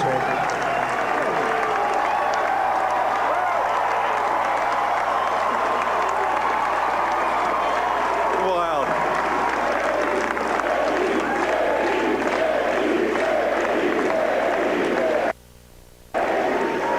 Well, Mr. President, I appreciate you allowing me to join you on this incredible journey. I thank you for the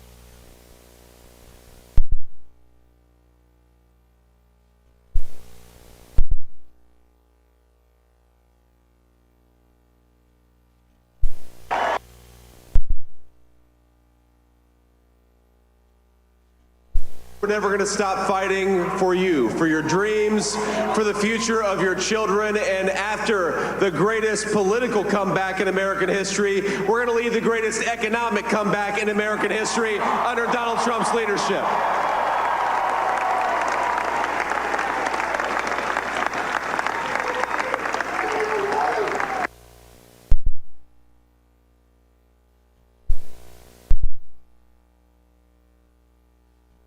Took a little heat at the beginning, but he was, I knew the brain was a good one about it.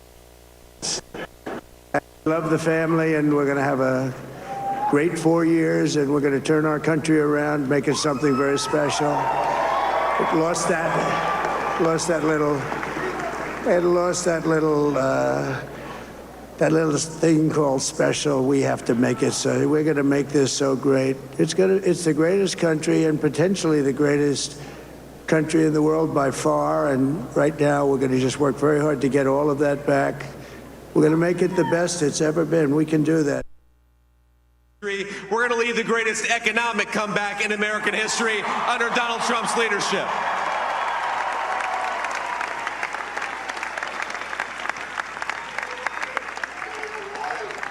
Thank you very much. He's turned out to be a good choice. I took a little heat at the beginning, but he was, I knew the brain was a good one, about as good as it gets. And we love the family, and we're going to have a great 4 years, and we're going to turn our country around, make it something very special. It lost that little thing called special. We have to make it so. We're going to make this so great. It's the greatest country and potentially the greatest country in the world by far. And right now, we're going to just work very hard to get all of that back.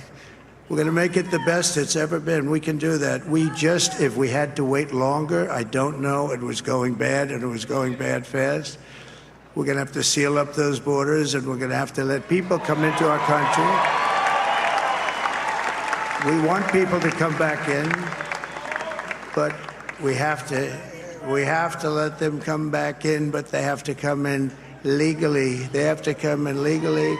Let me also express my tremendous appreciation for Susie and Chris, the job you did. Susie, come here. Come here, Susie. Chris, come here, Chris.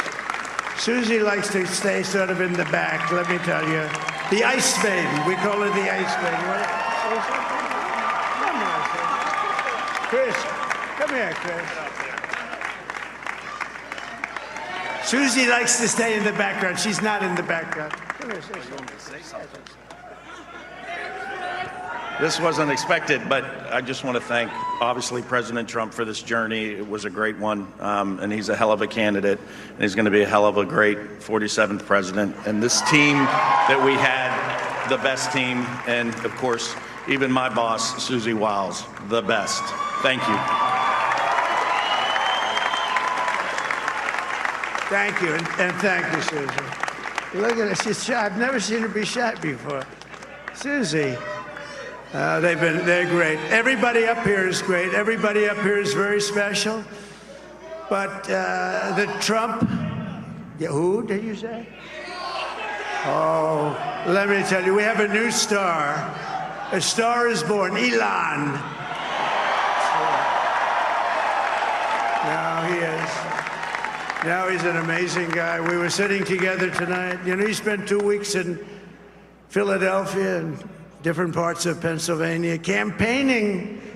You know, he sent the rocket up 2 weeks ago, and I saw that rocket, and I saw it coming down. I saw it. It was, when it left, it was beautiful, shiny white. When it came down, it didn't look so pretty. It was going 10,000 miles an hour, and it was burning like hell. I said, what happened to your paint job? He said, we've never made a paint that could withstand that kind of heat. And but I saw it come down and turn around. And it was, you know, it's like 22 stories tall, by the way. It looks a little smaller than that, but it's big. And it came down, and you saw that fire burning. And I'm saying, only Elon can do this. It must be an Elon. And I tell the story. I told it last night. I had a man on the phone. I had the screen muted, no sound. I was talking to a very important man, happens to be here. And that very important guy, one of the most important people in, I would say, the country, actually. But, you know, I was president, and now it looks like I was going to be maybe president again, so I figured I could ask him to hold. So I asked him to hold. And especially because you're going to be president again, they hold. So I took the phone down, and I'm looking at the screen. I'm seeing this crazy thing that's going around and coming down. It looks like it's going to crash into the gantry. And I said, oh, no. And I said, do me a favor, do you mind holding for a couple of minutes? I want to see this. I thought it was a space-age movie or something. I put the phone down. Bad part, I didn't pick it up for 45 minutes, and he was holding. But this spaceship came down, and I saw those engines firing, and it looked like it was over, it was going to smash, and then I saw the fire pour out from the left side, and it put it straight, and it came down so gently, and then it wrapped those arms around it, and it held it, and just like you hold your baby at night, your little baby. And it was a beautiful thing to see, and I called Elon. I said, Elon, was that you? He said, yes, it was. I said, who else can do that? Can Russia do it? No. Can China do it? No. Can the United States do it other than you? No. Nobody can do that. I said, that's why I love you, Elon. That's great. And you know, when we had the tragic Hurricane Helene, and it hit North Carolina, they were really devastated. The water, this was a big water, as big as we've ever seen, water hurricane. It built lakes out of nothing. Fields became lakes, and the danger was unbelievable. And the people from North Carolina came to me and they said, would it be possible, at all possible, for you to speak to Elon Musk? We need Starlink. I said, what's Starlink? It's a form of communication. So I called Elon. And I'll tell you what, he had, and it was very dangerous. People would die. They had no communication. All the wires were down. I called Elon Musk. I said, Elon, you have something called Starlink. Is that right? Yes, I do. What the hell is it? He said, it's a communication system that's very good. I said, Elon, they need it really, really badly in North Carolina. Can you get it? He had that there so fast. It was incredible. So, and it was great. It saved a lot of lives. He saved a lot of lives. But he's a character, he's a special guy, he's a super genius. We have to protect our geniuses. We don't have that many of them.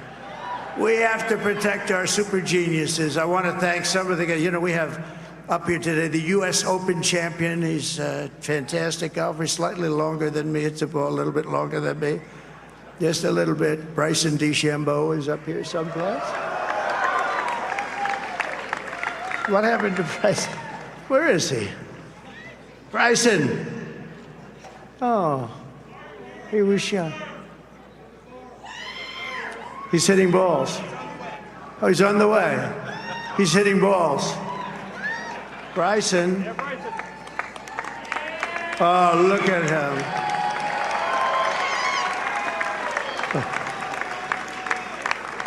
He's got a great career going. Great U.S. Open, Bryson. That's a fantastic job. And we also have a man, Dana White, who has done some job.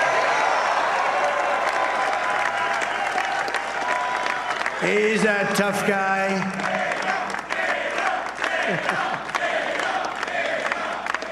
So Dana started UFC and came to me, do you mind if I use your... Nobody wanted to give him a rinse because they said it's a rough sport, a little rough.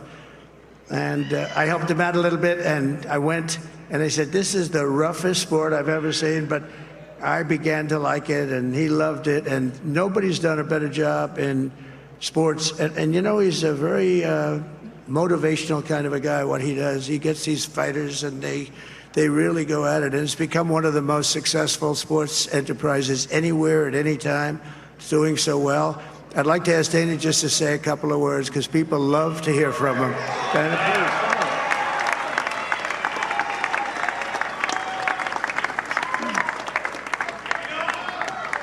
please. Nobody deserves this more than him, and nobody deserves this more than his family does.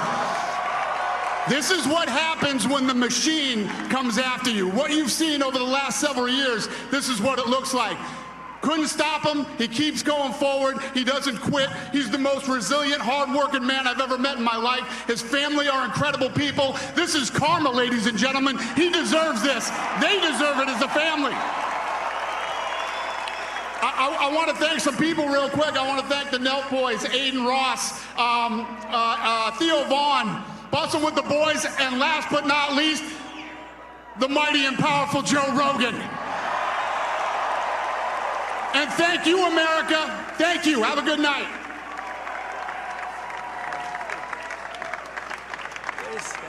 That is a piece of work.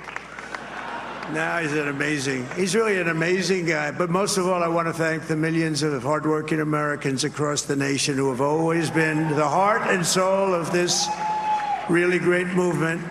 we've been through so much together, and today you showed up in record numbers to deliver a victory like really, I probably like no other. This was something special, and we're gonna pay you back. We're gonna do the best job. We're gonna turn it around. It's got to be turned around. It's got to be turned around fast, and we're gonna turn it around. We're gonna do it in every way, with so many ways, but we're gonna do it in every way. This will forever be remembered as the day the American people regained control of their country.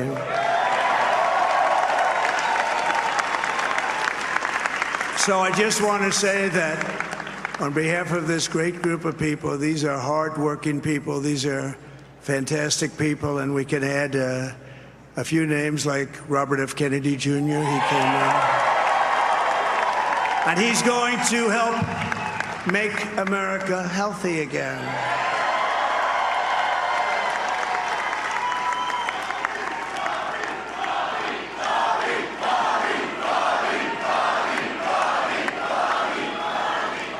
And now he's a great guy, and he really means it. He wants to do some things, and we're going to let him go to it. I just said, but Bobby, leave the oil to me. We have more liquid gold, oil and gas. We have more liquid gold than any country in the world, more than Saudi Arabia. We have more than Russia. Bobby, stay away from the liquid gold. Other than that, go have a good time, Bobby. We're going to be paying down debt. We're going to be reducing taxes. We can do things that nobody else can do. Nobody else is going to be able to do it. China doesn't have what we have. Nobody has what we have. But we have the greatest people also. Maybe that's the most important thing.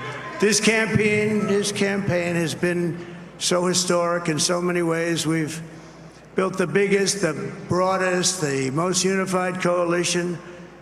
They've never seen anything like it in all of American history. They've never seen it. Young and old, men and women, rural and urban. And we had them all helping us tonight. When you think, I mean, I was looking at it, I was watching it. They had some great analysis of the people that voted for us. Nobody's ever seen anything like that. They came from all corners, union, non-union, African American, Hispanic American, Asian American, Arab American, Muslim American. We had everybody, and it was beautiful. It was a historic realignment, uniting citizens of all backgrounds around a common core of common sense. You know, we're the party of common sense. We want to have borders. We want to have security. We want to have things be good, safe. We want great education. We want a strong and powerful military, and ideally we don't have to use it. You know, we had no wars. 4 years we had no wars, except we defeated ISIS. We defeated ISIS in record time, but we had no wars. They said, he will start a war. I'm not going to start a war. I'm going to stop wars. But this is also a massive victory for democracy and for freedom. Together we're going to unlock America's glorious destiny. We're going to achieve the most incredible future for our people. Yesterday, as I stood at my last stop on the campaign trail, I'll never be doing a rally again. Can you believe it? I think we've done 900 rallies approximately from them. Can you imagine? 901 something, a lot of rallies. And it was sad. Everybody was sad. Many people, I said, this is our last rally. But now we're going on to something that's far more important, because the rallies were used for us to be put in this position where we can really help our country. That's what we're going to do. We're going to make our country better than it ever has been. And I said that many people have told me that God spared my life for a reason.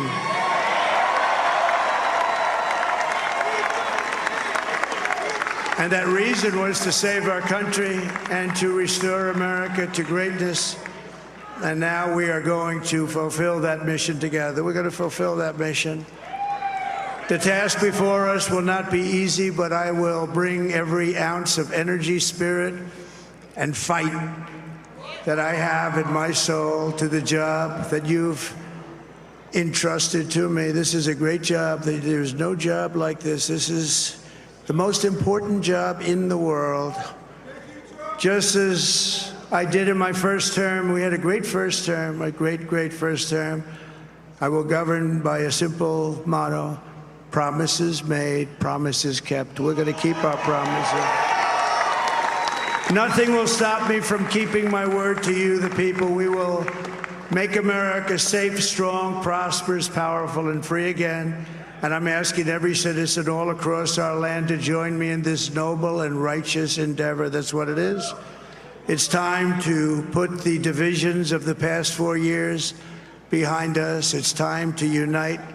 And we're going to try. We have to try. And it's going to happen. Success will bring us together. I've seen that. I saw that in the first term. When we became more and more successful, people started coming together. Success is going to bring us together, and we are going to start by all putting America first. We have to put our country first for at least a period of time. We have to fix it. Because together we can truly make America great again for all Americans. So I want to just tell you what a great honor this is. I want to thank you. I will not let you down. America's future will be bigger, better, bolder, richer, safer, and stronger than it has ever been before. God bless you, and God bless America. Thank you very much. Thank you very much.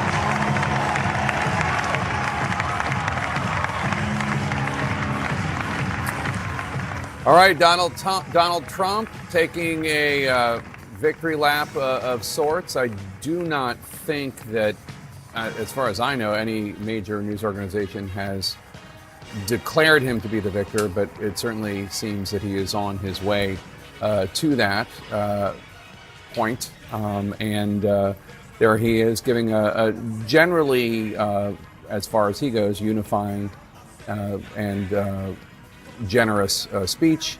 He invited to speak his campaign managers, as well as Dana White, as well as his running mate, Senator J.D. Vance of Ohio.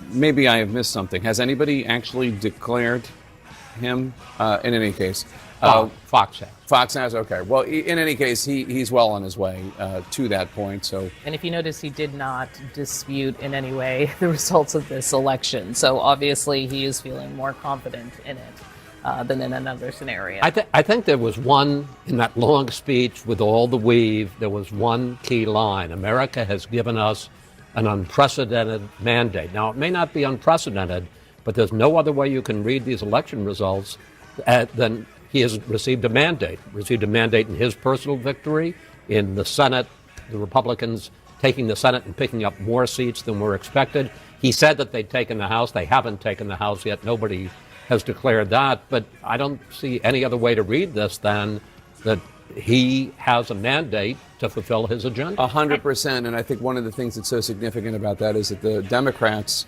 treated his first term as a fluke, because he lost the popular vote and won the electoral vote. And in that sense, it was to a degree, although that has certainly happened in history before. This is a sweeping victory. And John and I were going over the margin of error, even in the blue states, New Jersey and New York. He significantly shrank the partisan chasm in those states. And we have declared that the Republicans are going to take back the Senate. We do not know what's going to happen to the House, but he does have a sort of mandate without question.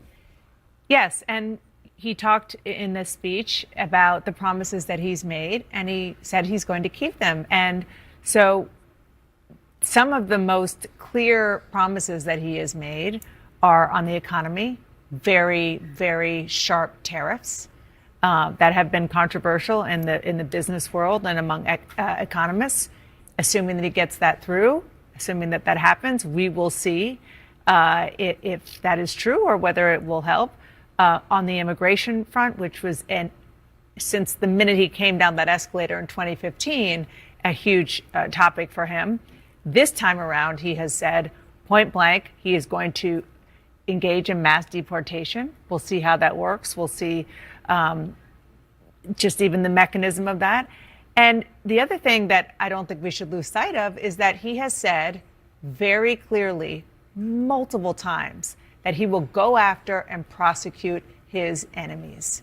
And how he will go about doing that, what that means for who would be his attorney general, we will have to wait and see. We also should remember that if he is the person that raises his hand and takes the oath of office January 20th, 2025, thanks to the Supreme Court, there will be far fewer guardrails, checks on him legally. That will be the law of the land, that he will be able to do a lot more. And not to mention, the federal indictments against him will almost surely disappear. They're gone. Absolutely. They'll disappear. Yeah. Yeah, he talked about putting the last 4 years behind us. Maybe those are some of the things that'll go away. And, I also want to recognize something that Dana White said at the UFC, where he said this is karma. Just to hear that through the lens of his supporters, that they feel that between his convictions, impeachments, et cetera, that he has been persecuted and that this was their response to that. That was like a huge applause line in that room. Yeah, I mean, think about it. This is a man who has been impeached twice, a man who has survived 2 assassination attempts, one of them very serious, 4 indictments, almost 100 charges, and he looks like he's going to have walked through all of it. And he's at 34 counts, a convicted felon. And well, when we'll see what happens on that conviction and what punishment he faces. I don't understand how a man like that couldn't feel tremendously empowered to do whatever he wants, because he has got the mandate.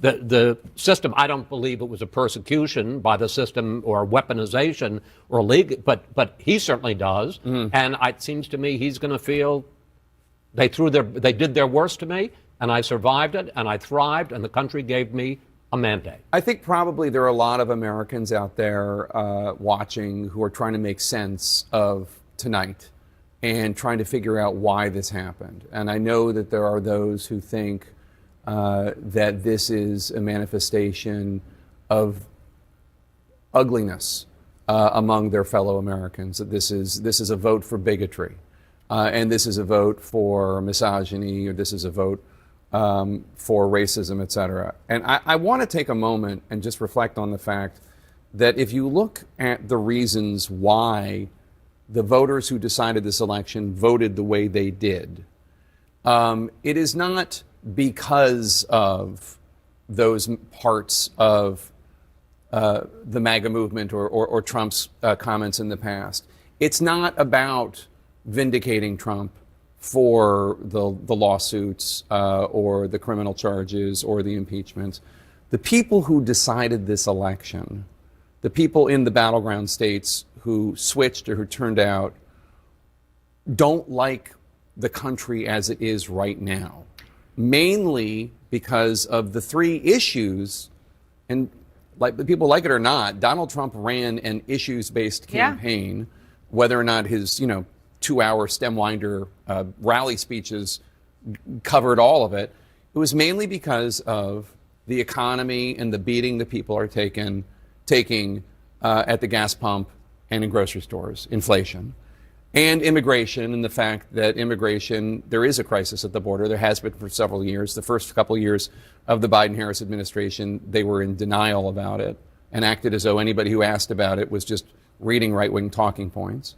And then also having to do with foreign policy and the standing in the world. Now, you can say, you can look at what's happening in Ukraine, and you can look at what's happening in the Middle East and all over the world and believe that Trump had something to do with it, or not believe Trump had something to do with it.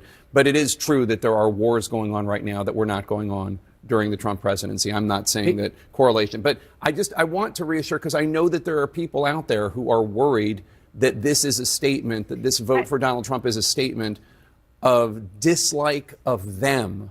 And I don't think that is what people should read into the election results. The only point of which I agree with most of what you said. The only thing I would push back on is this is a man who would get up in rallies and say, I am your retribution. This goes back to what David Axelrod said. There obviously are millions of people in this country who feel that there's an elite, an inside game, that they're looked down on. As Axelrod said, where the party, the Democratic Party, approaches them almost like missionaries, like we want to help you and make you like us.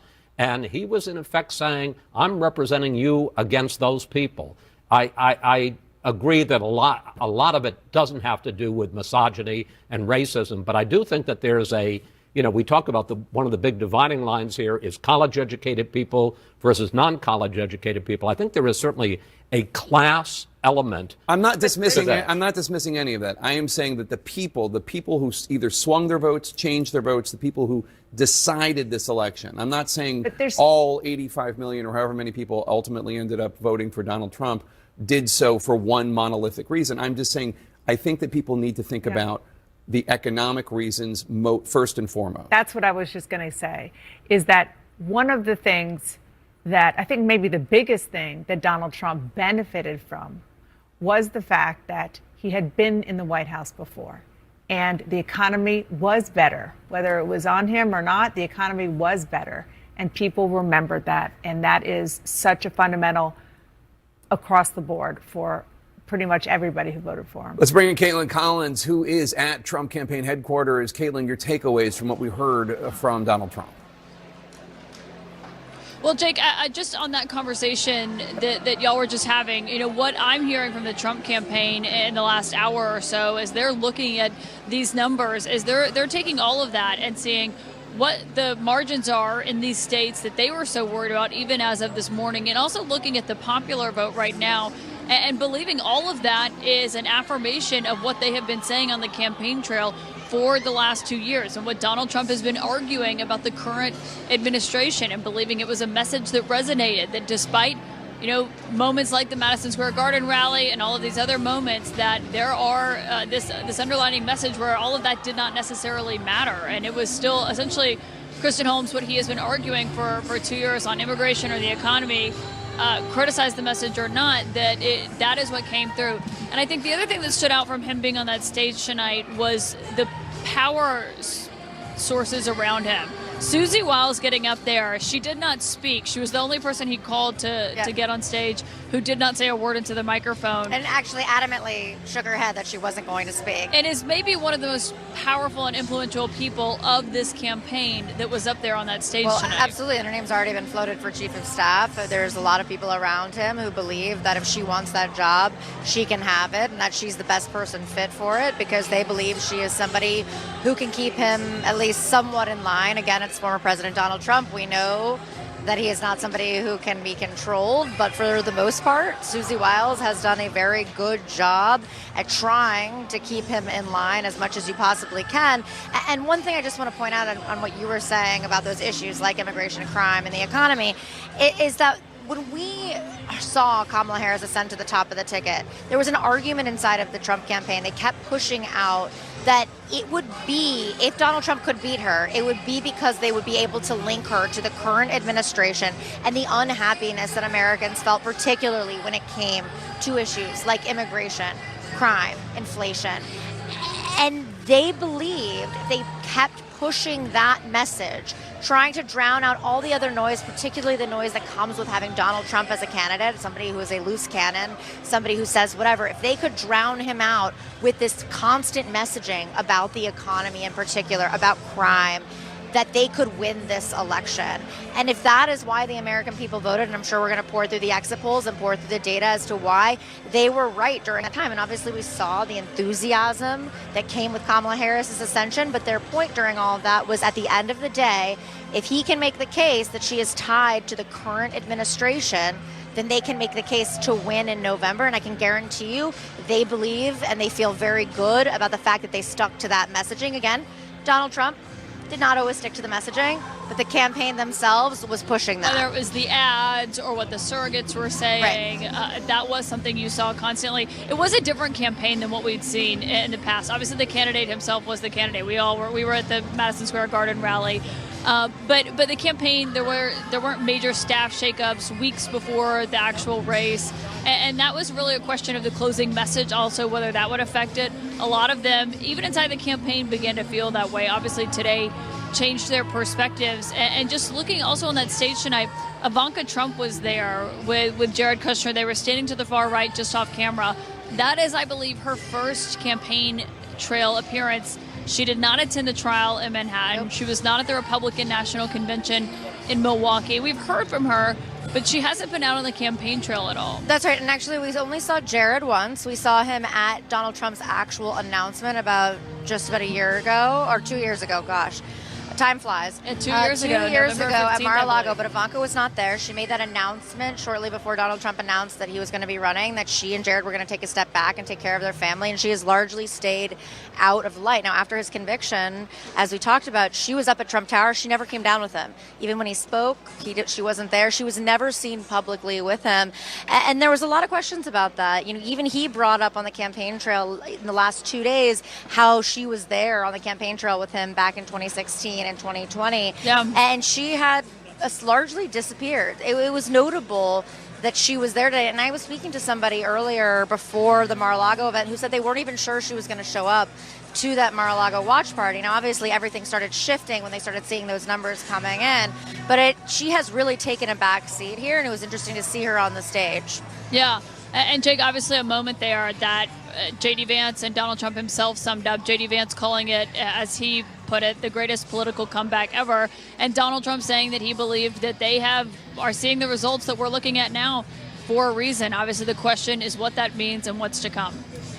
Caitlin, thanks so much. And Anderson, it is hard to think of a political comeback that is actually more significant than this one. I'm tempted to say Richard Nixon, but that really falls short of what Donald Trump has achieved. Yeah, I mean, winning not just the electoral votes, but the popular vote as well. Let's continue the discussion about just what this means, and obviously Democrats are going to be looking at this very closely about what it was why they didn't deliver. Yeah, well, and we talked a bit about that. We should, we heard a discussion about what it was. We should talk about what it wasn't. It may have been a mandate for some of the policies around economy and immigration. There'll be battles over some aspects of that and the wisdom of some of it. But certainly he should feel like he's been affirmed on that. It wasn't a mandate to wantonly use the power of the presidency to punish his political enemies. It wasn't a mandate to help enrich himself and his friends. It wasn't a mandate to single out groups in our society for scorn or worse. I'd love to hear from Van on this, but let's be honest about this, okay? Let's be absolutely blunt about it. There were appeals to racism in this campaign, and there is racial bias in this country, and there is sexism in this country, and anybody who thinks that did not in any way impact on the outcome of this race is wrong. I'm not saying that was the main reason that Kamala Harris lost and Donald Trump won. And I think they ran honestly, strategically, his campaign, and I've said it many times, they ran a very smart campaign. It was an ultimately rational, well-conceived, and well-executed campaign for an often irrational candidate, and they overcame him to sell his message, or the message that they thought he should be selling to the country. But let's not confuse. Let's be very clear-eyed about it. I think it's going to be a long time for us to figure out what it was and what it wasn't. I hope that it goes the way that you said. But I do think it's bitter in the mouth. The racial and gender dimension of this. And the only way that you can kind of begin to see it, if you don't see it right away, is, can you imagine a woman of color acting like Donald Trump acted, even for one day? The kinds of stuff that he said, the kinds of things that he did, the way that he would insult people. If you're a person of color, you don't feel you have that freedom. You feel like you really are somewhat constrained. You're always running something in the back of your mind like, how am I going to be perceived? And also, if I say this, will they think that all black people are this way or all women are this way? So there's a license that he had to just be a fool, just to be an obnoxious ass to everyone. And for people to go, well, He can still be president. There's nobody who doesn't have that phenotype that feels that free. And so I do think that what I'm hearing from people is, what do we have to do to be acceptable? I'm hearing from women of color, like, from people see things very, very differently. I just want to make sure people, like, Kamala Harris, look, she's not Oprah or Beyonce. She's not like some, untouchable black woman in the popular, but she is a respectable woman, and she's somebody who served in all three branches. She served in the courts, she served in the legislature, she served in the executive branch, she served local, state, federal. She should have been qualified enough to be able to not have this sort of an outcome. And so, just give me a second now. And so then I think what happened last time when Trump won, everybody ran to the economic argument. The Tea Party was just people, they had economic anxiety, that's all it was. But the people with the most economic anxiety were black and brown people who at that time did not join the Tea Party. So I just don't want to take out that many things can be true at the same time. I would just say this. Maybe you got a bad messenger and a bad message. Kamala Harris has never run an election in a state that wasn't 100% Democratic. She's been elected in the state of California her entire career. She's run as a prosecutor. She ran for AG. She ran for Senate in a blue state. So she's never had to build a coalition. She's never had to really campaign. When she ran for president the first time on her own, she tanked. She didn't get anywhere. And then so when this came about, this opportunity came about, she didn't run again. She's never been battle tested. And actually, you've said this before. Running for president is a skill. Barack Obama wasn't good at it when he started. Right. There was no racism at it. Barack Obama got good at it. You helped him get good at it, right? And so maybe she's just a bad messenger, selling a bad product. No, I mean, look, I think, again, You don't think there's any validity to that? No, I think that there are plenty of ways to critique her as a candidate. I think there'll be time to do that. I think the fundamental point, and it's been made again and again and again tonight, no one, I don't care how good a candidate you were, it's very hard when there's a 28% right track number in this country, when people have 2/3 of the country think the economy is bad, regardless of whether it is, No, again, I'm saying not just messenger, I'm saying the message as well. But no,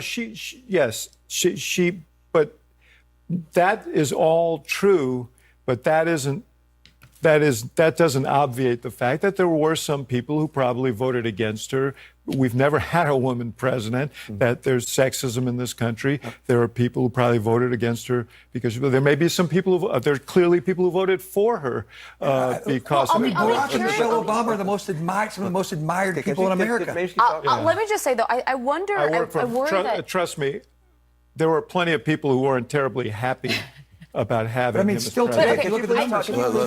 Please stop. No, but I think that the wrong takeaway from this would be that by running toward the center and away from some of her 2019 positions, that was a mistake, and that she should have doubled down on ultra-leftism and tried to play to the progressive base. I think this is a sweeping indictment of a progressive left that has gone so far that it alienates so much of the center of this country. There's a rural-urban divide, but there's a cultural divide where people feel left behind where part of the party, Democratic Party, is going. And I do think she was right to moderate. That's what she should have done. But she had a 3-month, basically, window to do that. She's somebody who was not battle-tested, and she was wearing the brunt of Joe Biden in her own positions in 2019. That was a terrible position to be in. Donald Trump on the brink of a stunning victory. Votes still coming in. We're also tracking the fight for the control of the House. A lot more ahead.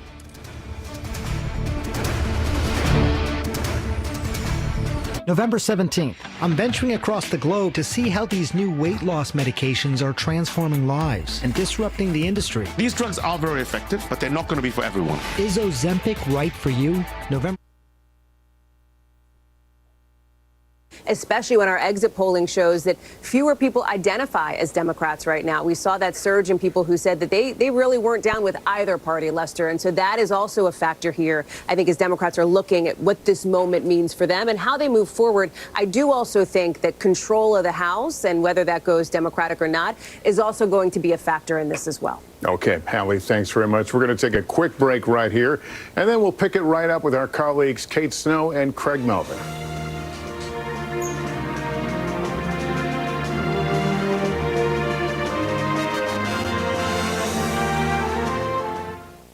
Your memory is an amazing thing, but sometimes it can start to slow down. But did you know Prevagen can help keep your memory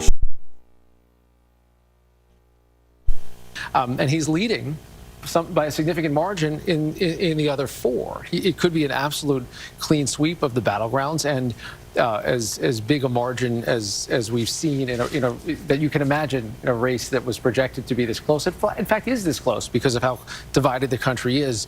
But to see things tip so consistently in the same direction, to me, is quite striking, and that's an unexpected thing.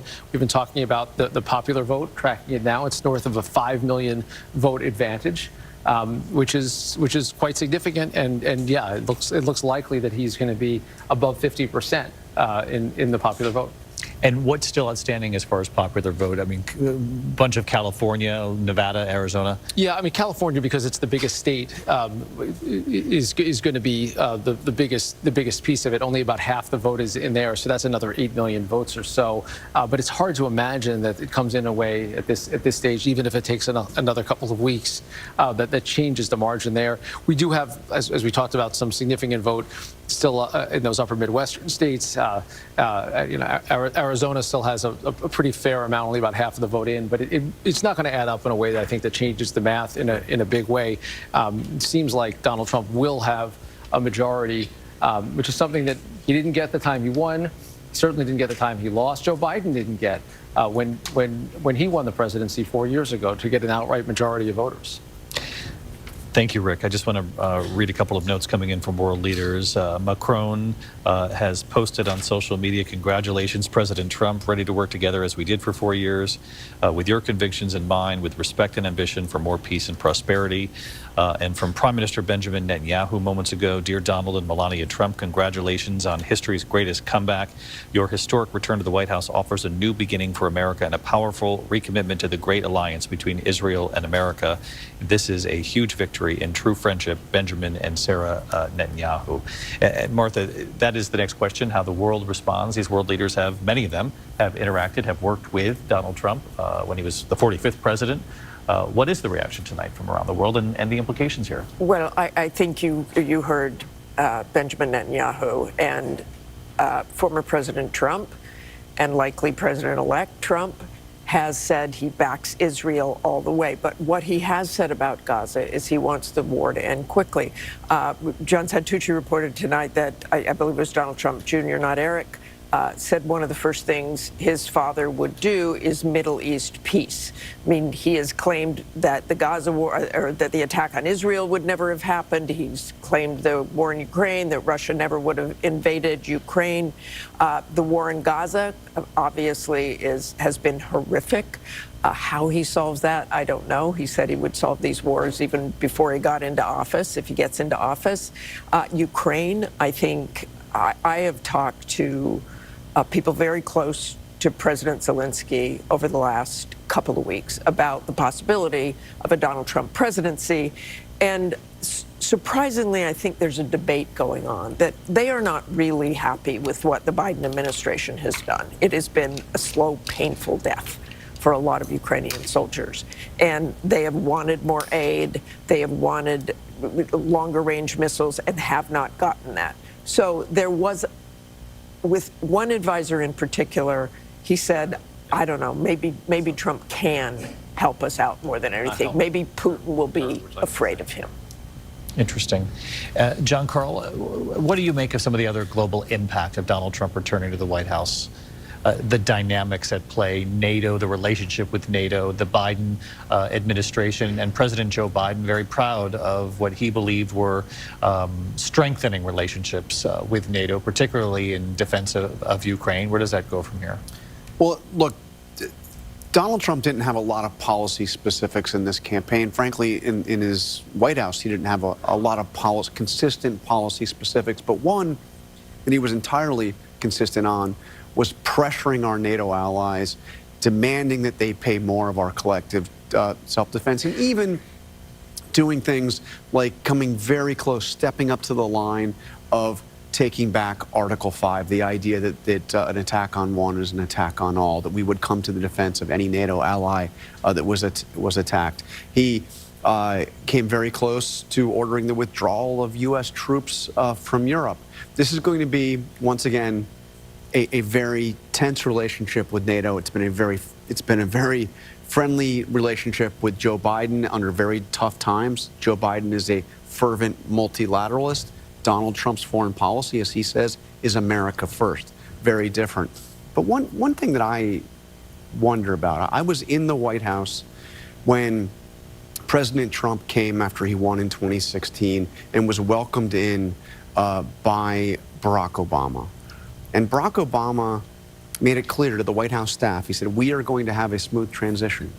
Donald Trump has won the presidency. It is our job to ensure there is a smooth transition. There were people in that White House that were distraught. They wanted nothing to do with that. They thought Donald Trump was a threat. It's exactly what you're going to have right now in the Joe Biden White House. I think it'll be very interesting to see Biden's actions in the coming days. There's obviously been zero relationship there of any constructive form. Does, what kind of what does this transition look like, and how does Biden facilitate it? And Mary, obviously impossible to know, but what must President Biden be making of all this tonight? If only I knew. It is pretty remarkable, though. I mean, to John's point, though, it will be something to see this handoff. I would expect, given the focus and importance that this administration, that Kamala Harris's campaign put on sort of maintaining these core, principles of democracy, that we would see a handoff. I do think about the ceremonial role that Kamala Harris will have to play in certifying any election results, which will be pretty remarkable to see. And I do think a lot about Joe Biden's legacy. I mean, we've talked a little bit about that tonight. There'll be a lot of questions about the decisions Joe Biden made, the timing of his decisions. I think when he decided to step down and step away from this race, he made clear he was doing so and passing the batons that Kamala Harris could continue the work, could keep his agenda going forward and finish the job. Right? So that's what the messaging problem is Democrats are texting about. And when you say, well, what are they talking about? Well, this is what they're talking about. Again, Mr. Wallace and I were standing on a platform here in 1988 when Michael Dukakis rode the tank in Warren, Michigan. That's Macomb County. Donald Trump is getting 58% of the vote right now in Macomb County. Those used to be Democrats. Those are blue-collar workers who work with their hand a few miles north of Detroit. A lot of them are unionized, union members. 58% of the vote. He got 53% there 4 years ago. So in an election where Democrats are trying to pull back blue-collar working-class voters, Donald Trump took more. We're not at the final count yet, but there you see it there. And so then you come here to Oakland County. This is your more affluent suburbs. Again, when I started doing this was Republican territory. Just want to take a look at it. Donald Trump at 42% there in 2020. Donald Trump at 43%, just a tad better, right? Trump did well, made gains with blue-collar workers, and some of those are black workers and Latino workers, by the way. They're not all just white blue-collar workers. His suburban, this is going to take a while to analyze all of this. He seems to have inched up a little bit in the suburbs. That's enough to win. That would still be a place where Republicans look like, how do we improve after this? But when you have a map like this, let's come over to Wisconsin, right? I said earlier in the night, can the vice president do in Brown County, right? Can she narrow the margins? This is Green Bay, again, blue-collar workers, Green Bay Packers fans. 55% to 43%. Joe Biden had 45%, a little more. Again, it's a point or two, but the Democrats are heading in the wrong direction with the voters they need. Now, a lot of Democrats scoff when you come out to the national map and they see all this in the middle, and they say, well, nobody lives there, or they're the flyer of the states, or they have tiny roles in the Electoral College. I'm telling you, when the score's 31-19, It's time to have a conversation about who we're talking to and who we're losing and who won't listen to us. That's the issue there. So I just want to come down and look at a few other places as we come through this. We were talking about this earlier, Jake. Again, Joe Biden got 61% in New York State. It's a blue state, right? It's a blue state. 61% in 2020. The vice president's down to 56% if you round it. So even in the reliably blue states, the margins are down a little bit. You can write it off if you want to one election. You can write it off to the really bad cost of living climate that you live in, but you can also say that our candidates and our message did not counter his message. Again, she's winning 96%, 52%. So call that a 5-point race, 52, 5.5, 6-point race.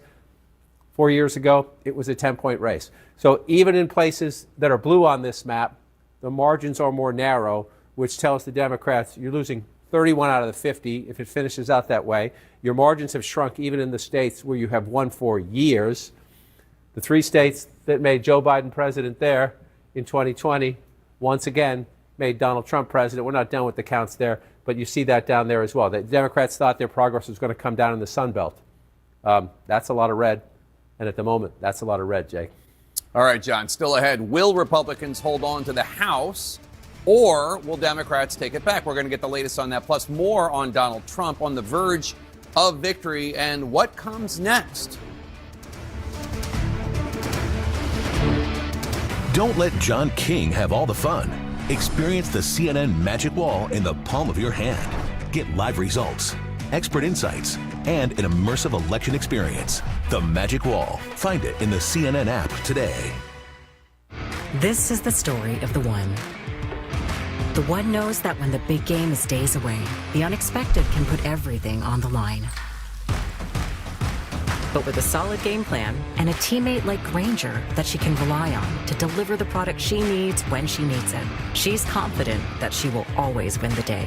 And her team will do the same. Call, click Grainger.com, or just stop by. Grainger, for the ones who get it done. They are trying to shut down this legal loophole to get 100 milligram generic Viagra or 20 milligram generic Cialis delivered to your door for just 87 cents in less than 2 minutes. Do this.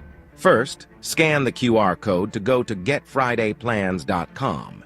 Then, you select if you need generic Viagra or Cialis, the quantity you need, and the dosage. I'll pick 100 milligram, thank you very much, and then their system will see if you qualify. Give it a second to find the best deals, and boom. Look at that.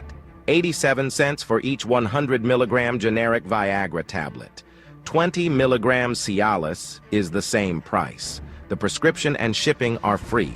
Scan the QR code to go to getfridayplans.com and see for yourself. Don't wait. Scan the QR code or go to getfridayplans.com now.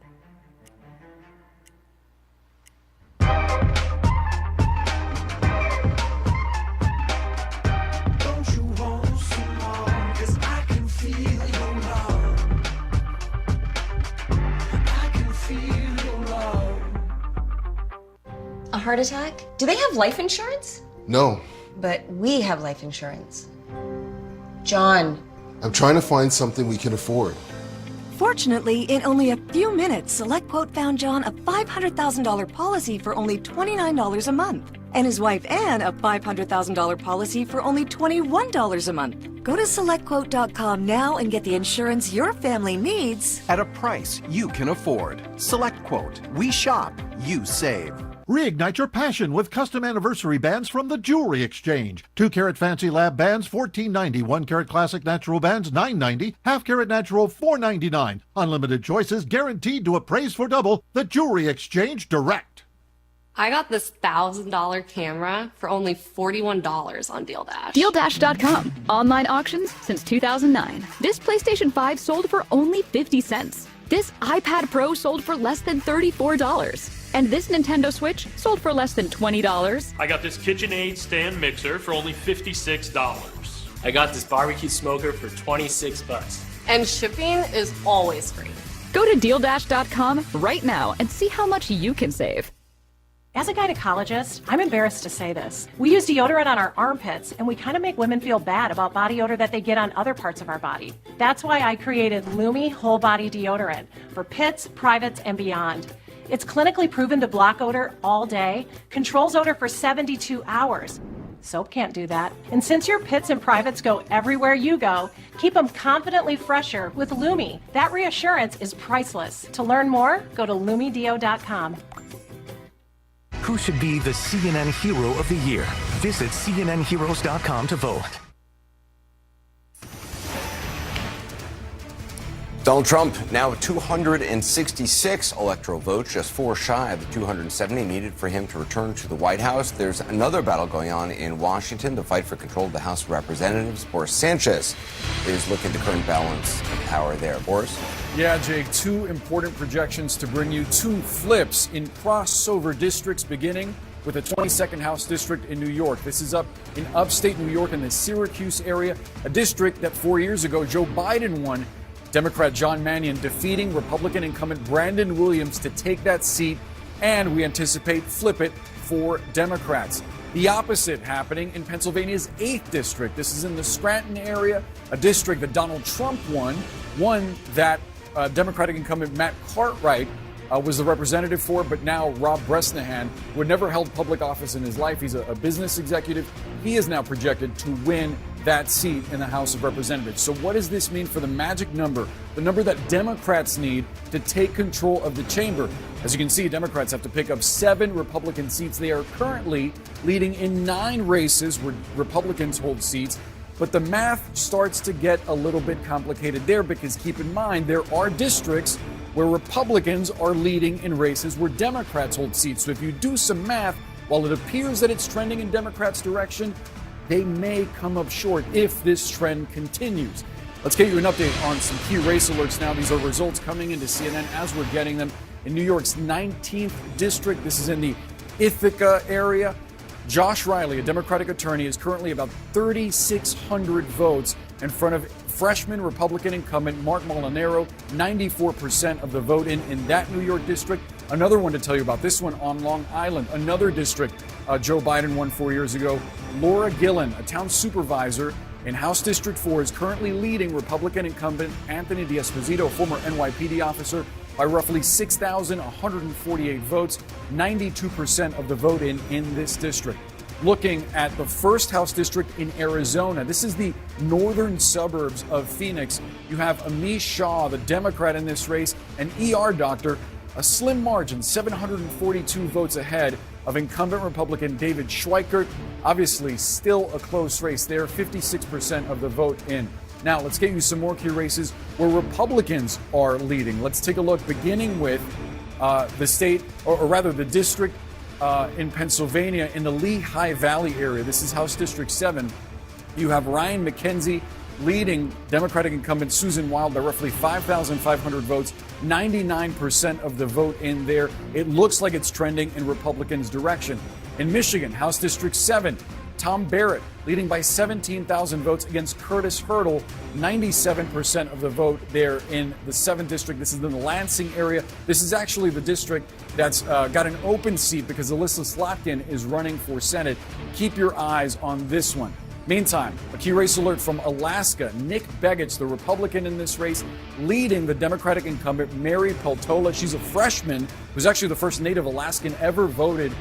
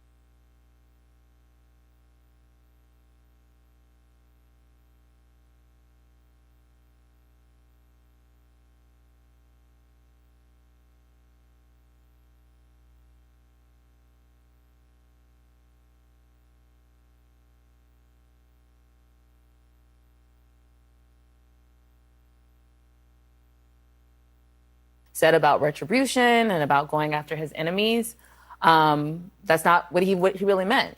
So in moments when he does that, it's your responsibility to hold him accountable and not let him do that and not let him undermine the democracy, because it is bigger than him. This is not his country. It is our country. He just happened to be most likely elected to run it for 4 years. Scott, what do you expect the next couple months to be like once he's in? Well, look, he has an opportunity here to try to unite the country after a huge victory. And this is a mandate. He's won the national popular vote for the first time for a Republican, for the first time since 2004. This is a big deal. This isn't backing into the office. This is a mandate to do what you said you were going to do. Get the economy working again for regular working class Americans, fix immigration, try to get crime under control, try to reduce the chaos in the world. This